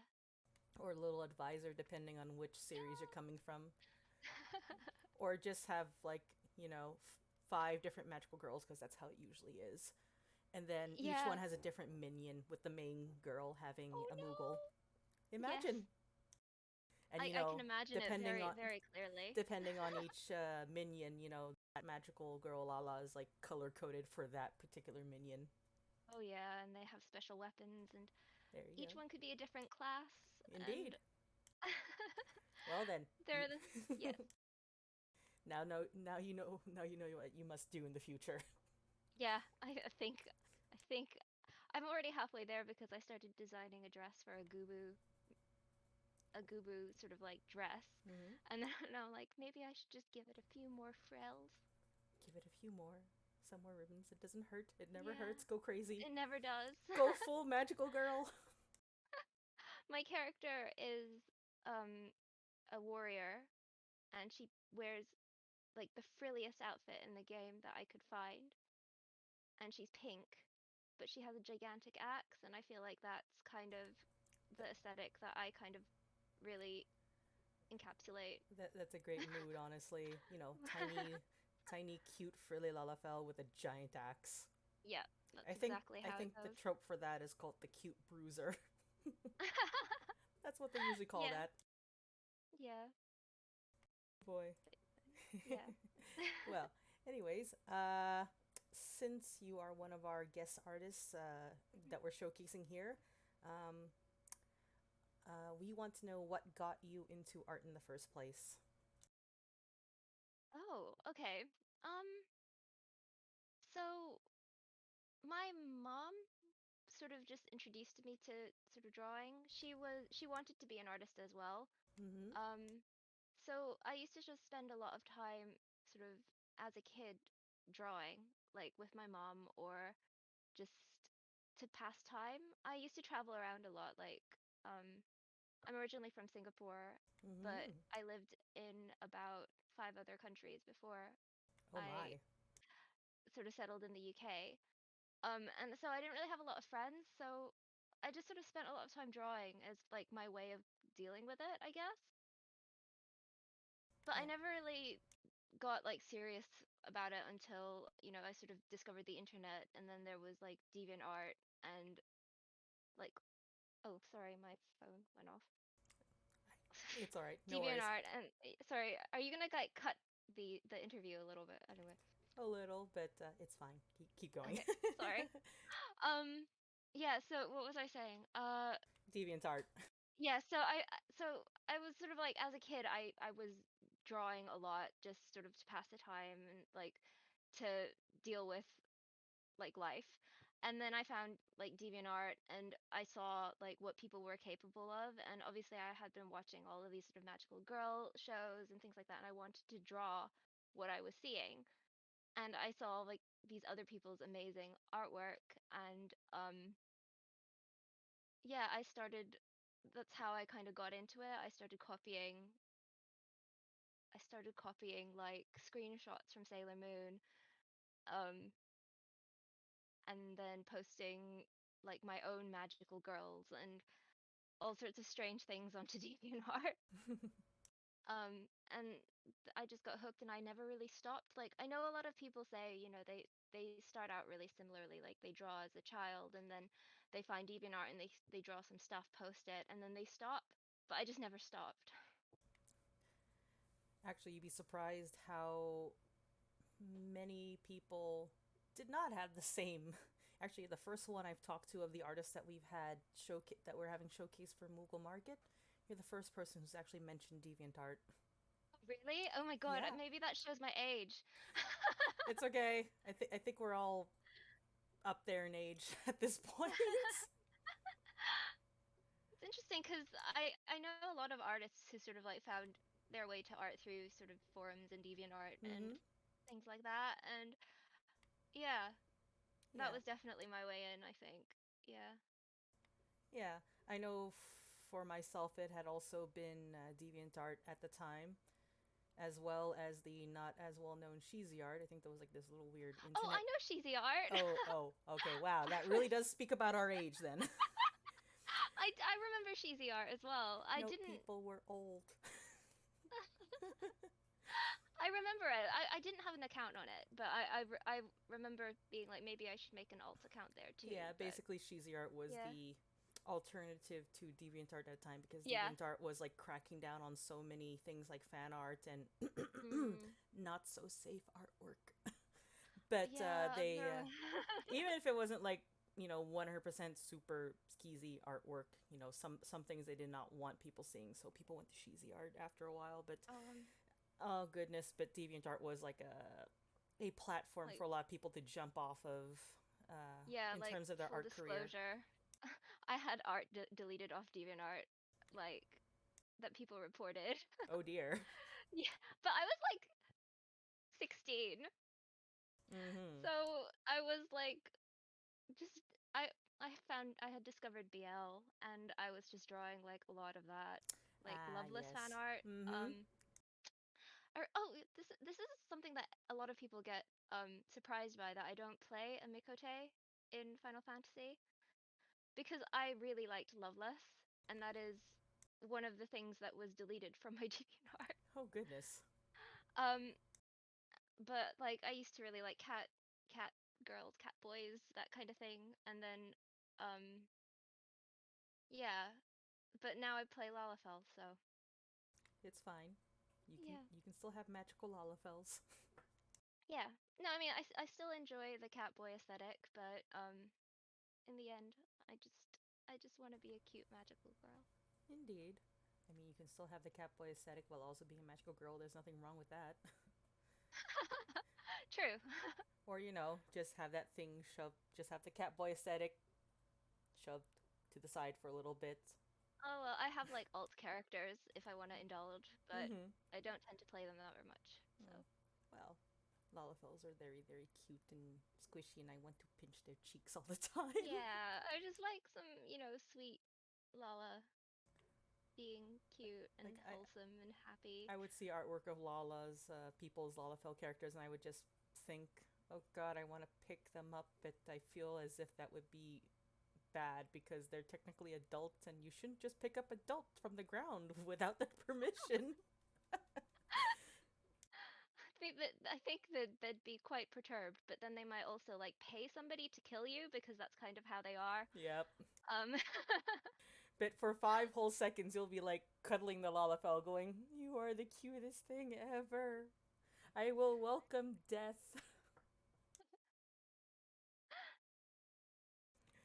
Well, yeah. since we're so heavily into Final Fantasy talk, I'm Yes. assuming 14 is more or less your favorite Final Fantasy, or do you have a particular favorite Final Fantasy that isn't 14? Actually, my sort of history with Final Fantasy is kind of patchy. I wasn't allowed to play games when I was younger, Mm-hmm. so Final Fantasy 14 was actually my very first Final Fantasy that I actually played. I see. Um, I've also played but not finished Final Fantasy 10, and I've watched my partner play Final Fantasy 12 and some of 13. Um, the thing is, like, when you grow up on places like DeviantArt and LiveJournal, I feel like you can't really get away from Final Fantasy. Mm-hmm. So I know like the whole soundtrack to Final Fantasy 8, and I used to listen to it a lot. And and Final Fantasy 10, of course, too. And like I did absorb quite a lot of like the Final Fantasy stuff from my friends who were allowed to play it. So I've always kind of had an interest in it. And when Final Fantasy 14 came out, like 1.0, I was at the Mm-hmm. stage where I was like, I was playing, like, I was interested in doing an MMO because it sounded fun to play with friends. And then all of the bad reviews started coming out for 14. And I was just like, oh, I guess I won't play it then. And then, like years later, then my partner was like, let's just sign up.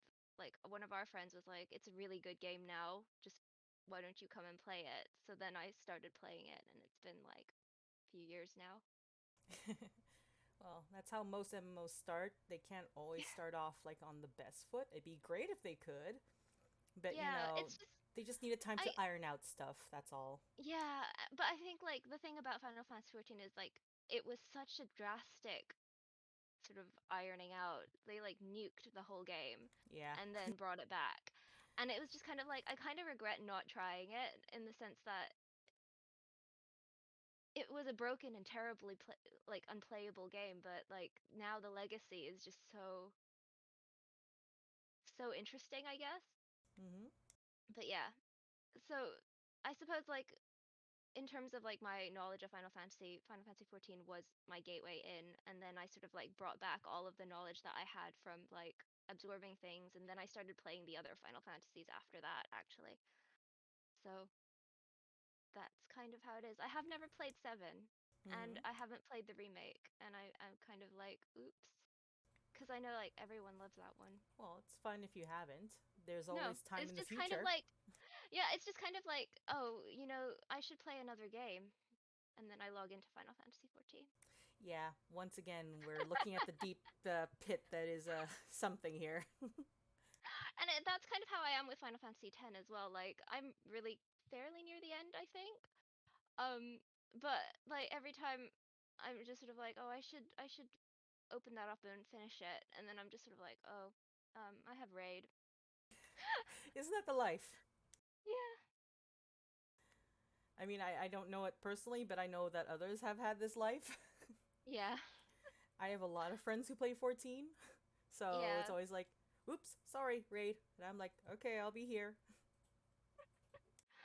Yeah. Um, but yeah, I mean, I have a lot of love for Final Fantasy as a franchise as well. So, And yeah. yeah. So, what do you like about Final Fantasy in general, though? Like, based on what you do know, based on, like, things that you've gathered around, what do you like about it? Like, the whole series in general. Think what I like most, I don't know, it's just like they're such different worlds, but they always have like, I don't know, it's like there's something really engaging about all of them. They're all sort of like mirrors of different worlds, and there are some themes that run constant throughout, and I don't know, I just quite like seeing all of all that fantasy aspect of it, I guess, and Mm-hmm. the the the merging of different sort of genres as well, in the sense that it's fantasy, but there's a lot of like sci-fi in it as well, and each one has a different amount of each of like some skew way more fantasy, some skew way more sci-fi, and yet they're all sort of still Final Fantasy, I guess. And the other thing that I really like about Final Fantasy, like as a whole, is just like the music and Yeah, how, the yeah, compositions are really gorgeous in every game. yeah, it's like they all create like a different sort of feel for each game, but at the same time, you can sort of pull pull from each of them to sort of reference others. And I think that's something Final Fantasy 14 does amazingly, because it does pull in from so many of the other Final Fantasies, sort of like as an Easter egg for players who have played them. And they sort of remix old music into the games, and it's a lot of fun, and it's really lovely to sort of like see the creation of a story via the music. Yeah. Yeah, Not that I'm good at music at all, but it's something to listen to while drawing, I guess. So, well, music can inspire a lot of people. mhm. Like, you can easily imagine a whole world from one song, the atmosphere. Like, Final Fantasy music, some of them are so iconic you can literally just close your eyes and you can imagine the scene that that particular song played at or played Yeah. in. Or just Yeah. And imagine the area it was in originally. yeah. One of my favorite things about 14 is that there's um the player, like the player, what's it? The game, like if you unlock Bard, you can play music like original, like Yeah. you can have a keyboard like that thing. And what's happened with that is like a lot of people just sort of randomly stand in cities and start playing other music. Yes, I've heard there have been some concerts held by some of the players of the game. Yeah. And like last night, literally, I was just sort of hanging around near like the Etherite in Ul'dah, and somebody started playing To Zanarkand, from Final Fantasy X, and I Mm-hmm. just sort of like started crying. You know what I mean? It's like, Yes, no, I understand. so you get like moments like that where it's suddenly someone will start playing a song and you're like, ah, I know this song. Yeah. It's always a wonderful feeling when you can just like, oh yes, this nostalgic feeling. Mhm. All right.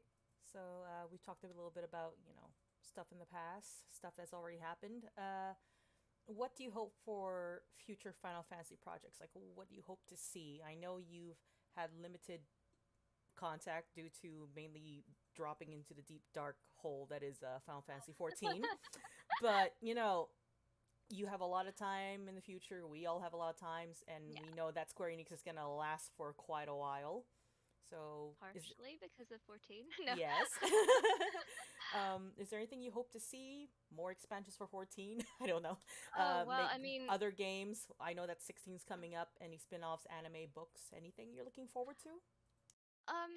well, a lot actually. I mean, like Endwalker is coming out really soon. That we know of, yes. Yeah, Everyone's and excited. yeah, and 16 sounds really like interesting, especially because it's being headed by some of the people who do 14. And Mm-hmm. I think like I was not that interested in 15 when it came out, and I mean partially just because um I was so stuck in the hole of 14 that I was just not really like thinking about it. And there was like the collaboration event for 15, and I didn't really have any connection to it, but then so I wasn't really thinking about like what's the future for the main numbered titles. And then they sort of announced 16, and I think they are kind of like understanding that 60 like that the Final Fantasy 14 franchise has been really good. So they're asking the people who worked on that to sort of helm 16, and I think it's giving Mm-hmm. some of the players like me who haven't really got a lot of a connection with the other titles to be like, oh, actually, like, what is Yoshida gonna do if he can do something completely outside of the Eorzea? So I'm quite interested in what 16 is gonna be like. Um, It's definitely has a little bit more roots in the high yeah, fantasy that the it, older Final Fantasies are known for. yes, and also I know that they're kind of going with a more sort of Western fantasy feel, which is quite Mm-hmm. interesting. Um, but of course, I'm also really obsessed with the Shiva design, so like the 3 seconds we saw of her in the trailer, I was like, oh my God, she's beautiful. Um, and then like with 14 itself, there are like a lot of books that are coming out soon, sort of the cookbook. Yes. Um, yeah, the cookbook. There's children's books that are coming out, like of the Namazu. I'm really excited to see that. Um, yeah, so but there's so much going on. Um, yeah. Well, if we're all stuck, if we're all stuck in the pandemic for another year, at least we'll have some great things to look forward to from the Square Enix team. Oh yeah, I feel like Final Fantasy 14 has been amazing, like in terms of a social sort of connection Yeah, during this time. yeah. Like, I've heard that the community itself for 14 has gotten together a lot more usually than they were before. Not that it was very divided, but I hear that the community as a whole has been like a lot more like, well, let's be friendly about this. I don't know, I think the community of Final Fantasy 14 has always been quite um I don't know, we kind of banded together, I think, in terms of we defend the game quite Mm-hmm. staunchly because we feel that the developers really care about us. Um, and I think it's also partially due to, the way that they've treated the community, like nuking the whole game to just make it a better experience, all that kind of thing. So it's and it's just that, if you can't see somebody in real life, there is a representation of them in that game. Indeed. So you can sort of make plans that, you would otherwise be making in real life, but you can't make them in real life. So there's like clubs and, you know, things that you can do with friends. Like, Yes, I most don't know. recently there Yeah. was actually an online convention on one of the Yeah, servers in exactly. 14. LunarCon. I LunarCon, was yep. I was in the artist alley for LunarCon as well. Uh-huh. Which was amazing. Like, they sort of like promoted artists. You could I didn't actually manage to log in because I don't have a character on the server that it was on. Mm-hmm.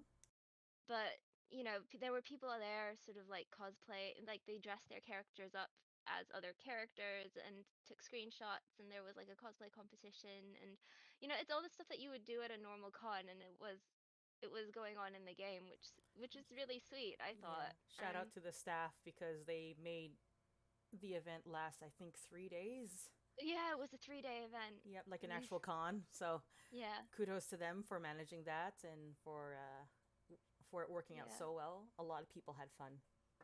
yeah. I mean, I definitely had fun. Um, I mean, for me, it was just like it was my birthday, like not that long ago, Hmm. and my friends threw me a surprise birthday party in the game, Oh, that's sweet. which was amazing. Like one of my friends had decorated the inside of his house to be like the color that my character is, the pastel pink, rose pink, and like made tables and put out birthday cakes, like, and we all went there, and then like they made a playlist that we could all listen to at the same time, and just to like hang out in the game and like have a party. Hmm. And then, you could get drinks and like in real life and then just sort of like be in the game and like hang out. It was like actually being at a party, which was really lovely because, a lot of us just haven't had any parties at all for a while. Yeah. Yeah. Well, whatever little happiness we can find, right? Yeah. But I mean So like it's kind of amazing like how much of a party it really felt like. I don't know.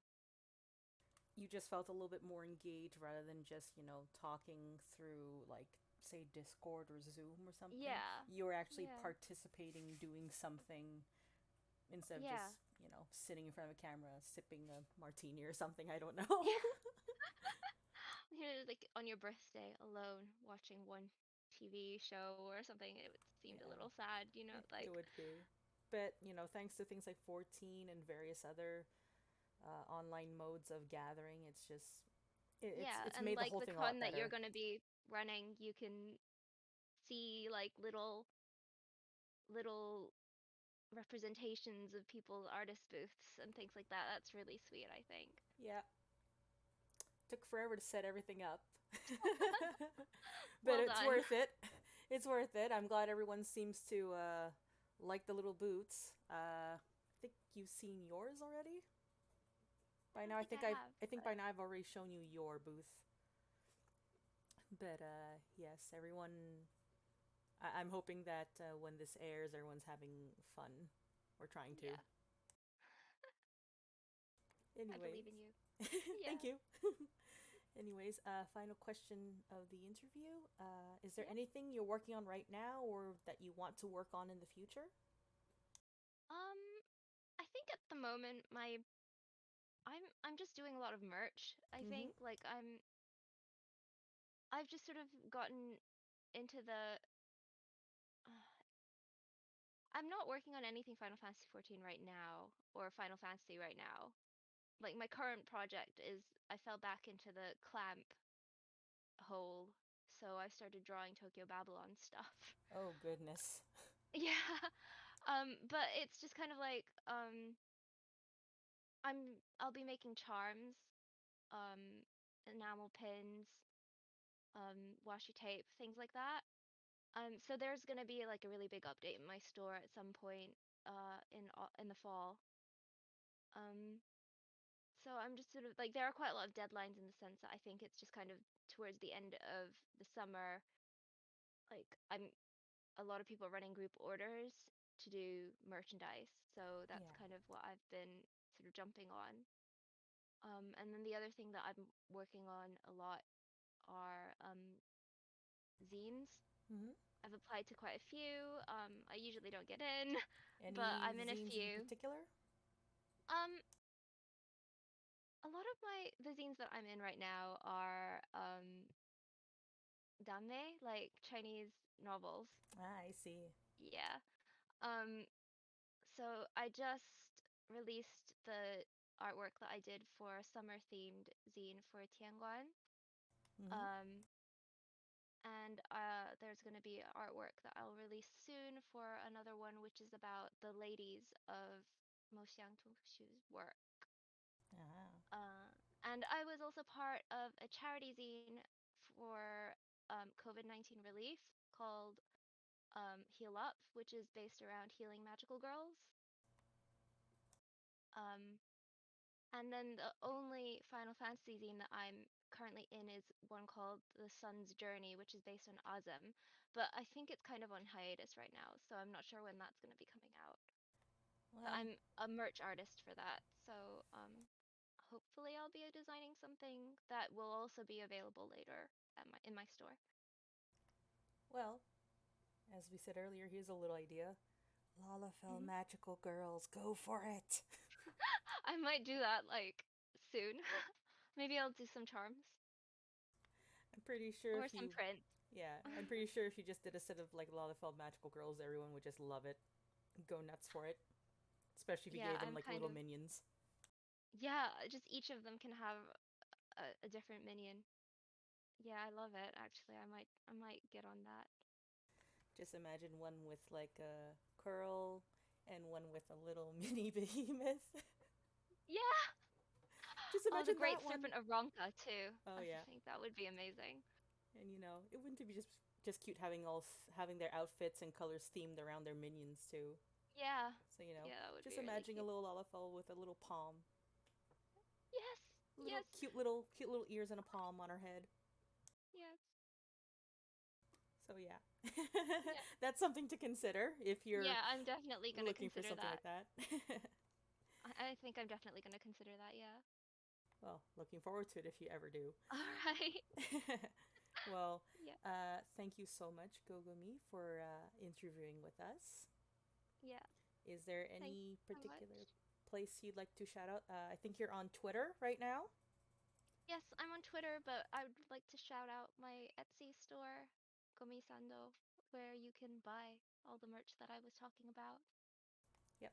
We also Yeah. have her link on our website for the Moogle Cafe, and we also have it on the virtual venue. So if you're struggling on trying to find where it is, just go click on the links around there. Yeah.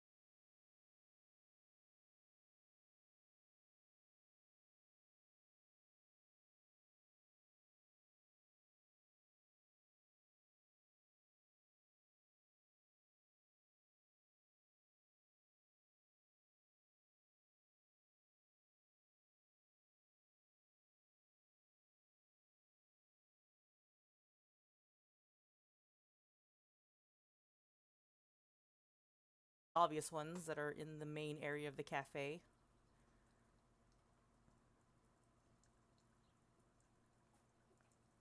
Yeah, once getting into the venue, it's really easy to spot Kenny. But it's a little more fun to actually explore the whole venue and find the actual hidden Kennys. So this is great. Loon's found some Kennys as well. And that's it for the Kennys. Let's see. What's Panda wearing on her avatar? Ah, cute little purple dress, cute little red glasses. And Julesy has, I don't know what that is. Is that a bun? Can't tell. It's always Julesy from behind. Let's see. Star has a cute little outfit. I think that's a pink top and some dark pants. Nice brown hair. And Loon has decided to go full anime, it seems, with the big bow in the back, blue hair. Nice outfit, though. I like it. Alright, so the actual cosplay thread, which is Quest 2, not Quest 1. I don't know how I keep getting lost. Alright. I see you over there, judging me. I have the worst sense of direction, just to let you know. So, this is Josh from the 7 Deadly Streamers, who was off today celebrating with the whole family, since the youngest, after all, turned 2. He made this Yuffie cosplay to celebrate the release of Final Fantasy VII Remake Intermission. It was made earlier this year, if I can remember correctly. It was also for Palm Line 4. Let's take a deeper look. Look at that.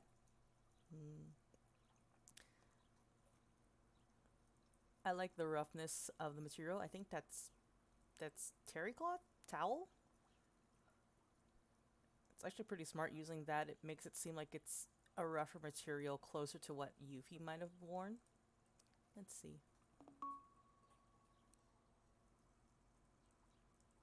A deeper look. Alright. And of course, gotta love that bright red materia.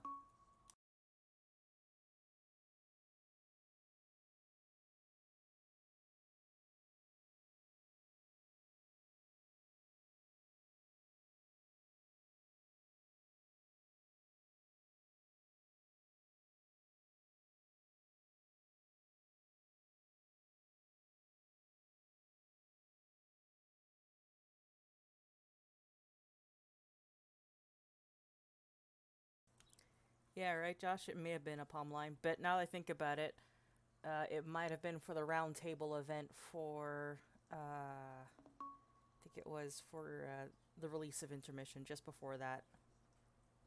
Anyways, we had a nice long look. Yes, that's right. I also have a red material myself. Maybe I'll show it later. It's cool, isn't it?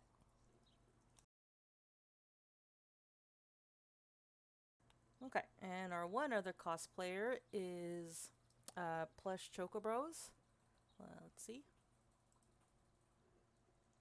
Yes, once more, the infamous Palm Line 4 makes its appearance. But yeah. That's a, I'm not sure if I'm saying it right. Kigurumi? Well, either way, it's a mask. It's a full-on mask. I don't even know where you get the masks like these, but it's really cool. Apparently she was gonna get another one for Noctis, but it didn't get here in time for her to wear for Moogle Market. But still, everything is great. I'm still like amazed by the fact that masks like these exist. But where can I get one so people don't have to be subjected to my ugly mug?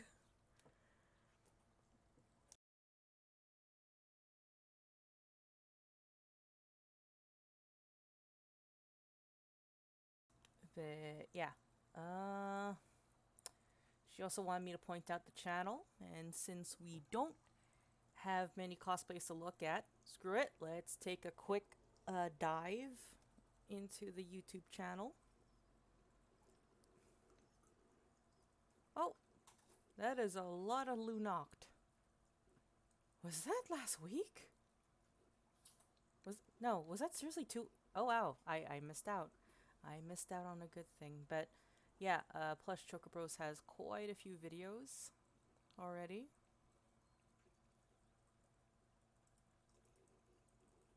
Oh, I accidentally clicked on one. That's okay, I guess.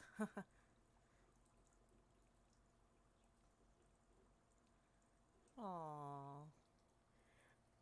Okay, before we get into spoiler territory. But yeah. I mean, I guess while we're here,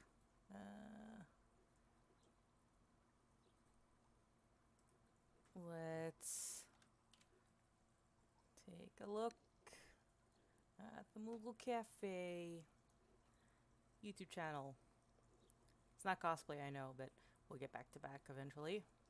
But yeah, look, I have done so far 6 videos. Is that 6? Yes. I can't count. I can't math. I'm so sorry. 6, and with the upcoming, unless of course there's more. Nope. Oh, we're going to ignore that Stand By Me video. We're going to completely ignore that. That does not exist. Especially since it is terrible and horrible, and I don't even know why I kept it there. I should probably get rid of it. I'm a terrible Turk. I'm bad at getting rid of evidence.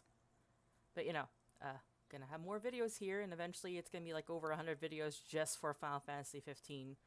Can't even imagine what it's gonna be like for when I do stuff from 14 as well.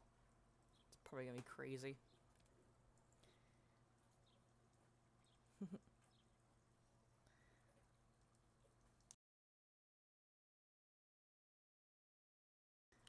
But yeah, there is actually not a lot of cosplays for the Moogle market. I am a little disappointed, but that's not so bad. Maybe we'll see something. Oh! Oh! Hi, Julesy. Aw, she looks so precious. Doesn't Josie look precious as a Christmas Moogle? Please agree with me. Please tell me I'm not the only one who thinks she looks adorable. Like, look at that big fluffy palm. So fluffy. I want to touch the fluff. It's too bad there's like an ocean and several countries separating me and Julesy right now, but look! The fluff!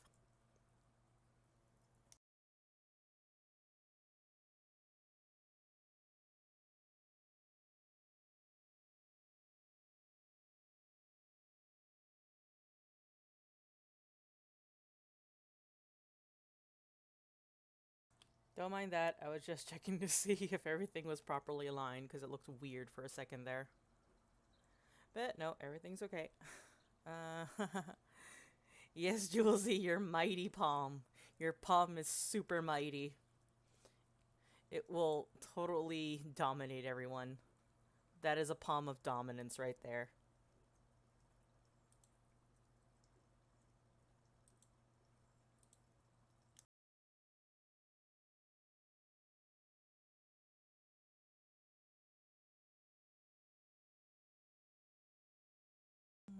Okay. Well, on the subject of cosplay, I wonder if I do a search, will I get some nice Final Fantasy cosplay? Since we're on the topic of it, might as well. Oh, geez, Well, you're not wrong. I mean, I found a cosplayer while completely messing up what I was writing. So, happy accident, I guess? The whole point is discovering people, right? So, let's have a look. So, Una. Alright. Let's look at her lovely cosplays. I think that's from like Fire Emblem?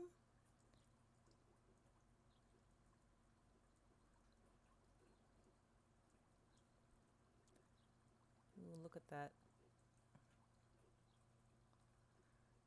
I would like to find at least one Final Fantasy cosplay. I may need to dive a little bit further, but at the moment, I'm just happy to find a cosplayer here.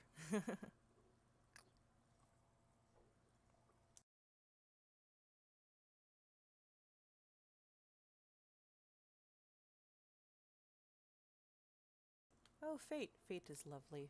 Fate is beautiful.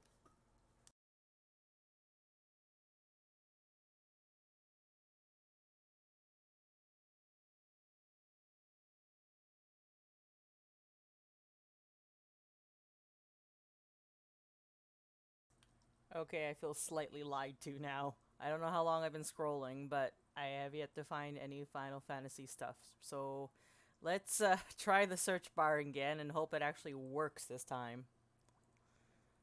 Or, you know, my brain doesn't stop me from uh, completely writing the wrong thing.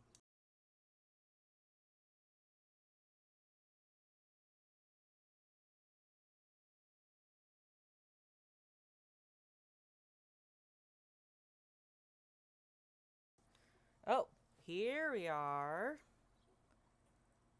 Oh, look at this. Look at that. Oh, is that beading or hand painting? Either way, that is some nice detail there. Oh, and look at that. That is a beautiful bow. I love the hemming. I love the pearls. And that tiny detail of a little flower right there. This tiny little detail. Oh.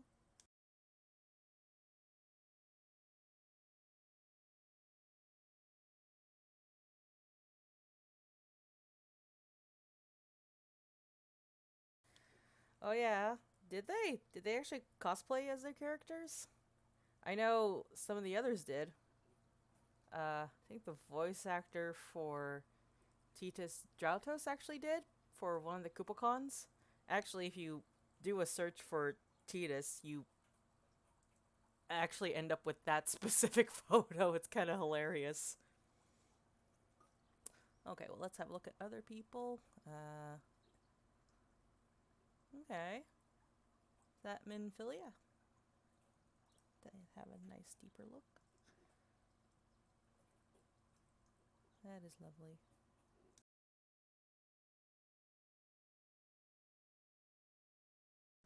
Oh, we got one without the hood on.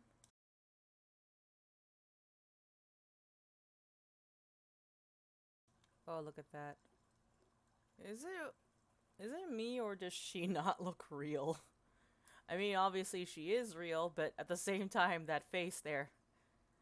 There are some cosplayers with like makeup skills that just make me think like they don't look real, or maybe it's the touch-ups that they did.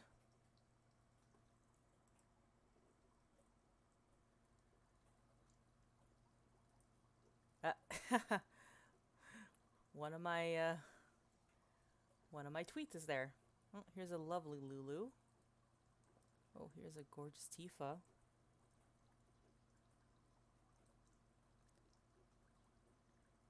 You know what? We all need to see Brianna as Aerith again. So, to round this off,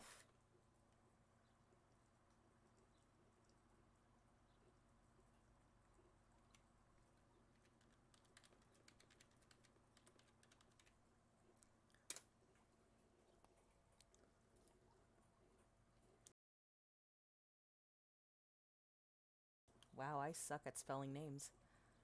Okay, oh wow, there she is. Please be in awe of this gorgeous woman, everybody.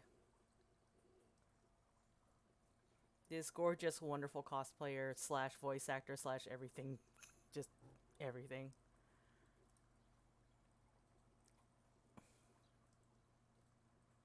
Come on. There we go. Okay. Okay. Picture's buffering a little. There we go. Oh, look at her. God, she really pulled it off.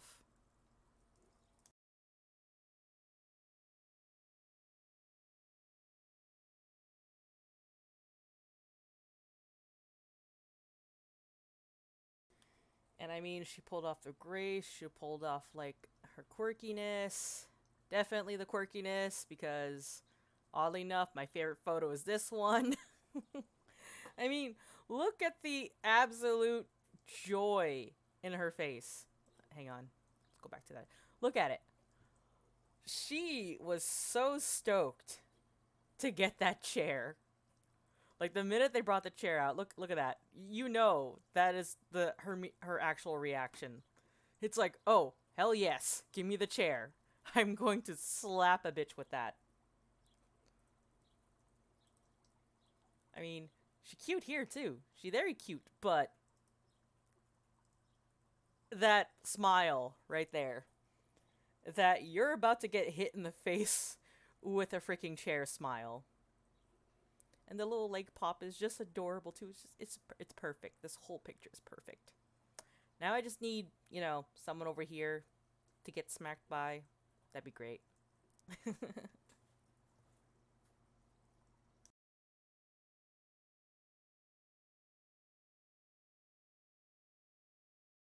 Alright,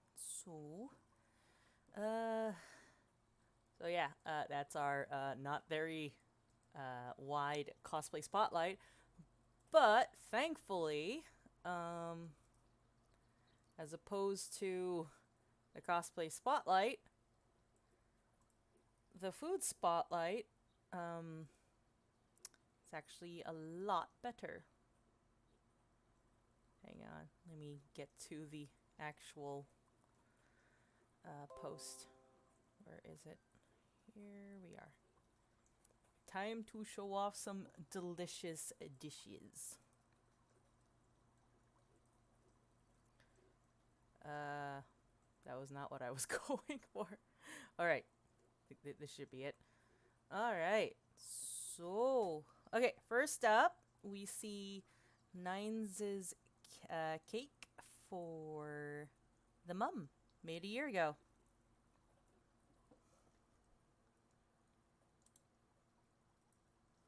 Let's get in. Look at that cute cake. That little ring of strawberries. See this? See how there's like no streaks of strawberry juices? That is actually a skill. That is a skill. That is a skill that actually took me a year to realize, a year of cake making for other people to realize before I started like not making that mistake. The fact that there's none here, that is great. There are no like random juices of strawberries coming out anywhere. Because normally when berries or any type of fruit really comes into contact with anything remotely sugary, they start what I like to call weeping.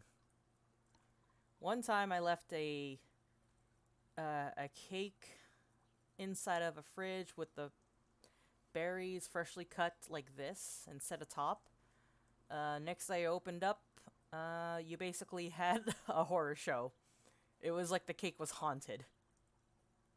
Very, very haunted cake. But this is very good cake. Thumbs up. Chef gives you 2 thumbs up.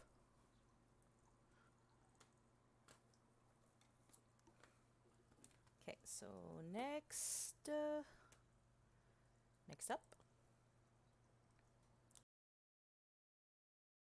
Next up, we have Josh, Sydney, Jeremy, and Kelsey of the 7 Deadly Streamers. And they made Moogle ice cream cones. Look at that. Let's look. Aww. I think... Yeah, that's what I figured. Let me guess. Those are chocolate chips. Those are fuzzy peach gummies. And on top are Swedish berries, right?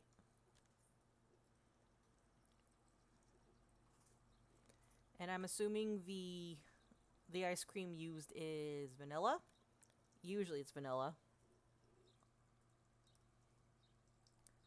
Let's see. Oh, I see that this Moogle is an Eldritch Moogle. That's still cool though.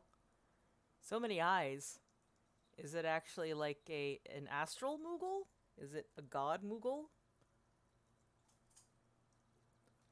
Maybe, I don't know. This look here. I'm not sure I like this look. Looks a little devious. Like, He knows that he's holding an eldritch Moogle ice cream cone in his hand. And he's planning to take over the world. This is the face of a boy who's gonna grow up and take over the whole world.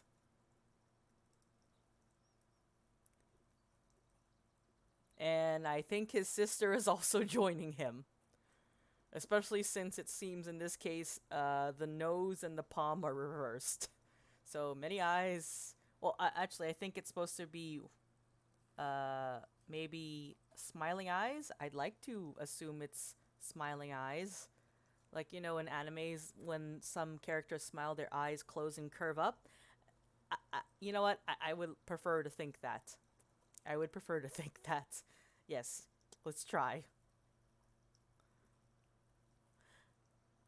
Okay, so yeah, looking over here, they were trying to make lines. So yes, they are supposed to be flat eyes or smiley eyes. Still though, pretty sure the red's supposed to be, from the way everyone else made it, the nose is the fuzzy peach, and the Swedish berry is supposed to be the palm. So a palmy nose and a peachy palm. Still cute though. Gosh, that's adorable.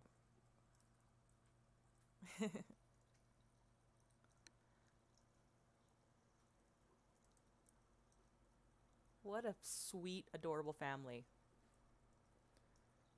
You I'm a little iffy about, but you're all sweet and adorable.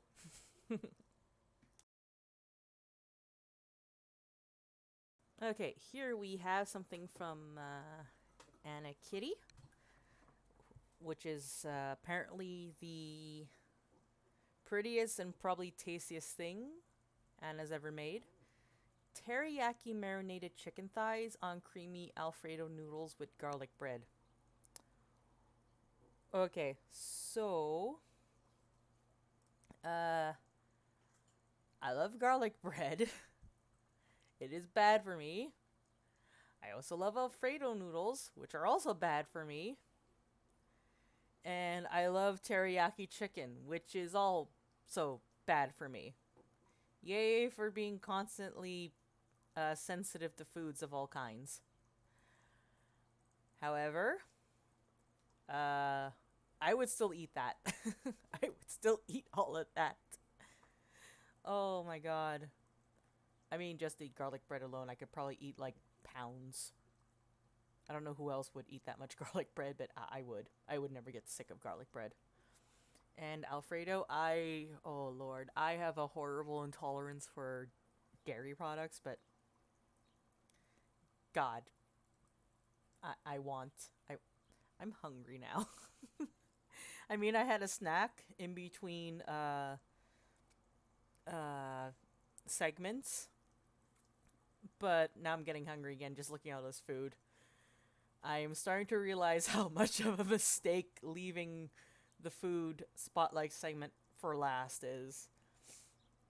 Like, all my regrets right now. But yeah, that's very lovely. Oh lord. Okay. Julesy really knocked it out of the park here. Look at this. Look at this absolute madness right here. That is a Nutella cake with let's see, those are Kit Kats and okay, that says my break. For some odd reason I thought that was like Dutch for some odd reason. And of course we got, I think those are malt balls, and this is Ferrero Rocher. I could recognize that anywhere. And oof, look at all that chocolate. Oh, that chocolate. There's so much chocolate. Chocolate is also bad for me in more ways than one. Were you ever that kid that would eat chocolate and then immediately get a nosebleed later? Because I was one of those kids. Ate a little chocolate and nosebleed.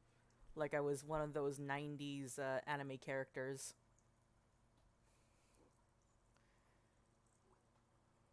But yeah, oh my god, Julesy, you really did a good job on this.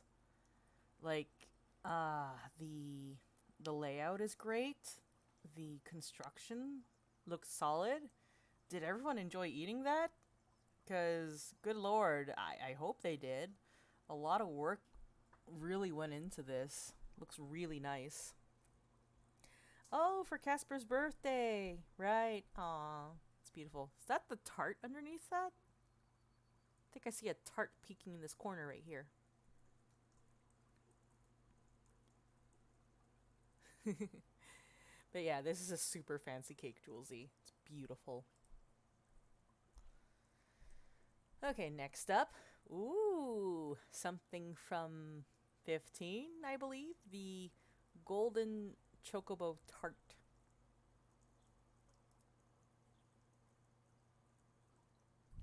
Look at that. Oh, I don't even remember what the tart was actually made of. I guess it was a quiche in the end in 15, because I did not get to take part of the event that had this meal. Kind of wish they would bring it back, honestly. But, this is cute. The attention and detail is nice. I'm actually gonna check out to see what it looks like, since, she went out of her way to plate it like this, and I do recognize this chocobo. Hang on.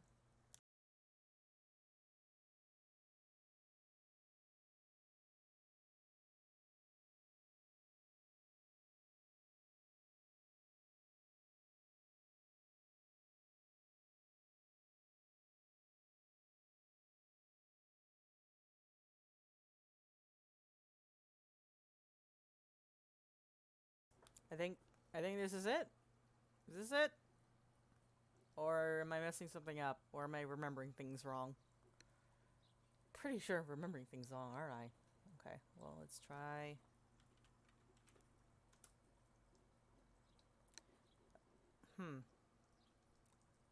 Okay, maybe I'm misremembering?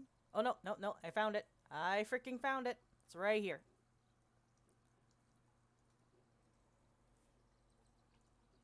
So, comparing them, actually a pretty good job.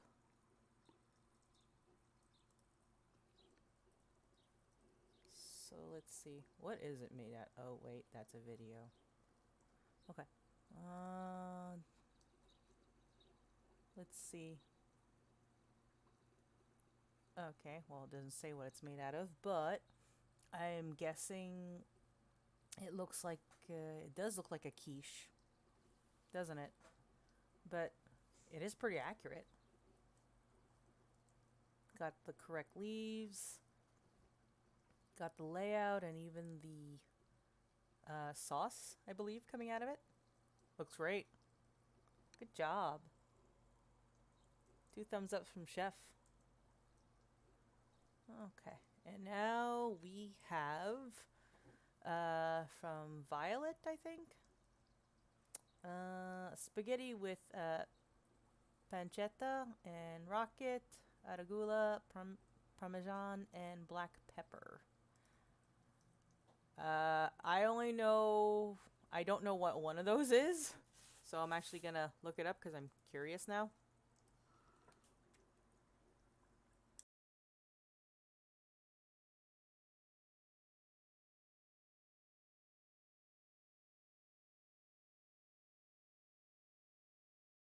Oh, I messed up. Okay, well, either way, wow, though, that looks really good.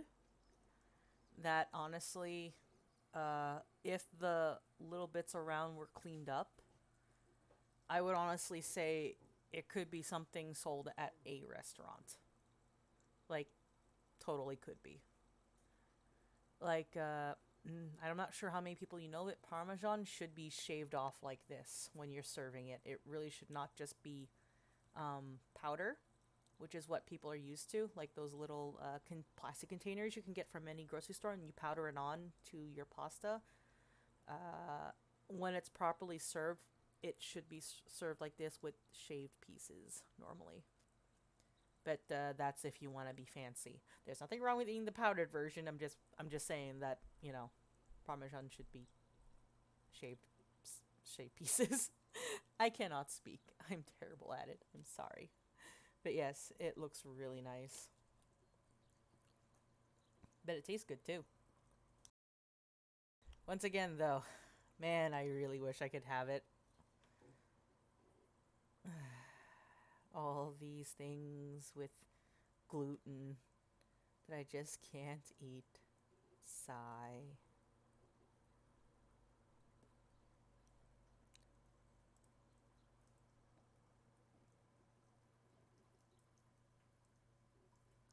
Oh, looks like we got an update. Let's see. Going back down. Oh, okay. So, yeah, we got some homemade waffles here. I actually like waffles. I like the really, really huge ones.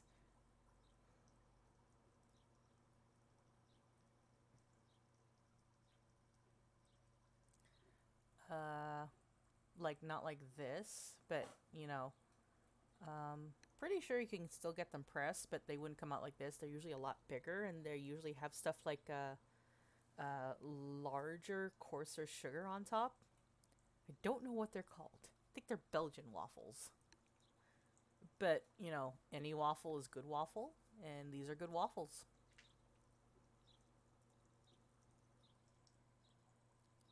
Soft or crunchy? The ones I'm used to are soft, but the sugar gave them an extra bit of crunch. Anyways, I love waffles. Oop. Oh, that was weird. That was odd. I don't know why that happened. Yes, Belgian waffles are super thick and I love them. Too bad they're made of things I can't eat on a regular basis. Also, they're hard to get. I like having them fresh too. But can't get them around here.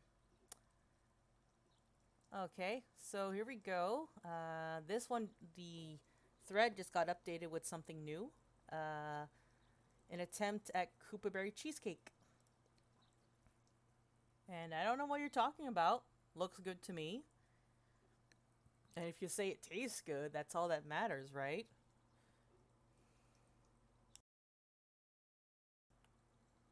It still came out very nice. Okay, so that's not syrup. That's definitely coulis. So you did a good job of that. You got the little spots, like how the characters in the game have tried it.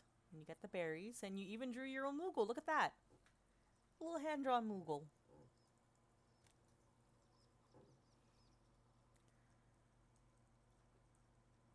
I also did one a while back. It was for my birthday. Mine came out a little thicker than this, though. This one came out looking like... This one actually looks like soft cake. Soft cheesecake, which is fine. Soft cheesecake is great. Mine came out thick and more firm. But yeah, looking at all this food, it's like... yeah, we're getting hungry now.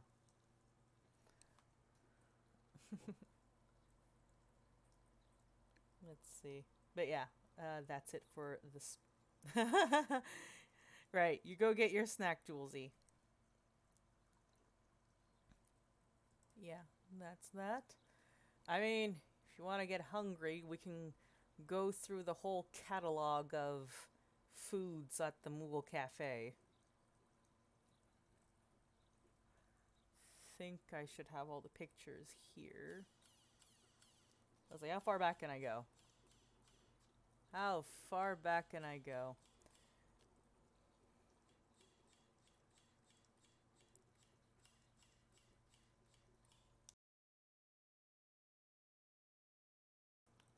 I actually like cheesecake. Unfortunately, it keeps making me sick every time I eat it.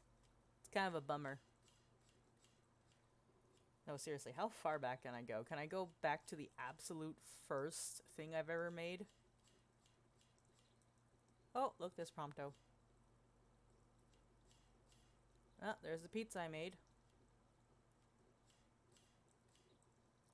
We're going... Oh, the Moogle Cafe pancakes. Pancake art is great. And that is a sundae I made with some of the cookies, and of course the Harajuku style crepe. Come on, let's go back. Let's go deep. Deep into the bowels of this cafe. Twitter.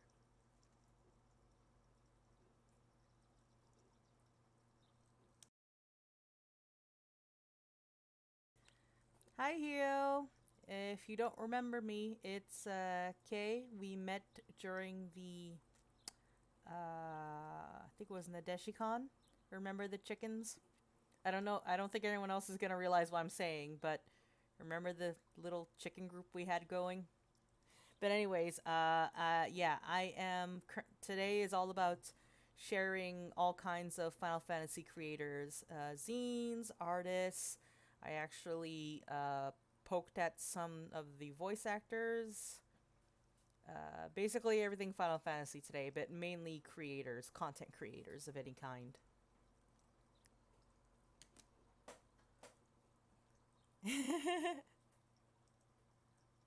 Oh, you do remember me. Yay! Hello.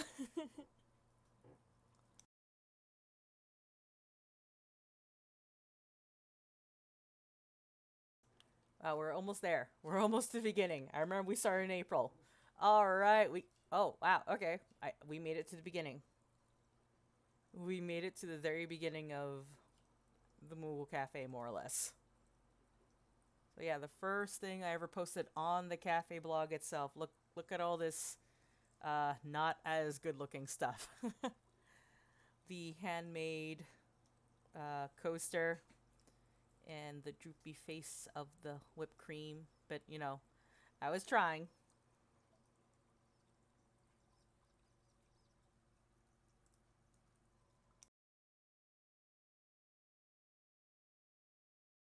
Back in the day when I had a blacktop table and a cardboard background for taking photos with.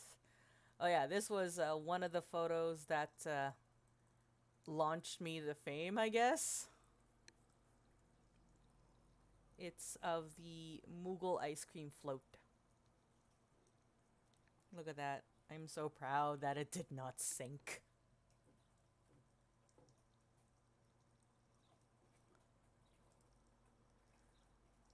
And of course, this is the Rocky Roche.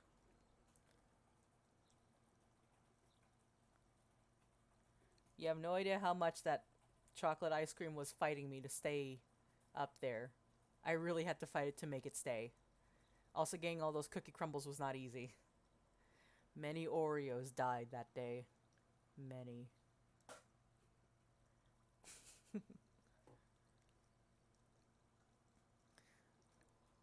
Oh yeah, when I made some omu rice because, hey, you can't be a cafe and not make some omu rice. Man, I gotta redo that again someday. I mean, this is cute, but I'm gonna have to redo omu rice at some point.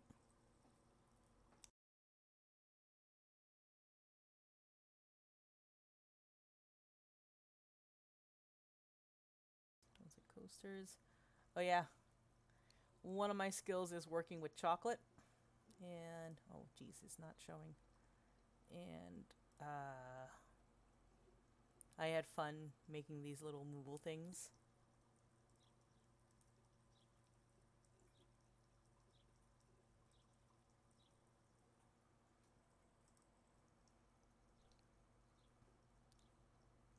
And of course, some Moogle burgers.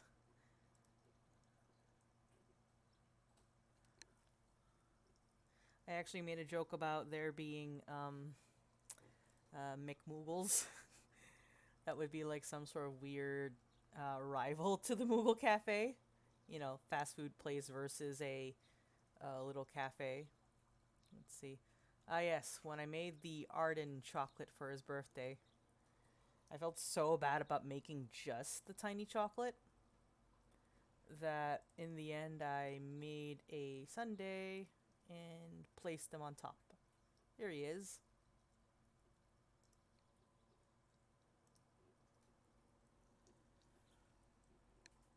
Here's a little guy.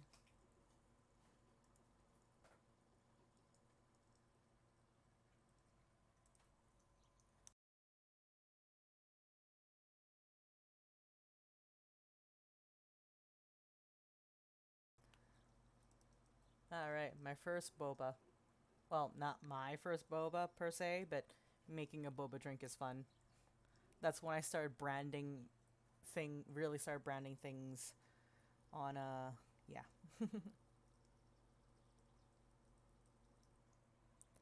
Have a good day, Hio. You enjoy. See you soon. Alright, when I made a Red 13 cake, and we had all the steps from the loaf, and then the eventual cutting and shaping. So this is what red looked like underneath. And then he became this. After a lot of crying and struggling with icing and chocolate. And of course, I put an actual candle in his tail because it just made sense.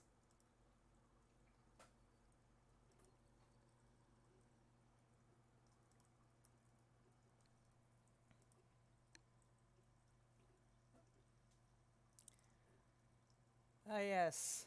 I think we all know what this is, right? You guys do know what this is, don't you?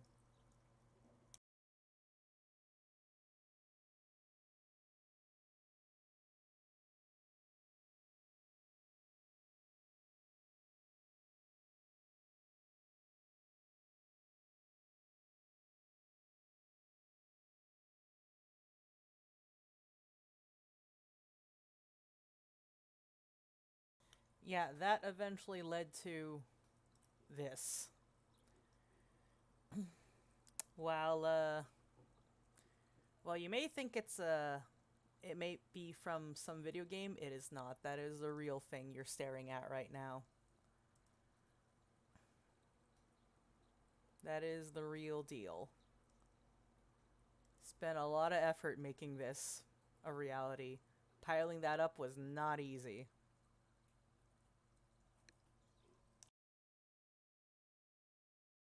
It tasted really good, by the way.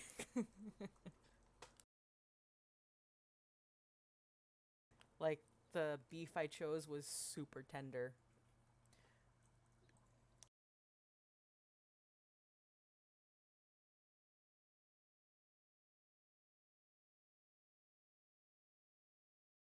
Ah, yes, the cake pops. Can't forget the cake pops. I know it looks like it's from the game, but it isn't. It's real.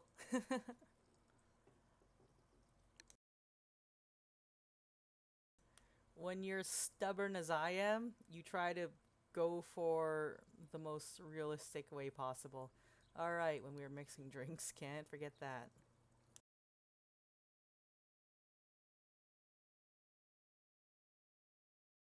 I mean, sirloin steak, beef Wellington? Nah.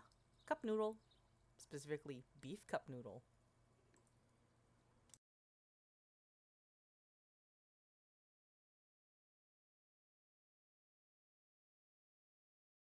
But yes, there is quite a bit of history here now, all the way from April, so it's been about almost 4 months since then.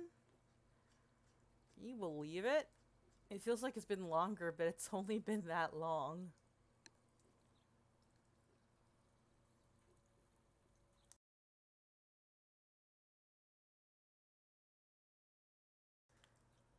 And of course, doing some of the food challenges, we get stuff like the stuff jalapeno.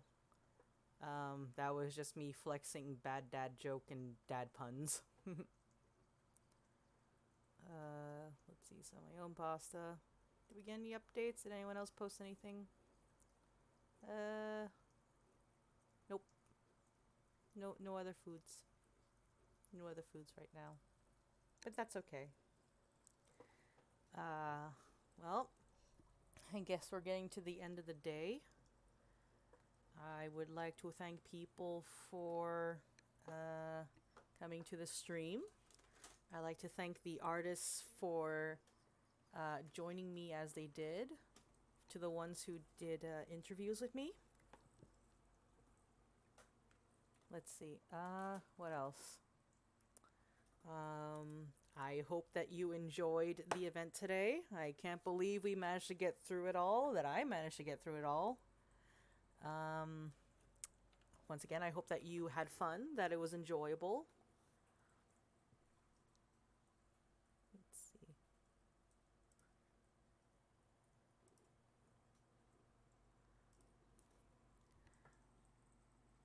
see. Yeah, I thought it was much longer. That's that's how it is. I'm about to, let's see. I'm about to draw the names for um, the grand winner of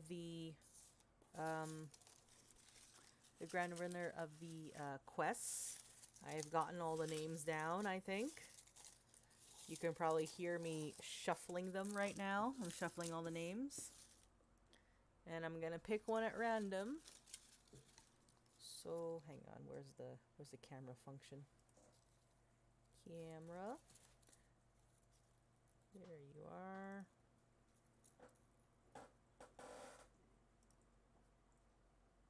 Let's see.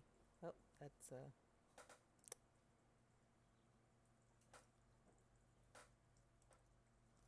okay. So here we are.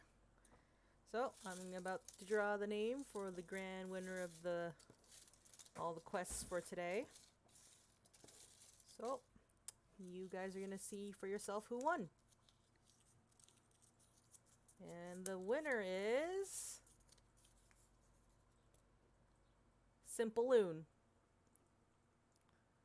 So I will post this up on Twitter later because I'm not sure if Loon's even watching right now. But yeah, thank you so much for participating, everyone. I had a lot of fun. I hope you had a lot of fun, and that you will continue to support the Moogle Cafe. And I hope to see you guys soon for the next event. I'm gonna keep the Artist Alley open. Not the Artist Alley, but the virtual venue open, since a lot of people expressed that they liked using it and playing around in there. So I won't shut it down at all. And you're welcome to keep playing. So anyways, thanks so much. And thanks for tuning in.